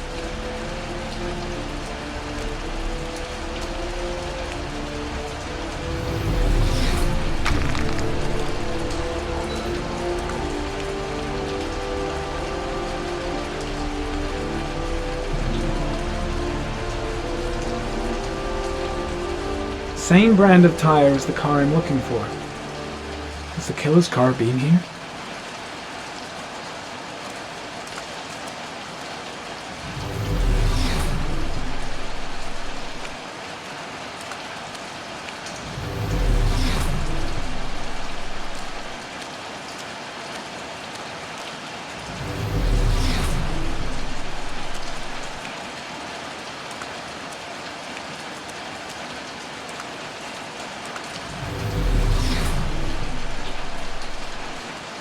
Few traces of blue paint, same tire tracks. No doubt about it.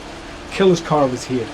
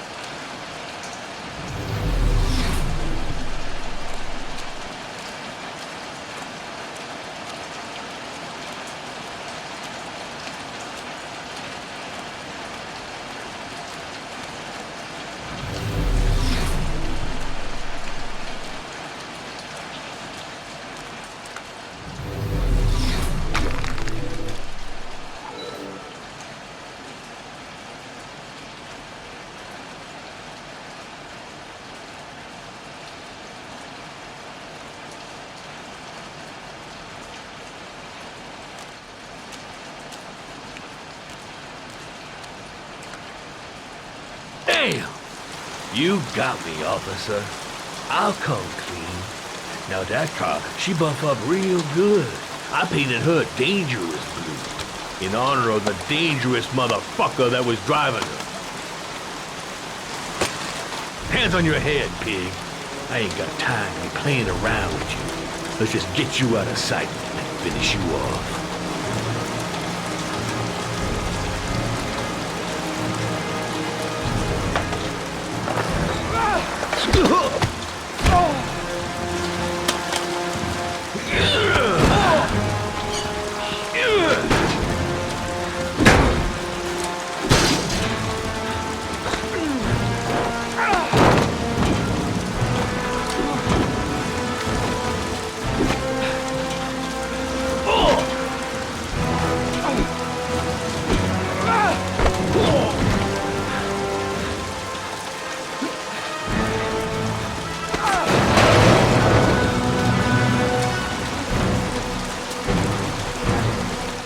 Enough fucking around. You're gonna tell me about the man with the blue car. Go fuck yourself in the ass. I've no time to lose, Jack. I want to know who that car belongs to. Well, what you want don't mean shit to me. I ain't no snitch. You better just lock me up now, boy. Do you like fireworks, Jack? Because I bet them gas tanks are gonna blow up real nice. Shit, man, don't mess with the gasoline. Well, just say it was an accident. Or rather, I'll say it was an accident because you won't really be able to talk, will you, Jack? You crazy motherfucker. You out of your mind, man. Well, I don't know nothing about the guy. He wanted me to get rid of his dirty car. Get him a new one with false plates. He paid cash, and I ain't the questioning kind. Said I was supposed to drop the word to a guy named Paco down at the Blue Lagoon when the car was done. Now that's all I know. We'll continue this discussion down at the station. You're under arrest. You have the right to remain silent. Anything... Shit, not now. Anything you say can and will be... Hey. You look like you got a problem, man.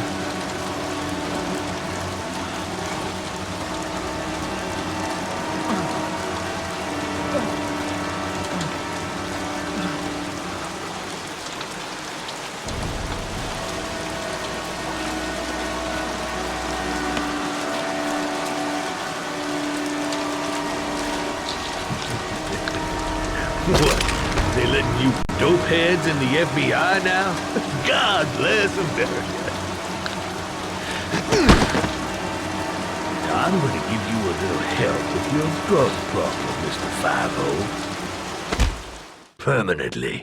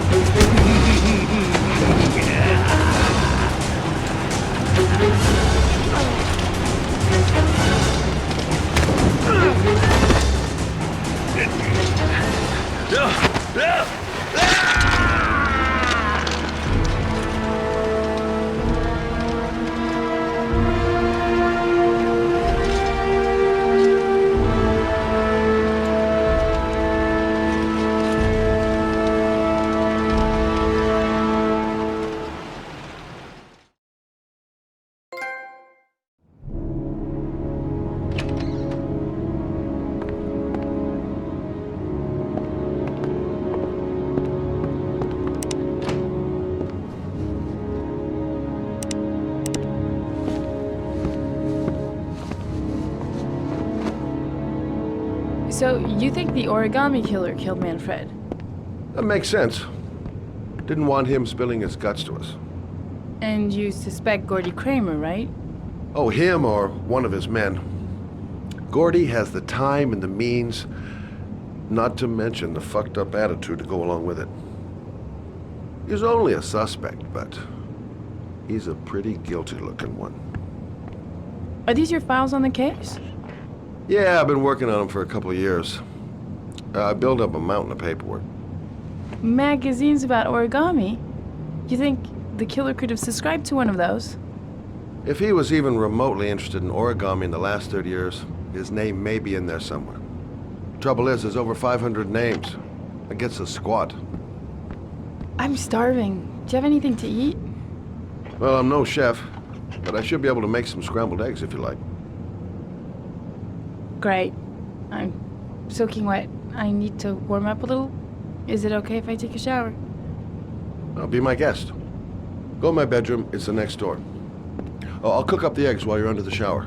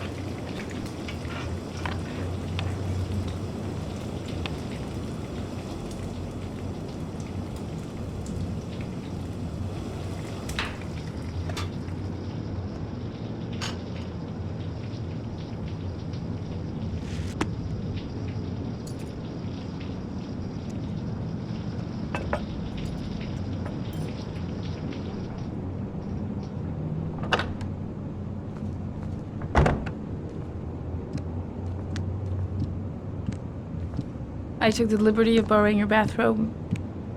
Looks better on you. I don't really like raw eggs. Maybe I should have told you. I'm sorry. I told you, I'm not a great chef. It's okay. What's that? The notebook I took from Manfred's place. According to this, about 30 clients bought spare parts for Royal machines in the last 10 years. The killer may be one of them. Oh, you know, checking out the alibi of 30 clients one by one, that's a lot of legwork. Except that if we cross-check them with the list. The list of subscribers to origami magazines. You still got that, right? Yeah, of course. Lauren, wait.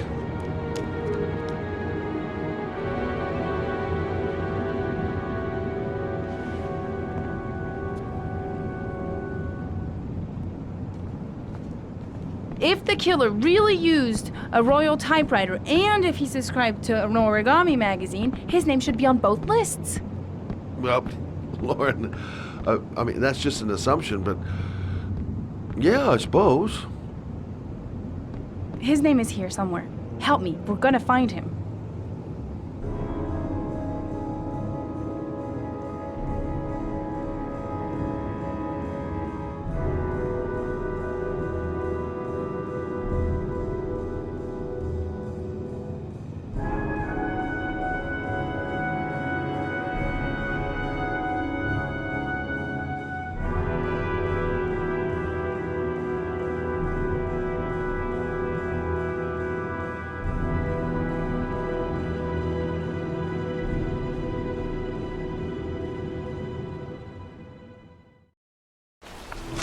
The only guy whose name was on both lists died when he was 10. What are you gonna do now?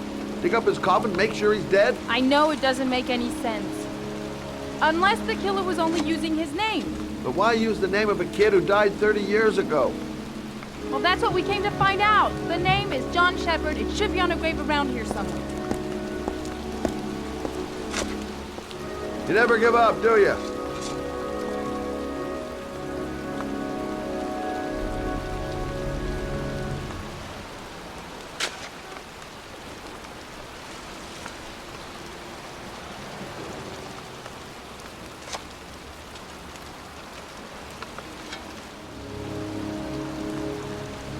Excuse me. I'm looking for the grave of a young boy who died about 30 years ago. His name was John Shepard. You wouldn't know where it is by any chance. The children's graves are in the next plot. Thanks.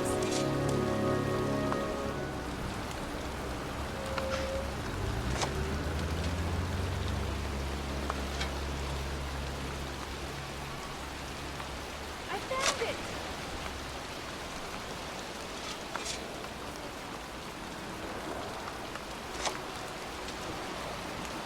These flowers are fresh. Looks like someone's still tending the grave.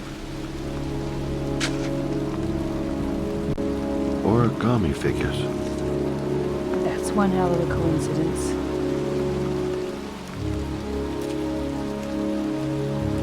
Oh, youngin'. That one I knew well. You knew John Shepard? I've worked this graveyard nearly all my life. I remember what happened. It was in 77. October, I think.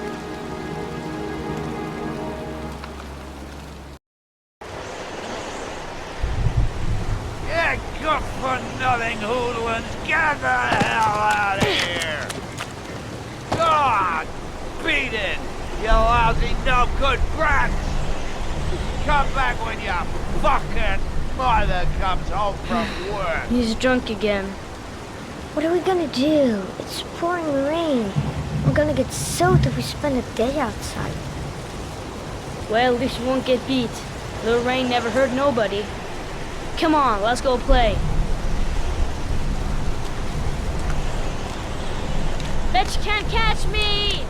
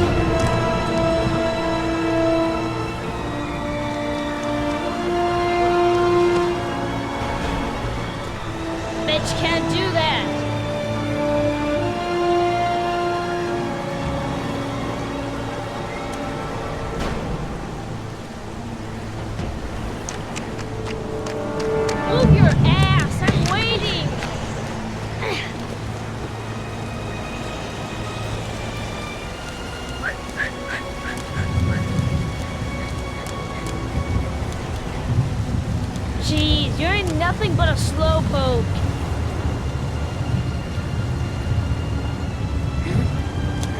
Come on, loser.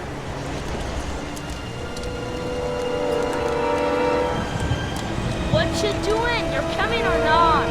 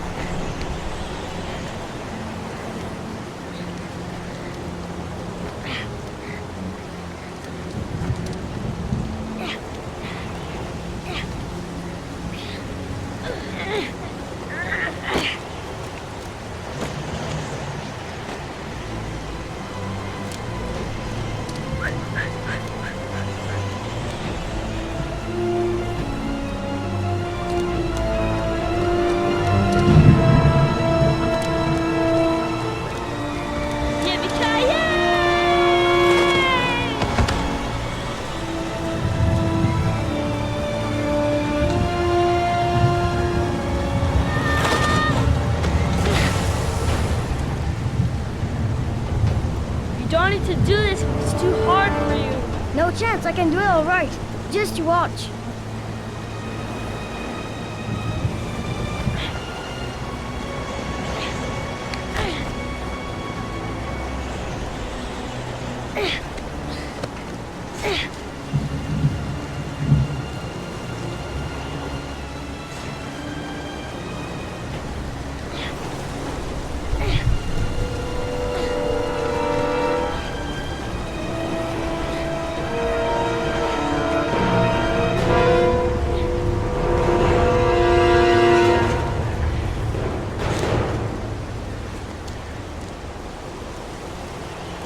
John, wait for me!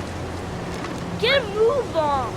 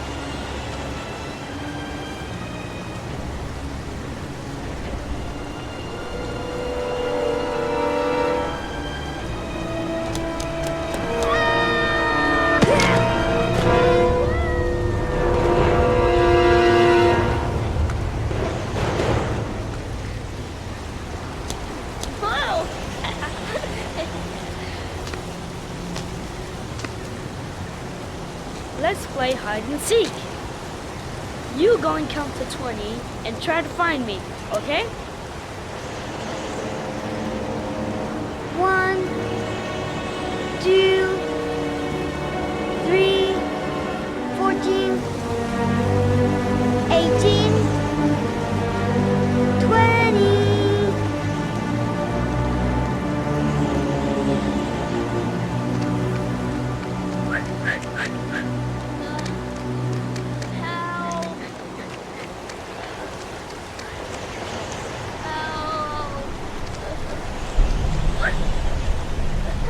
Those cries, that's John's voice.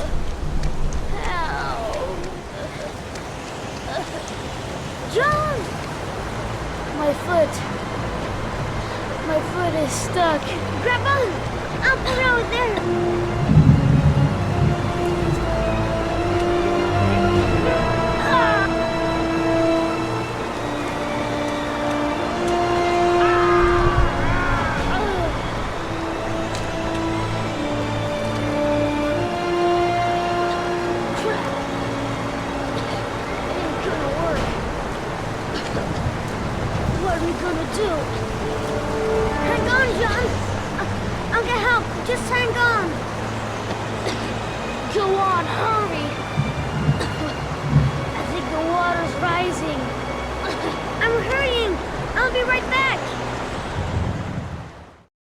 But the poor kid never did find any help. And his brother drowned in a pipe full of rainwater.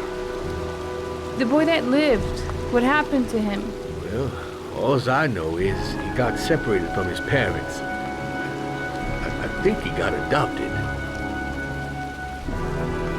Well, looks like a storm's coming. I guess I better be getting home.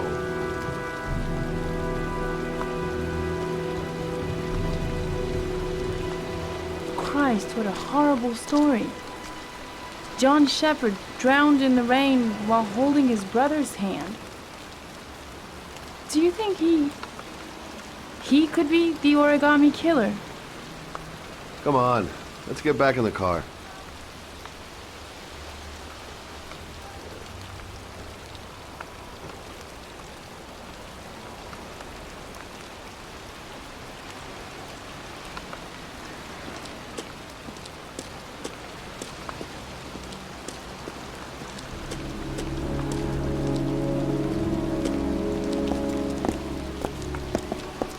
Wait. What's the matter? That man over there. Yeah?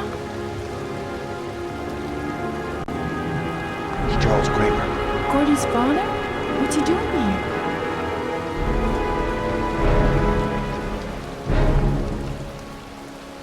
He's putting flowers on John Shepherd's grave.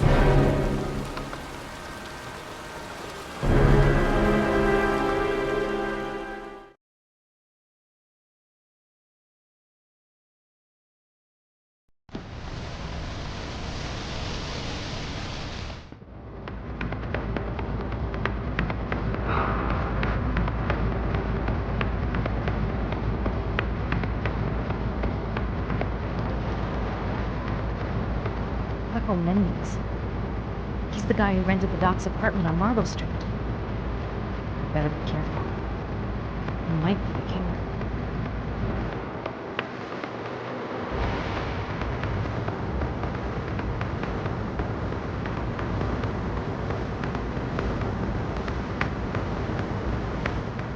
I'm looking for Paco Mendes. You know where he is? He's at his table over there. Does he know you? Not yet, but I have to talk to him. That's not possible. Mr. Mendez has asked not to be disturbed.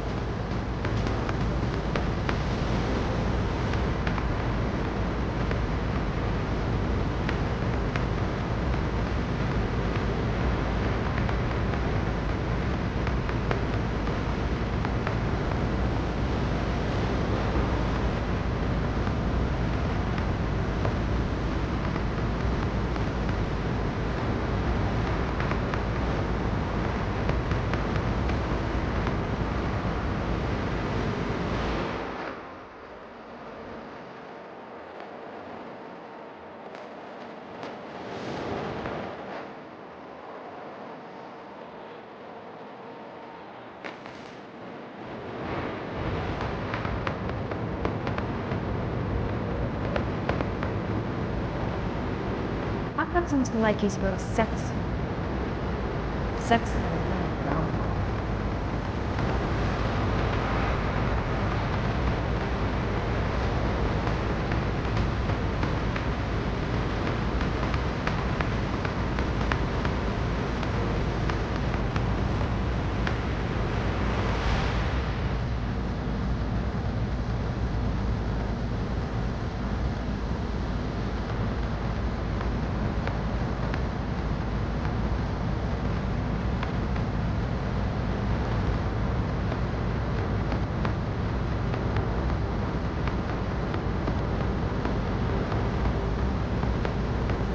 Looks like I flunked flirt class. He hasn't even looked my way.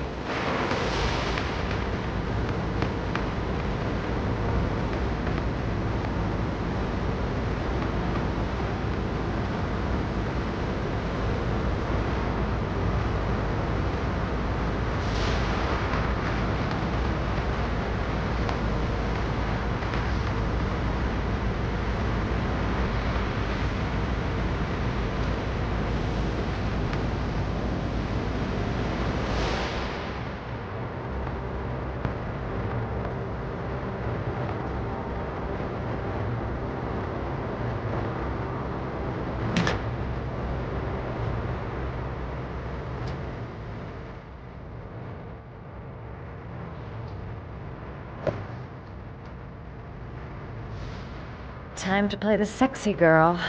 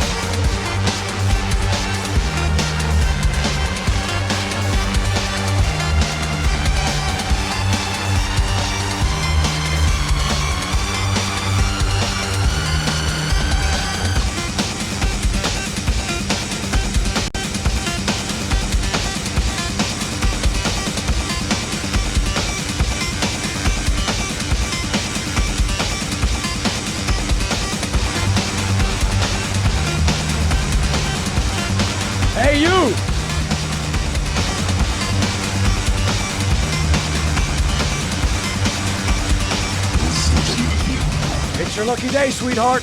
The boss wants to invite you to his table. Hey, thanks for accepting my little invitation. You new around here, honey? I think I would have noticed you before. My name's Bosco. Are you? Madison. I'm Madison. Ah, I like the way you move, Madison. You're making me all hot under the collar. Maybe we can continue this conversation somewhere more private. Oh, sure, baby. Yeah, come with me.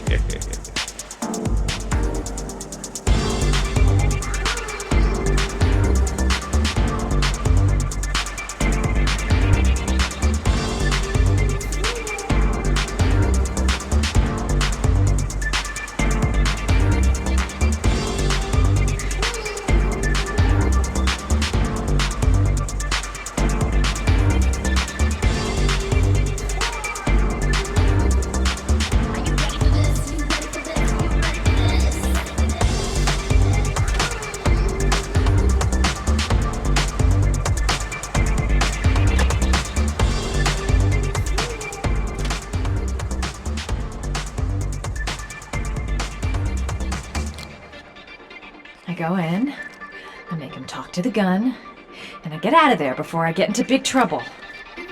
Everything's gonna be alright. Everything is going to be alright. So, welcome to my little kingdom.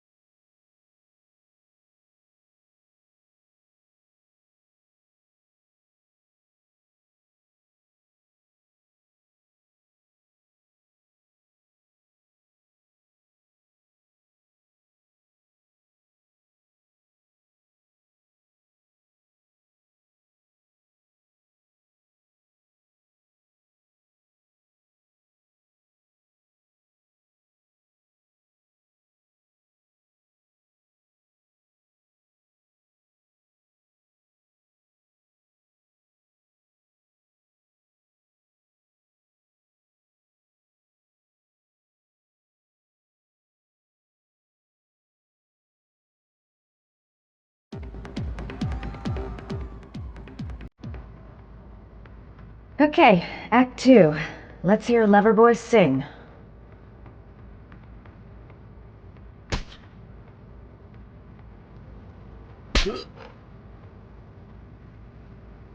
Ah!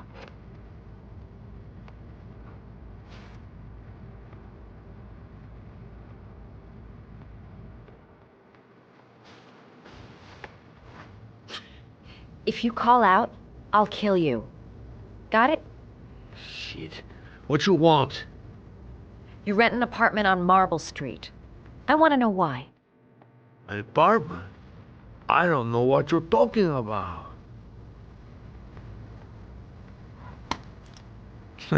You haven't got the balls, lady. But you're gonna know balls when I catch up with you.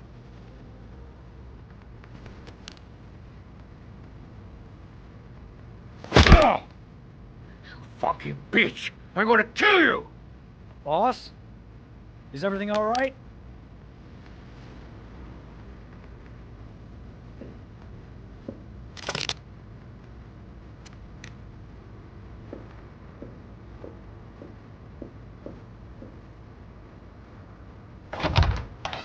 Yes? Where's Paco? I'm sorry, he can't come to the door right now. He's all, tied up at the moment. Oh. I see.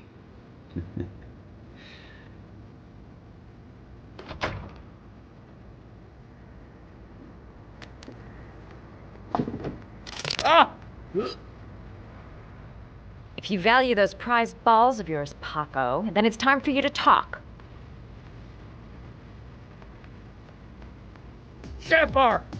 Baby, John Shepard! That's all I know, I swear it! Ugh.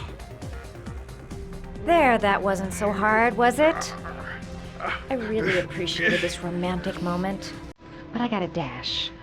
See you next time, lover boy.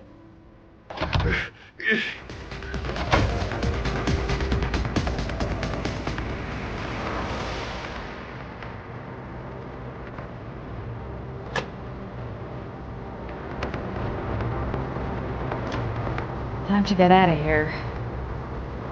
You got a massive headache.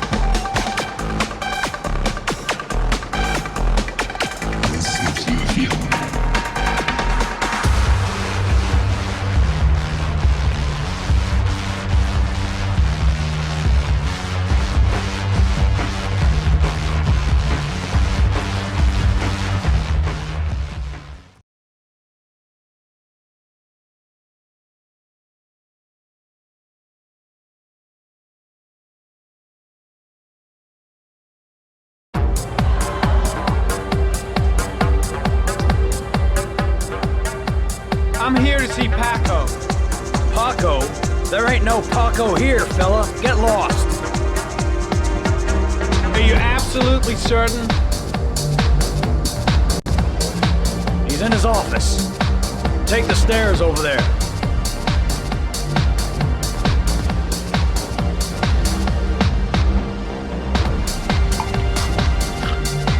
Oh, you. Scared me. I didn't hear you come in. A crazy bitch came around here asking questions about the apartment on Marble Street. I don't know what you're doing down there, and I don't want to know. But whatever that shit is, it's beginning to draw attention. Look, I know you kept me out of prison, but that fucking bitch nearly killed me. Everything you ask, I think my debt to you is paid. Hey, don't fuck around, man. No, wait. I can still help you out. No.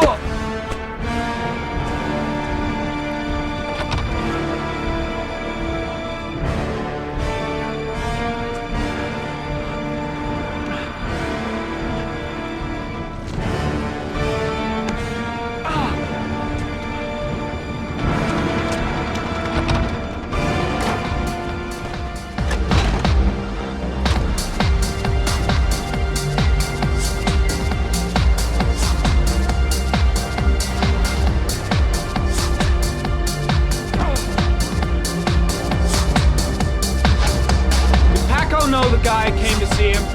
Sorry, I don't speak cop.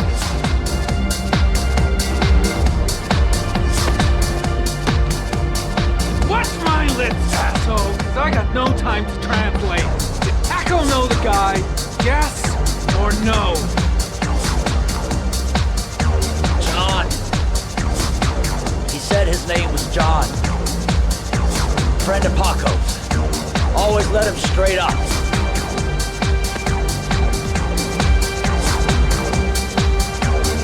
Killing me, I've listened to him.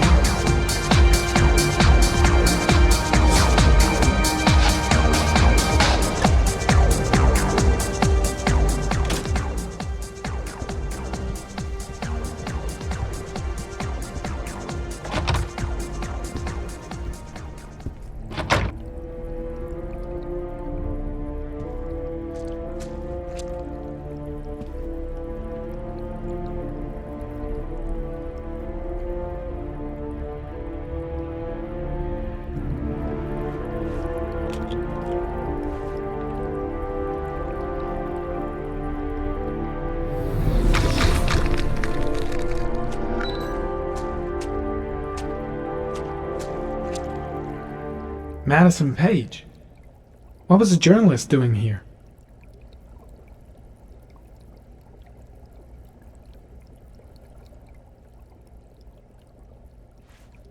Orchid pheromones. The fucking origami killer.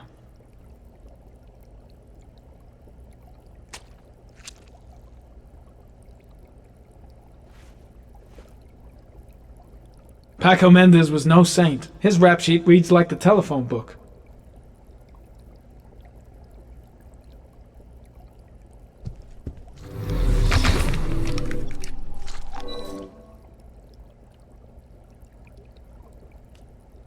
Madison Page?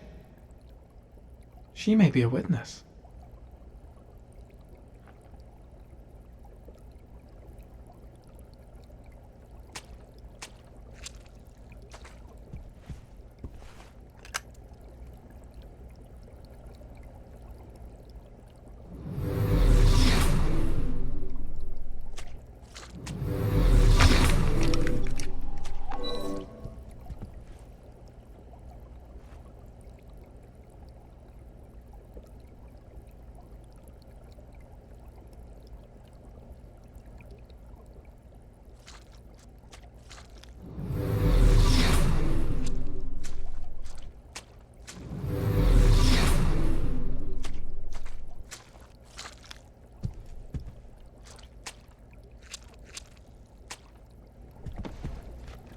His coat pocket.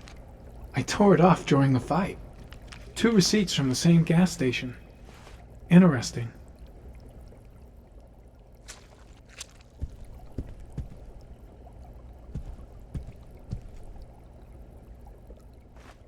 A bullet, right between the eyes.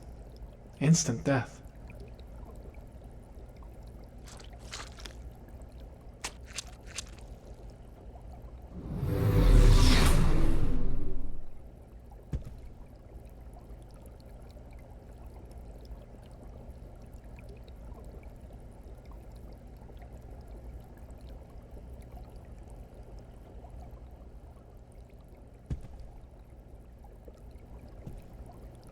.45 caliber semi-automatic.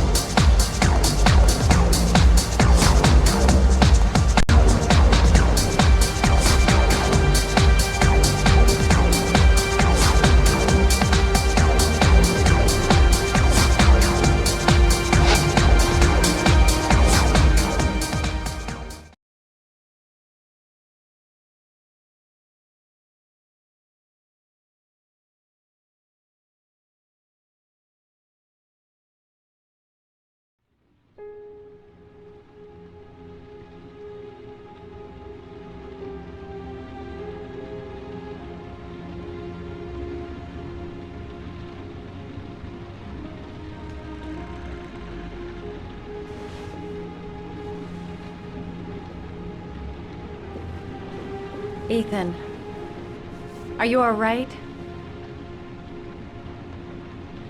I couldn't do it. I was supposed to kill him to save Sean. And I couldn't do it. You're not the origami killer, Ethan. You're not responsible for those murders. I can prove it. That changes nothing. Saving Sean is all that matters now.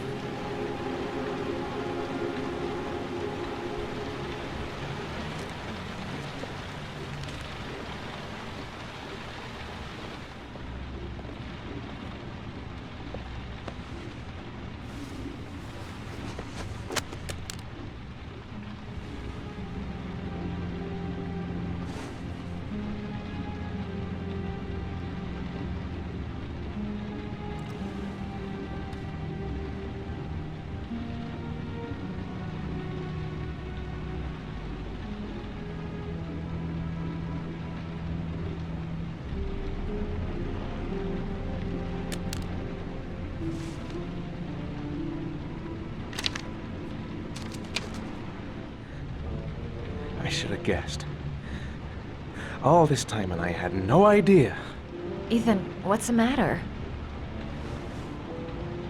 I thought I meant something to you. Listen, You're a pretty good nurse for a fucking journalist! Ethan, I wanted to tell you, but... What kind of article were you gonna write? My life with a serial killer? No. How I caught the origami killer. Maybe you'll get a book deal. I hope it was fucking worth it! Ethan, it's not what you think. You lied to me, Madison! All this time you fucking lied to me! I thought you wanted to help me, but you're only thinking of writing a fucking book! It's true. I'm a journalist. And I knew that you were the father of the boy who had disappeared, and I wanted to cover the story. But then I saw what you were going through to save your son. And I understood how much you love him. I wanted to tell you the truth, but I couldn't. I was afraid that you may not believe me. I was afraid that you'd ask me to go. All I want is for you to find your son alive. And when it's all over, I want to be with you.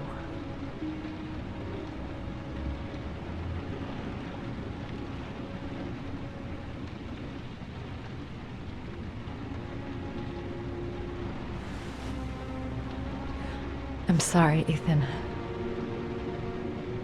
I'm so sorry.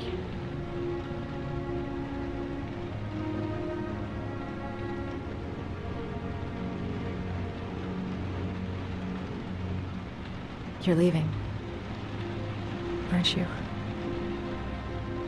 It's the last origami figure. The last letters, then I'll know where Sean is. Take care, Ethan. I can't lose you now.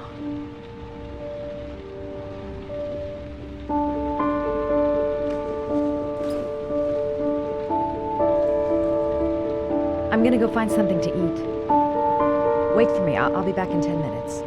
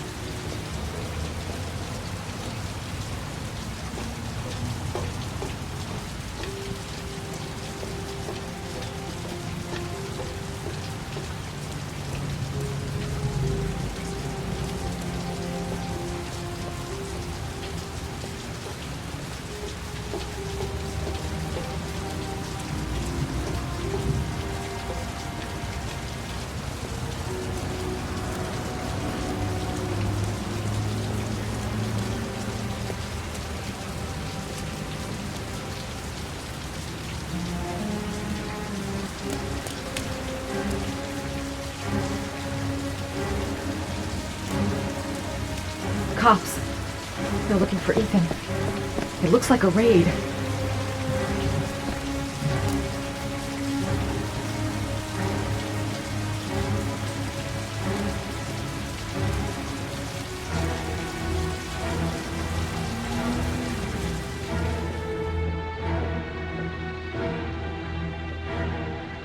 Come on, what was the damn number?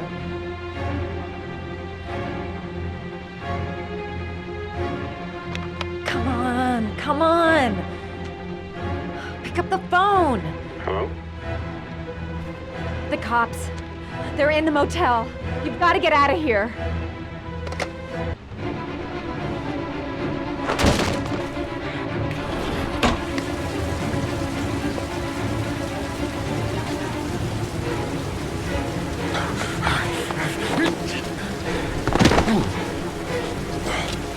Come on, he's getting away! He's still on the move! Get him! He's making a run for it! He's on the balcony!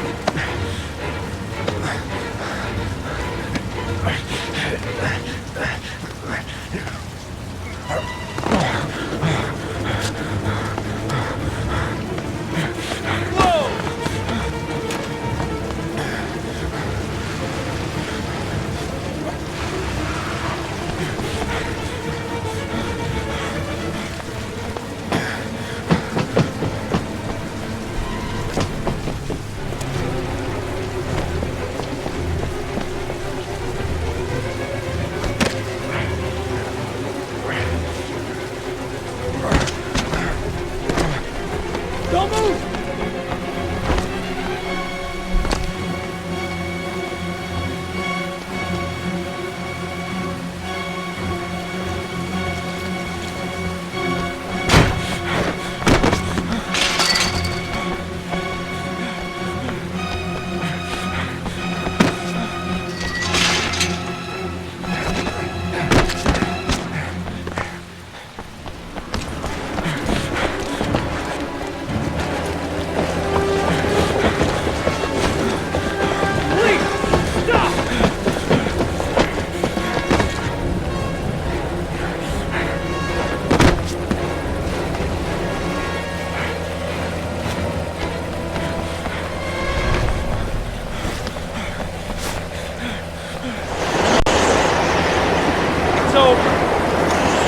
On your knees, hands behind your head. Easy, pal. Nowhere to go. You're surrounded. Holy fuck!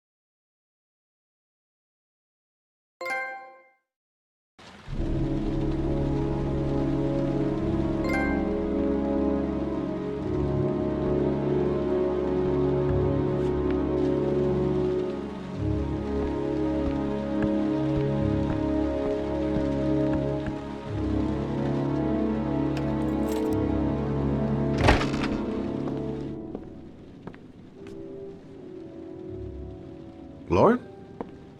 I'm sorry, Scott. You should have listened to me, Mr. Shelby. I told you to drop the investigation. Your son is a serial killer. How many people does he have to kill before you turn him in? Gordy has his faults, but he's still my son.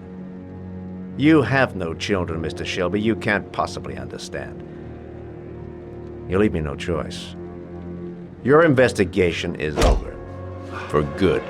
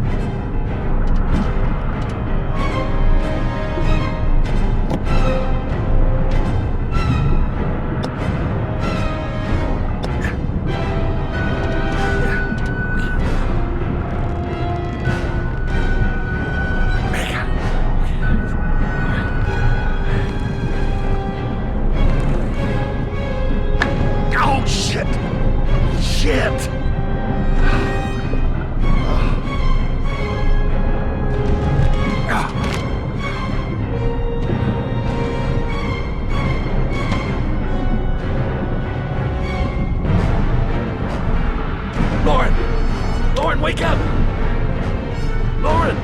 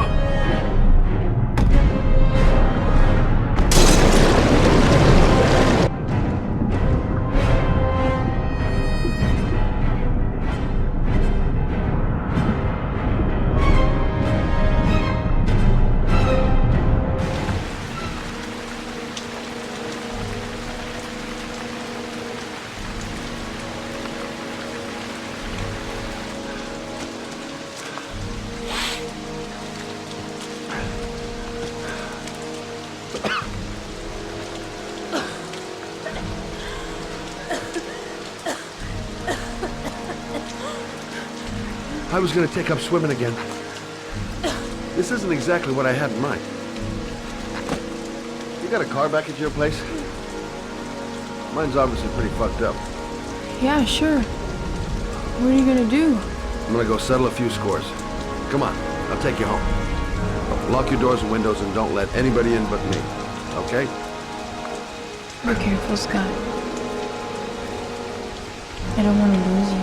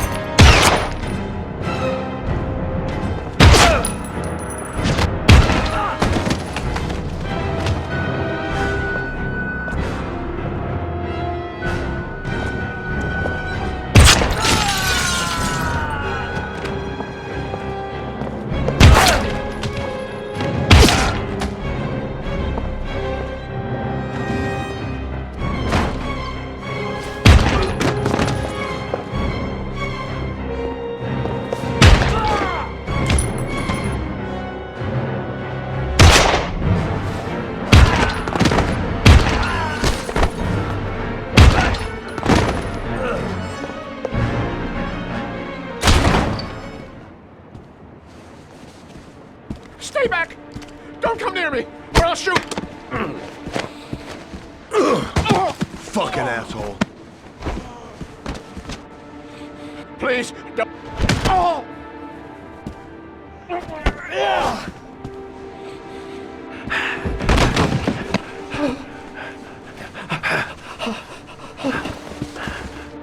Your idiot son killed all those kids, didn't he? He's the origami killer. No! No! He's innocent! He's not a killer! Not a killer!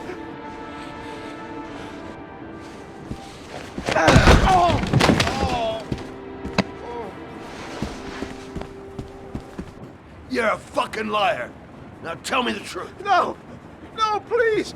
Don't hurt me! Last chance. I don't know. I swear! I don't know anything!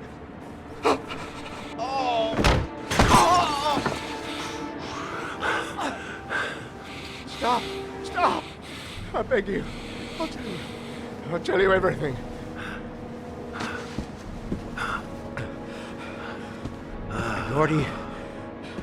Gordy always wanted his fun, you know. He wanted to be like the origami killer. He kidnapped that kid and he held him under the water for a little too long. It was an accident. An unfortunate accident. He just wanted to play. He told me everything. He was crying. He was so sorry for what had happened. Whatever he did, Gordy is my son.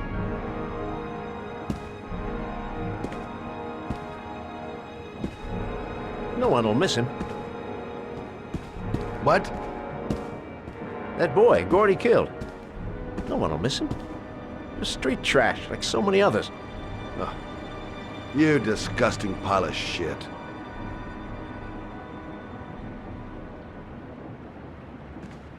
And what about John Shepherd?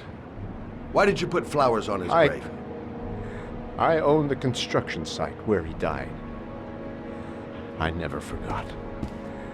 I've been putting flowers on his grave for 30 years. John had a twin brother. What happened to him? I don't know. He was adopted, I think. His mother should know. Her name is Anne. Anne Shepherd.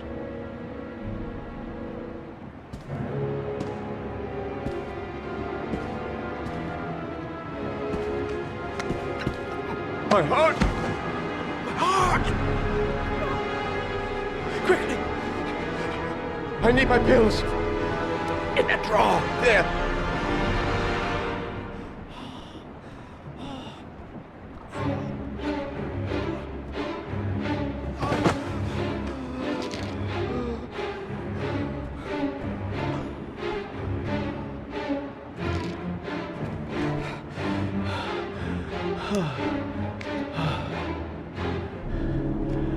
Thank you.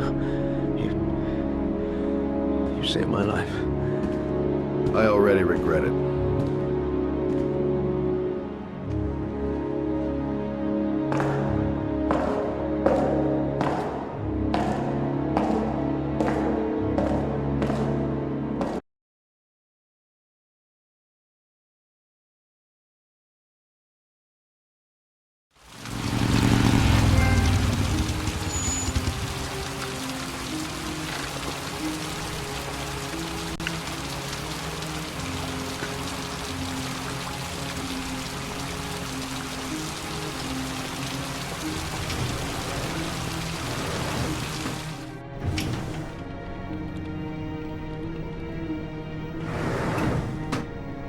Hello, I'm looking for Anne Shepherd's room. Please sign the visitor's book.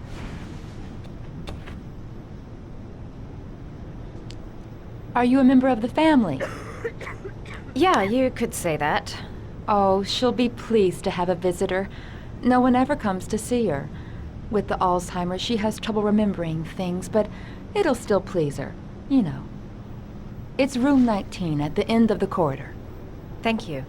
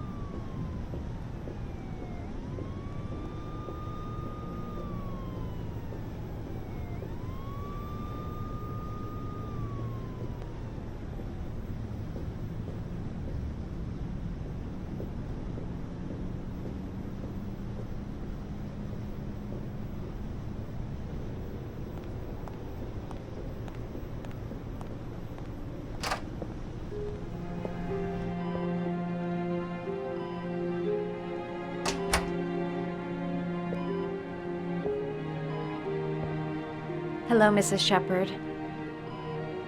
Is it time for my pills already? No, Mrs. Shepherd, They're never on time with my pills. I don't know what they do here. The other hospital, they were always on time. But here...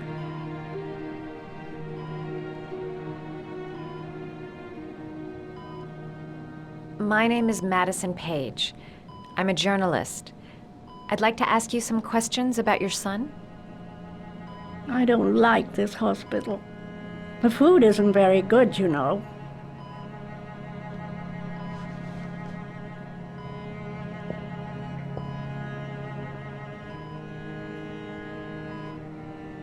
Do you remember John? My Johnny. He is a good little boy, you know. You had a son named John, and John had a twin brother. Do you have my pills? It's time for my pills.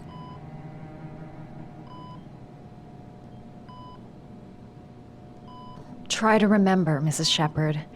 John's twin brother was placed with a foster family after the accident. What was the name of the foster family? I asked them for a television, you know. They said I didn't have enough money. It's a pity. I'm fond of television.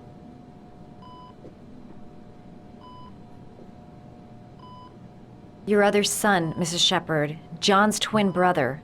What was his name? What other son? Oh, I have no other son. I never had any children.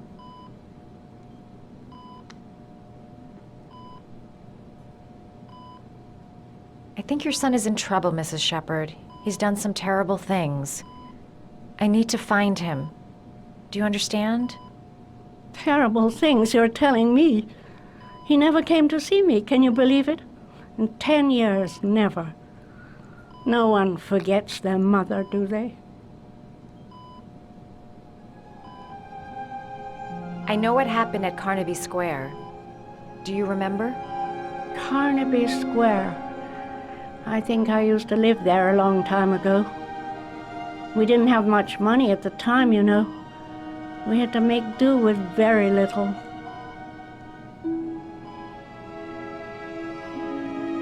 Mrs. Shepherd, your son may be linked to a series of murders. Perhaps you have some information that could help the investigation. Are you a new nurse? Where are my pills?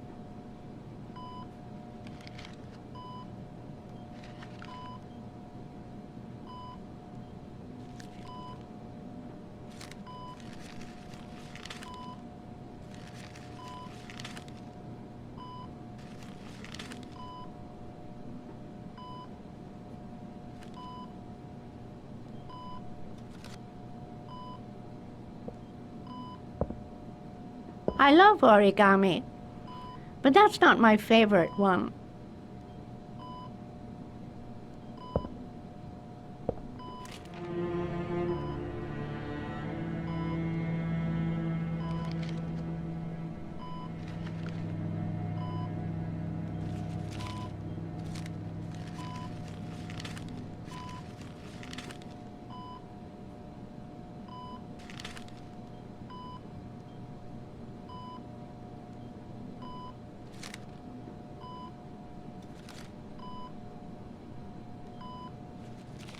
Oh, you know how to do these little dogs, too. My children loved origami. I taught them how to do it. John loved the little dogs. He always wanted to call them Max. Max, Max, Max? All dogs with the same name. I was wasting my time telling him they couldn't all have the same name. But he always wanted his paper dogs Max. It's funny, isn't it? You don't seem to get many flowers, Mrs. Shepherd. No, but I love them. My son knows that I love flowers. I know he'll bring me some.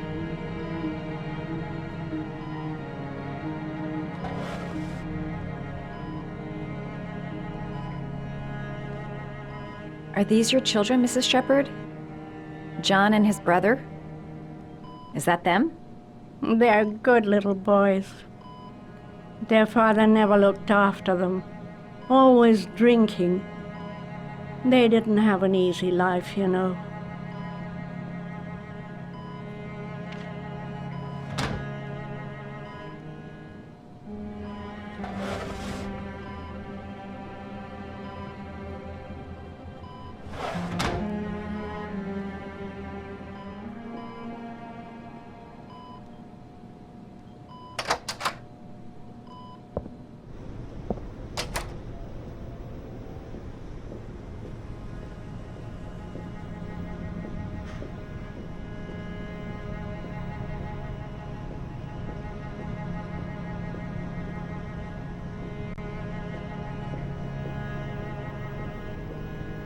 Does Mrs. Shepherd ever talk about her past? It's not all very clear to her now. Sometimes she'll remember the oddest things, though. I suppose if she sees something that reminds her of her past. Did she ever mention her sons? Sons? Well, she often mentions John. I think he drowned. Does she ever talk about her other son? I didn't know she had another one.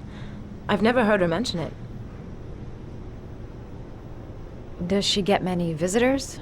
She's been here for 10 years and you're the first. Sometimes, if you show her things, it seems to trigger a memory from her past. You might get her to remember.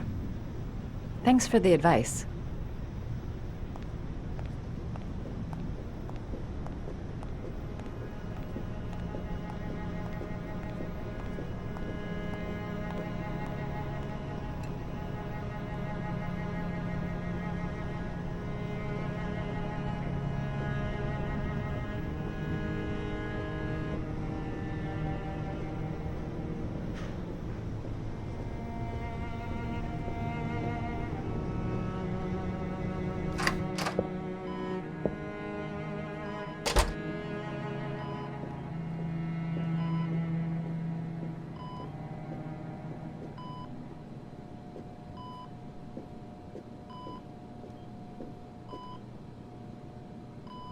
What a lovely orchid. My sons loved orchids. We used to grow them in the back. When John died, I laid orchids on his grave. I cried when they told me. I'd already lost one of my children, and now they were taking away another one, you understand. The foster family, Mrs. Shepherd. What was the name of the foster family that adopted John's brother? They were really very nice people. I met them, you know. In the beginning, I used to go and see my little boy. And then I got sick and I couldn't go any longer. Perhaps he thought I'd forgotten him. He must have thought I didn't love him anymore. His name, Mrs. Shepherd. What was his name? But I loved him. If you only knew how much I missed him. Please, Anne. His name. What was his name? Come closer.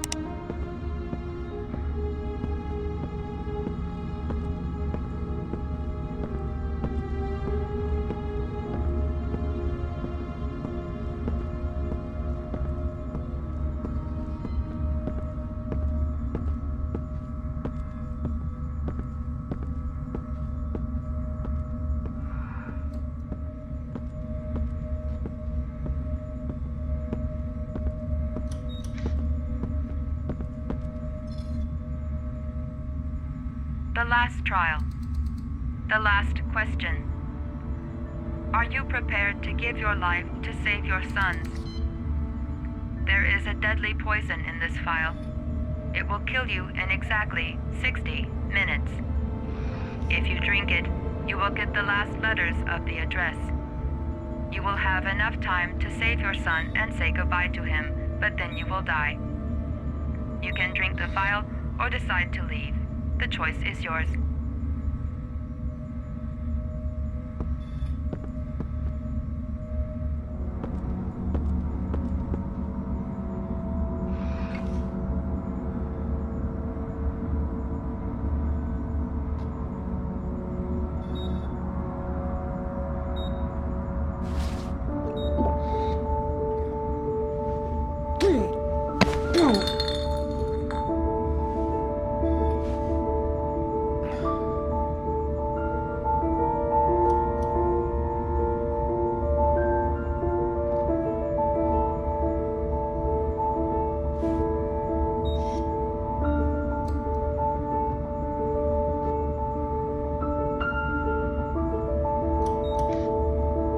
The last letters have been sent to your phone.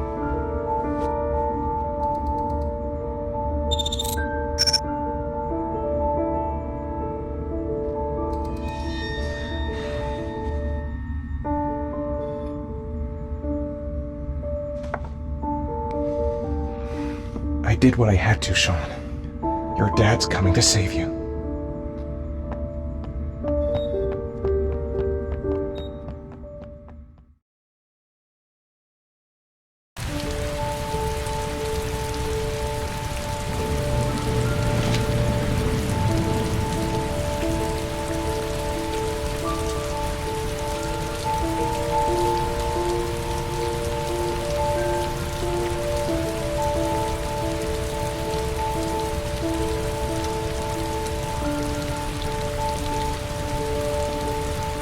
Nowhere, and I'm out of time. Damn fucking shitty letters from this fucking address! Come on! There's gotta be a way to do this!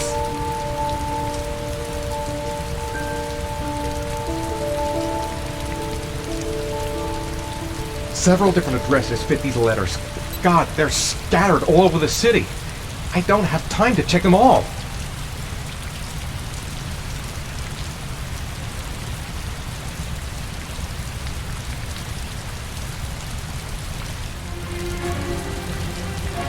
I may only have time for one address. If Sean's not there, I'm done.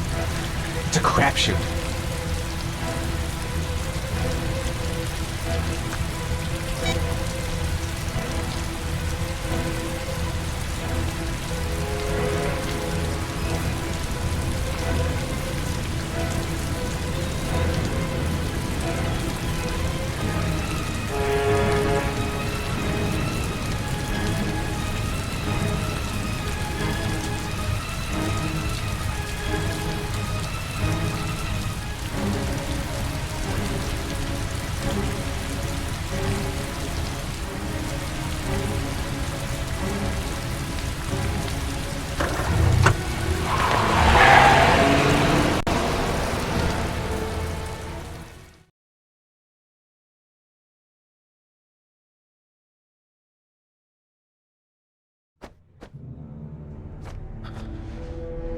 We've only got a few more hours left to save Sean Mars. There has to be a goddamn clue somewhere.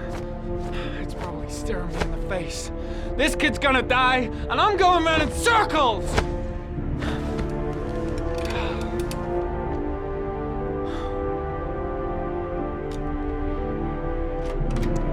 All packed up and ready to go? What are you talking about? The investigation's over. We know who did it. We no longer need your services anymore, Norman. So you can ride your files all the way back to Washington. I'd be lying if I said I was gonna miss you. The investigation isn't over. You have absolutely nothing on Mars. Mars is guilty. Case closed. Anyway, it's no concern of yours now. You're off the case. So pack up and fuck off. Blake, you are an unbalanced, psychopathic asshole. I'll take that as a compliment. Honestly, I don't give a shit what you think. I found the origami killer. Everyone's happy. End of story. Have a nice trip back, Norman.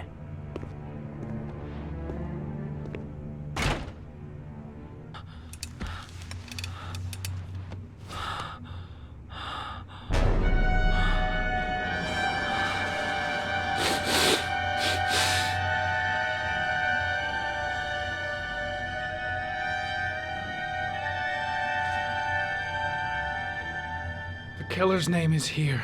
Somewhere in this data. I just have to find it. Find it before it's too late. Oh, one last thing, sir. You should be careful not to overindulge in you know what. It can be dangerous. Very dangerous. It'll end up killing you if you're not careful. That would be most unfortunate, sir.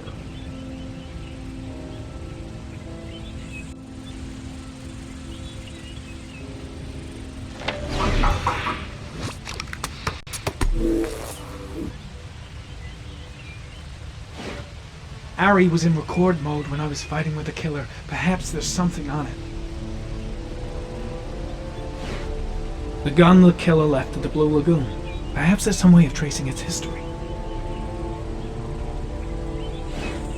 2 receipts from the same gas station. Might be near the killer's home.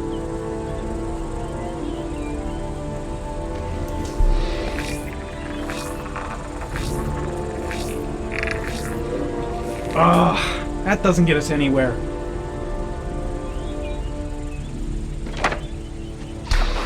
The killer lives in this zone. 342 people live around there. Not good enough. Gotta find a means of identifying the killer more precisely.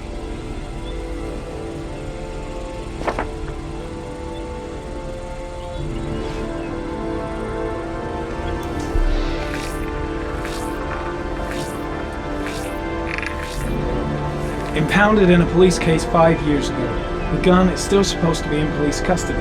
Who checked it out? If not a cop.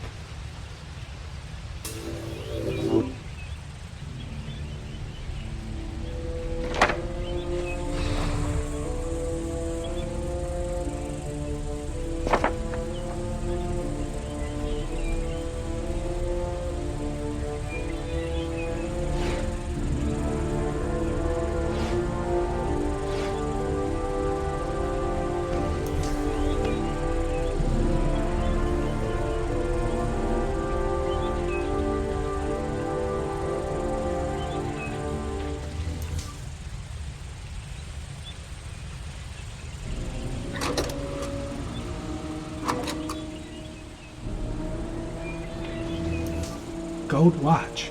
I'm sure I've seen this before somewhere.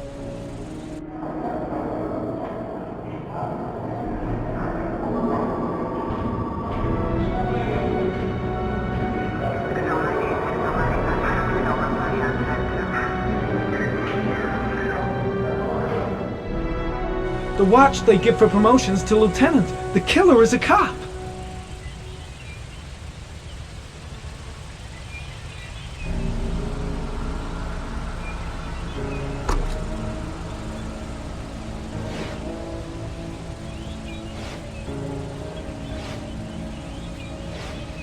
Looks like the killer is a cop. Carter Blake! That would explain the dead-end investigation and his desire to frame Ethan Mars.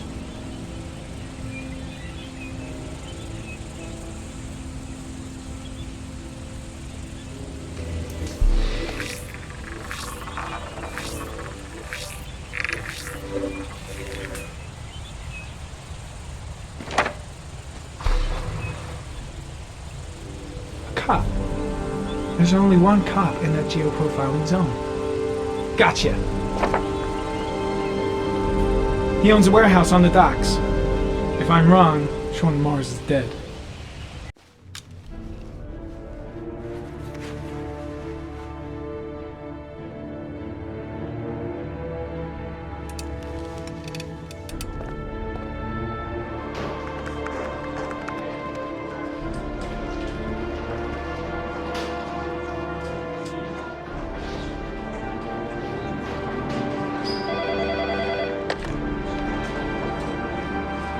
sure it's the right car?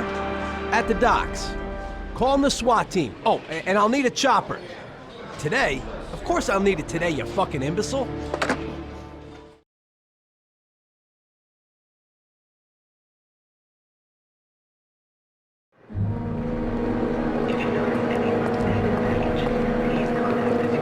Let me stay with you, Scott. I don't want to go.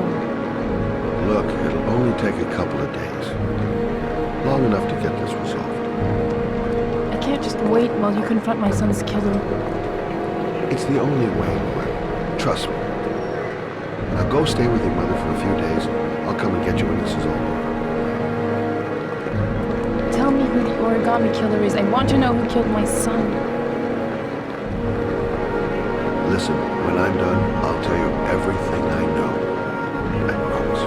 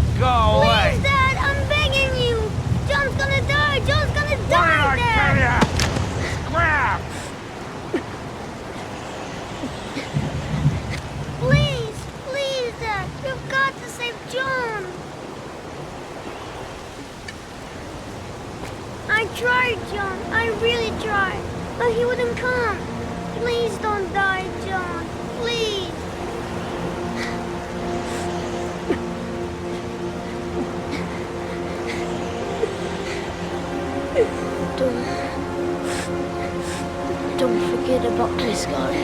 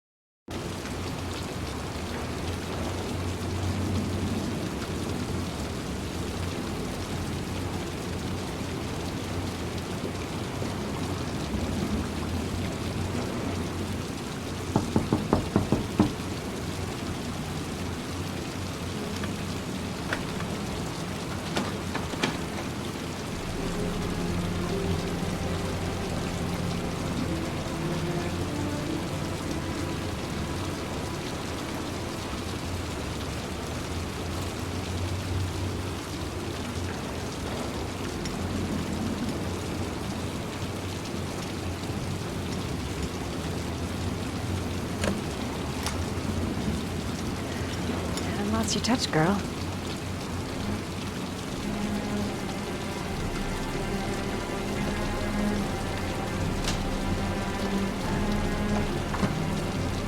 The origami killer's apartment. There must be something that'll tell me where Sean Mars is.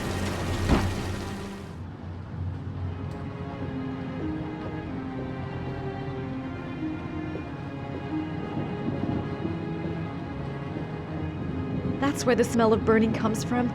Evidence going up in smoke.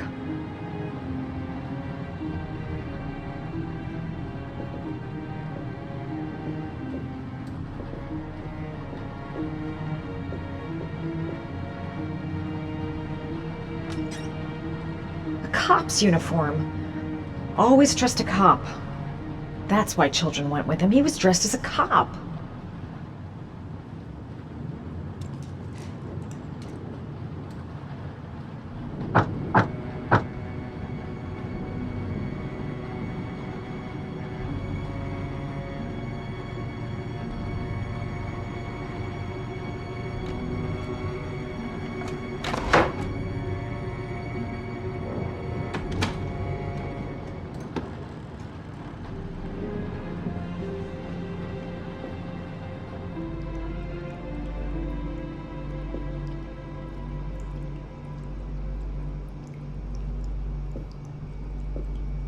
This is where he cultivated the orchids that he left on the chest of his victims.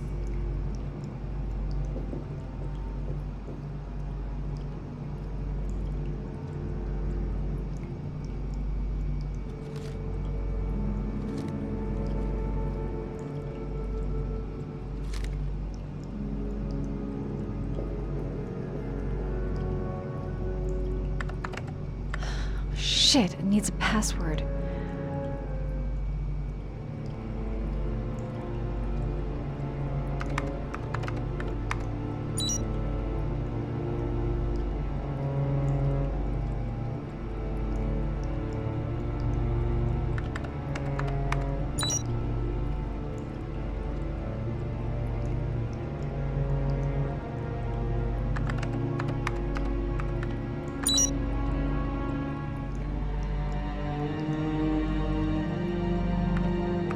Got it. Max. The name John gave to his paper dogs when he was a child. What the hell is that? An address. It's gotta be where Sean Mars is. Hurry. There's no time to lose.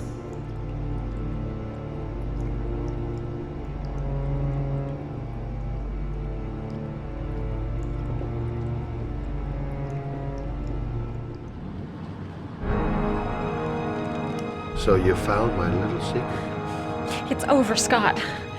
All those children killed just to find a father capable of saving his son? Shut up! You don't understand. There's one child left. There might still be time to save him. Let him go. Do what your father couldn't do.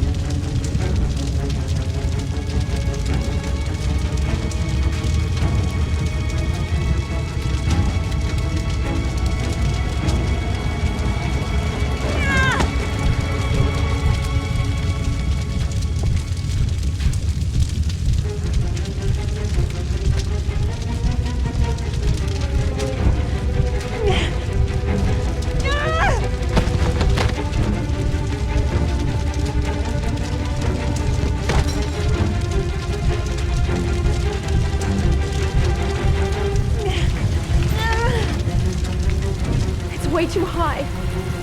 I'll kill myself if I jump. I've got to find something else.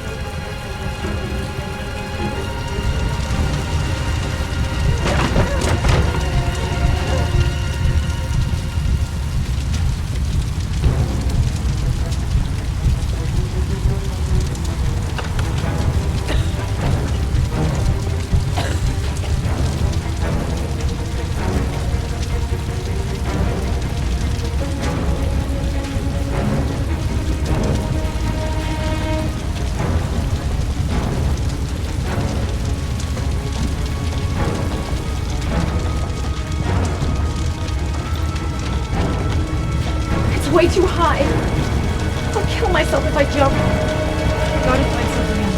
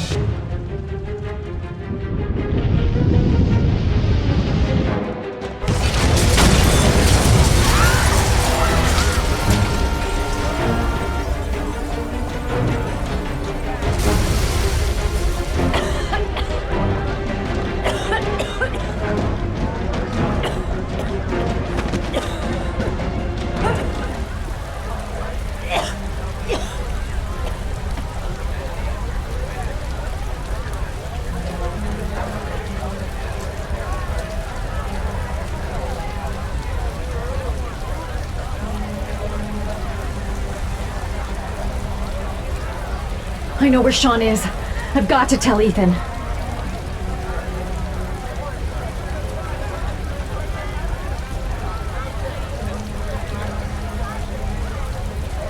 I know where Sean Mars is. I've got to call that FBI guy Jaden. He's the only one I can trust. He'll be able to save him.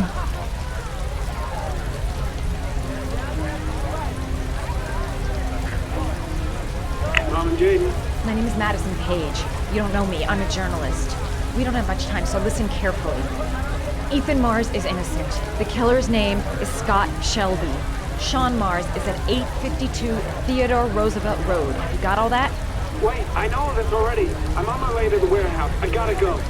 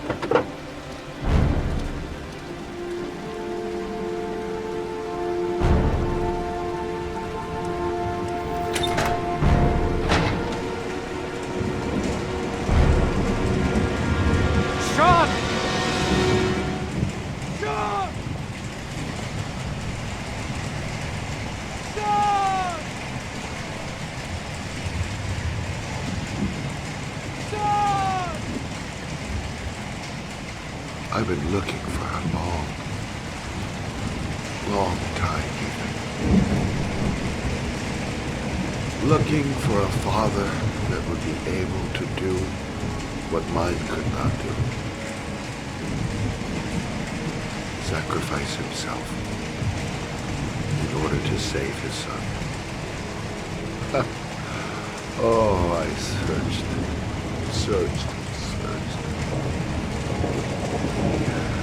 And then I remembered you.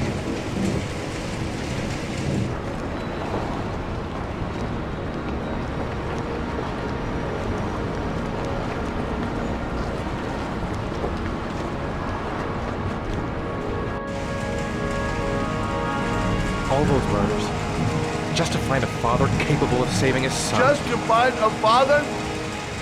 Do you have any idea how it feels to be a worthless nothing in your father's eyes? Believe me, I've suffered just as much as my victims. I finished your damn trials. Now give me back my son! He's there. All you have to do is open that grate.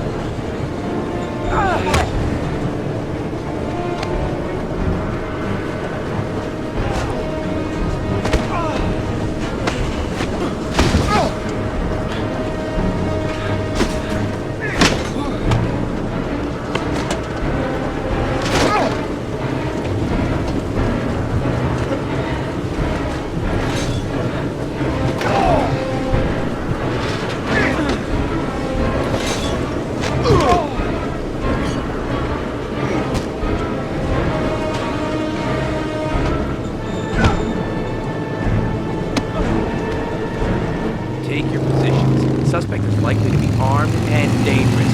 All personnel are ordered to shoot to kill. I repeat, shoot to kill. Ash, are the snipers in position? Yes, Lieutenant. They're ready on your command. Perfect. He won't get away this time. We'll gun him down as soon as he shows his face. Hey! You there! What are you doing? Lieutenant, my name is Madison Page. I'm a journalist. I have proof that Ethan Mars is innocent. He's not the origami Ash, killer. what is a journalist doing here? I thought I told everybody to keep their mouths shut. Now get her out of here. I don't want her getting in the way. Okay, Lieutenant. All right, come on. You're about to make a terrible mistake, Lieutenant. Ethan Mars is innocent. I can prove it.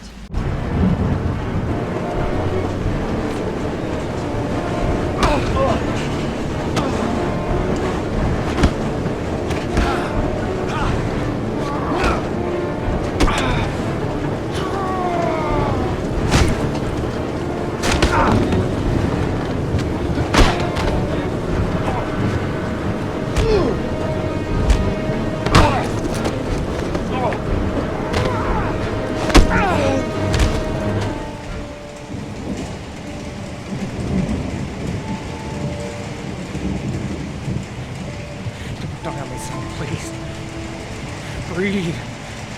Gotta breathe.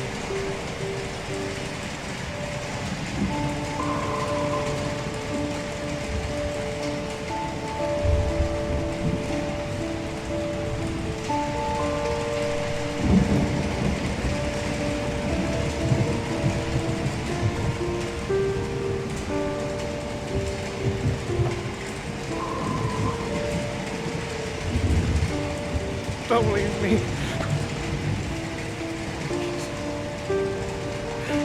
Sean. Don't leave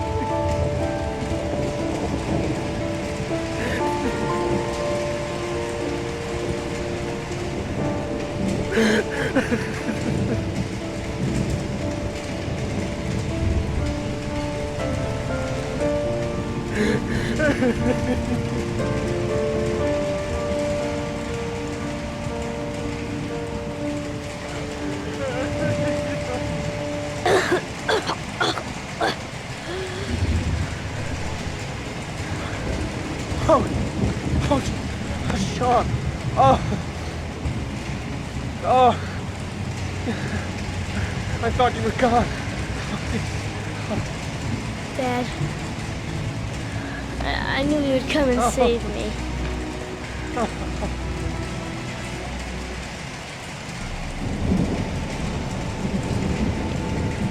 Sean, listen.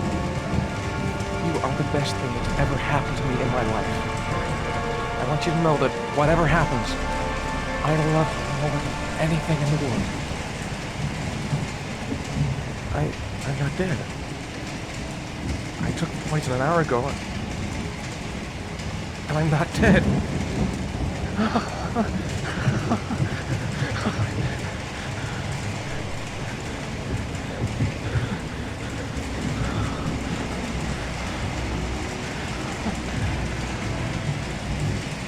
Ash, get her out of my face. Mars didn't do it, for Christ's sakes. He's innocent. Hey, what are you doing?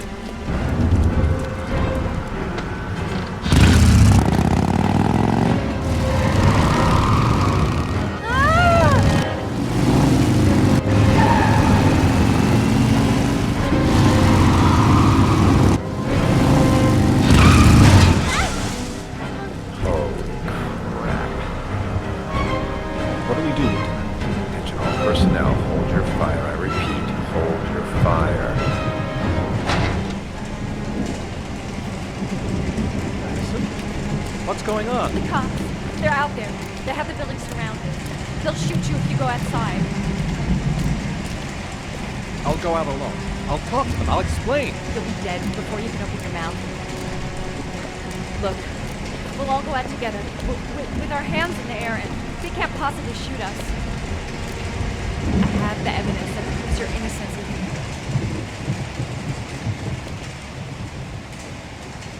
Listen, I'm sorry I didn't trust you. I was only thinking about Sean, and I thought... That's okay. The only thing that matters is that you saved your son.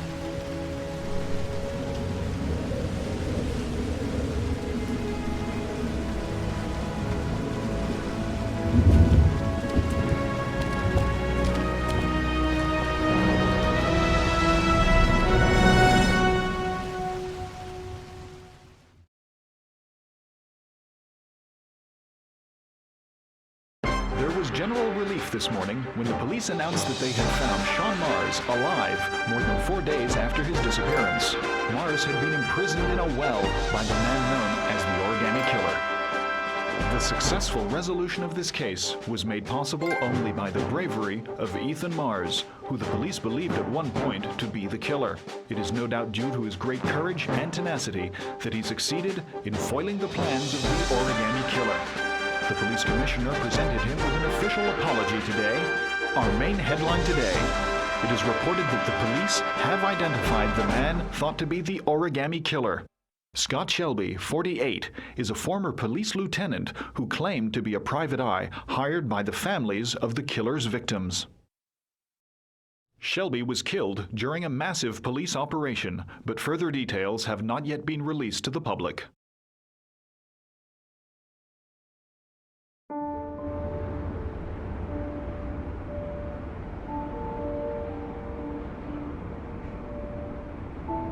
Let's just say a friend of a friend let me jump in line. If we like it, it's ours.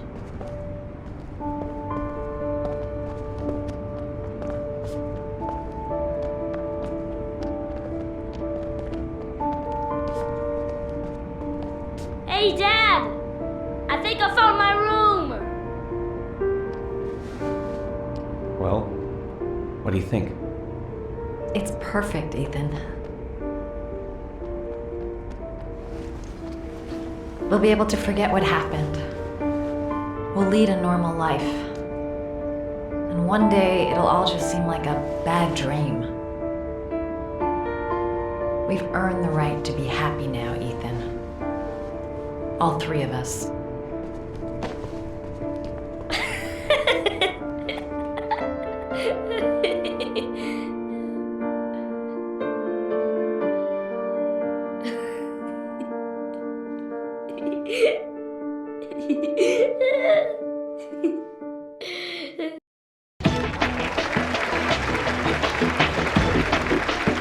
Our guest today is on the cover of today's World magazine this week and has been hailed by the whole nation as a new hero for our times.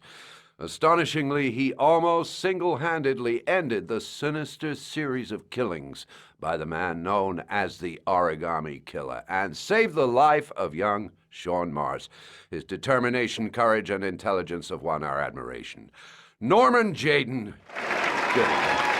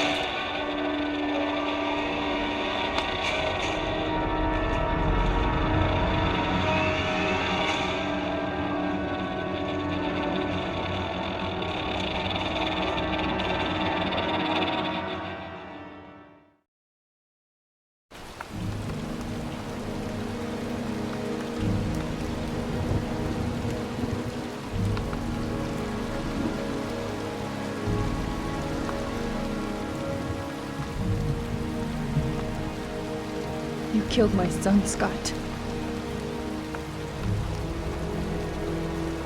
Were you thinking about that when you held me in your arms?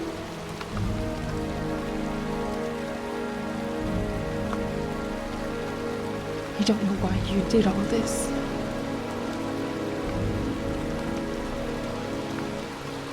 Nothing can justify it anyway.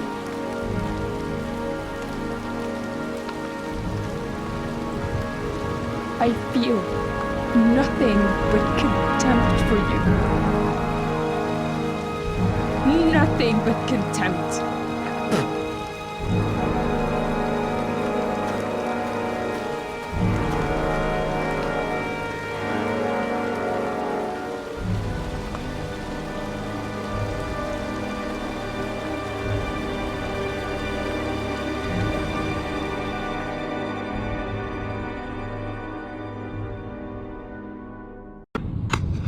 I want to see them again. I'm a father too.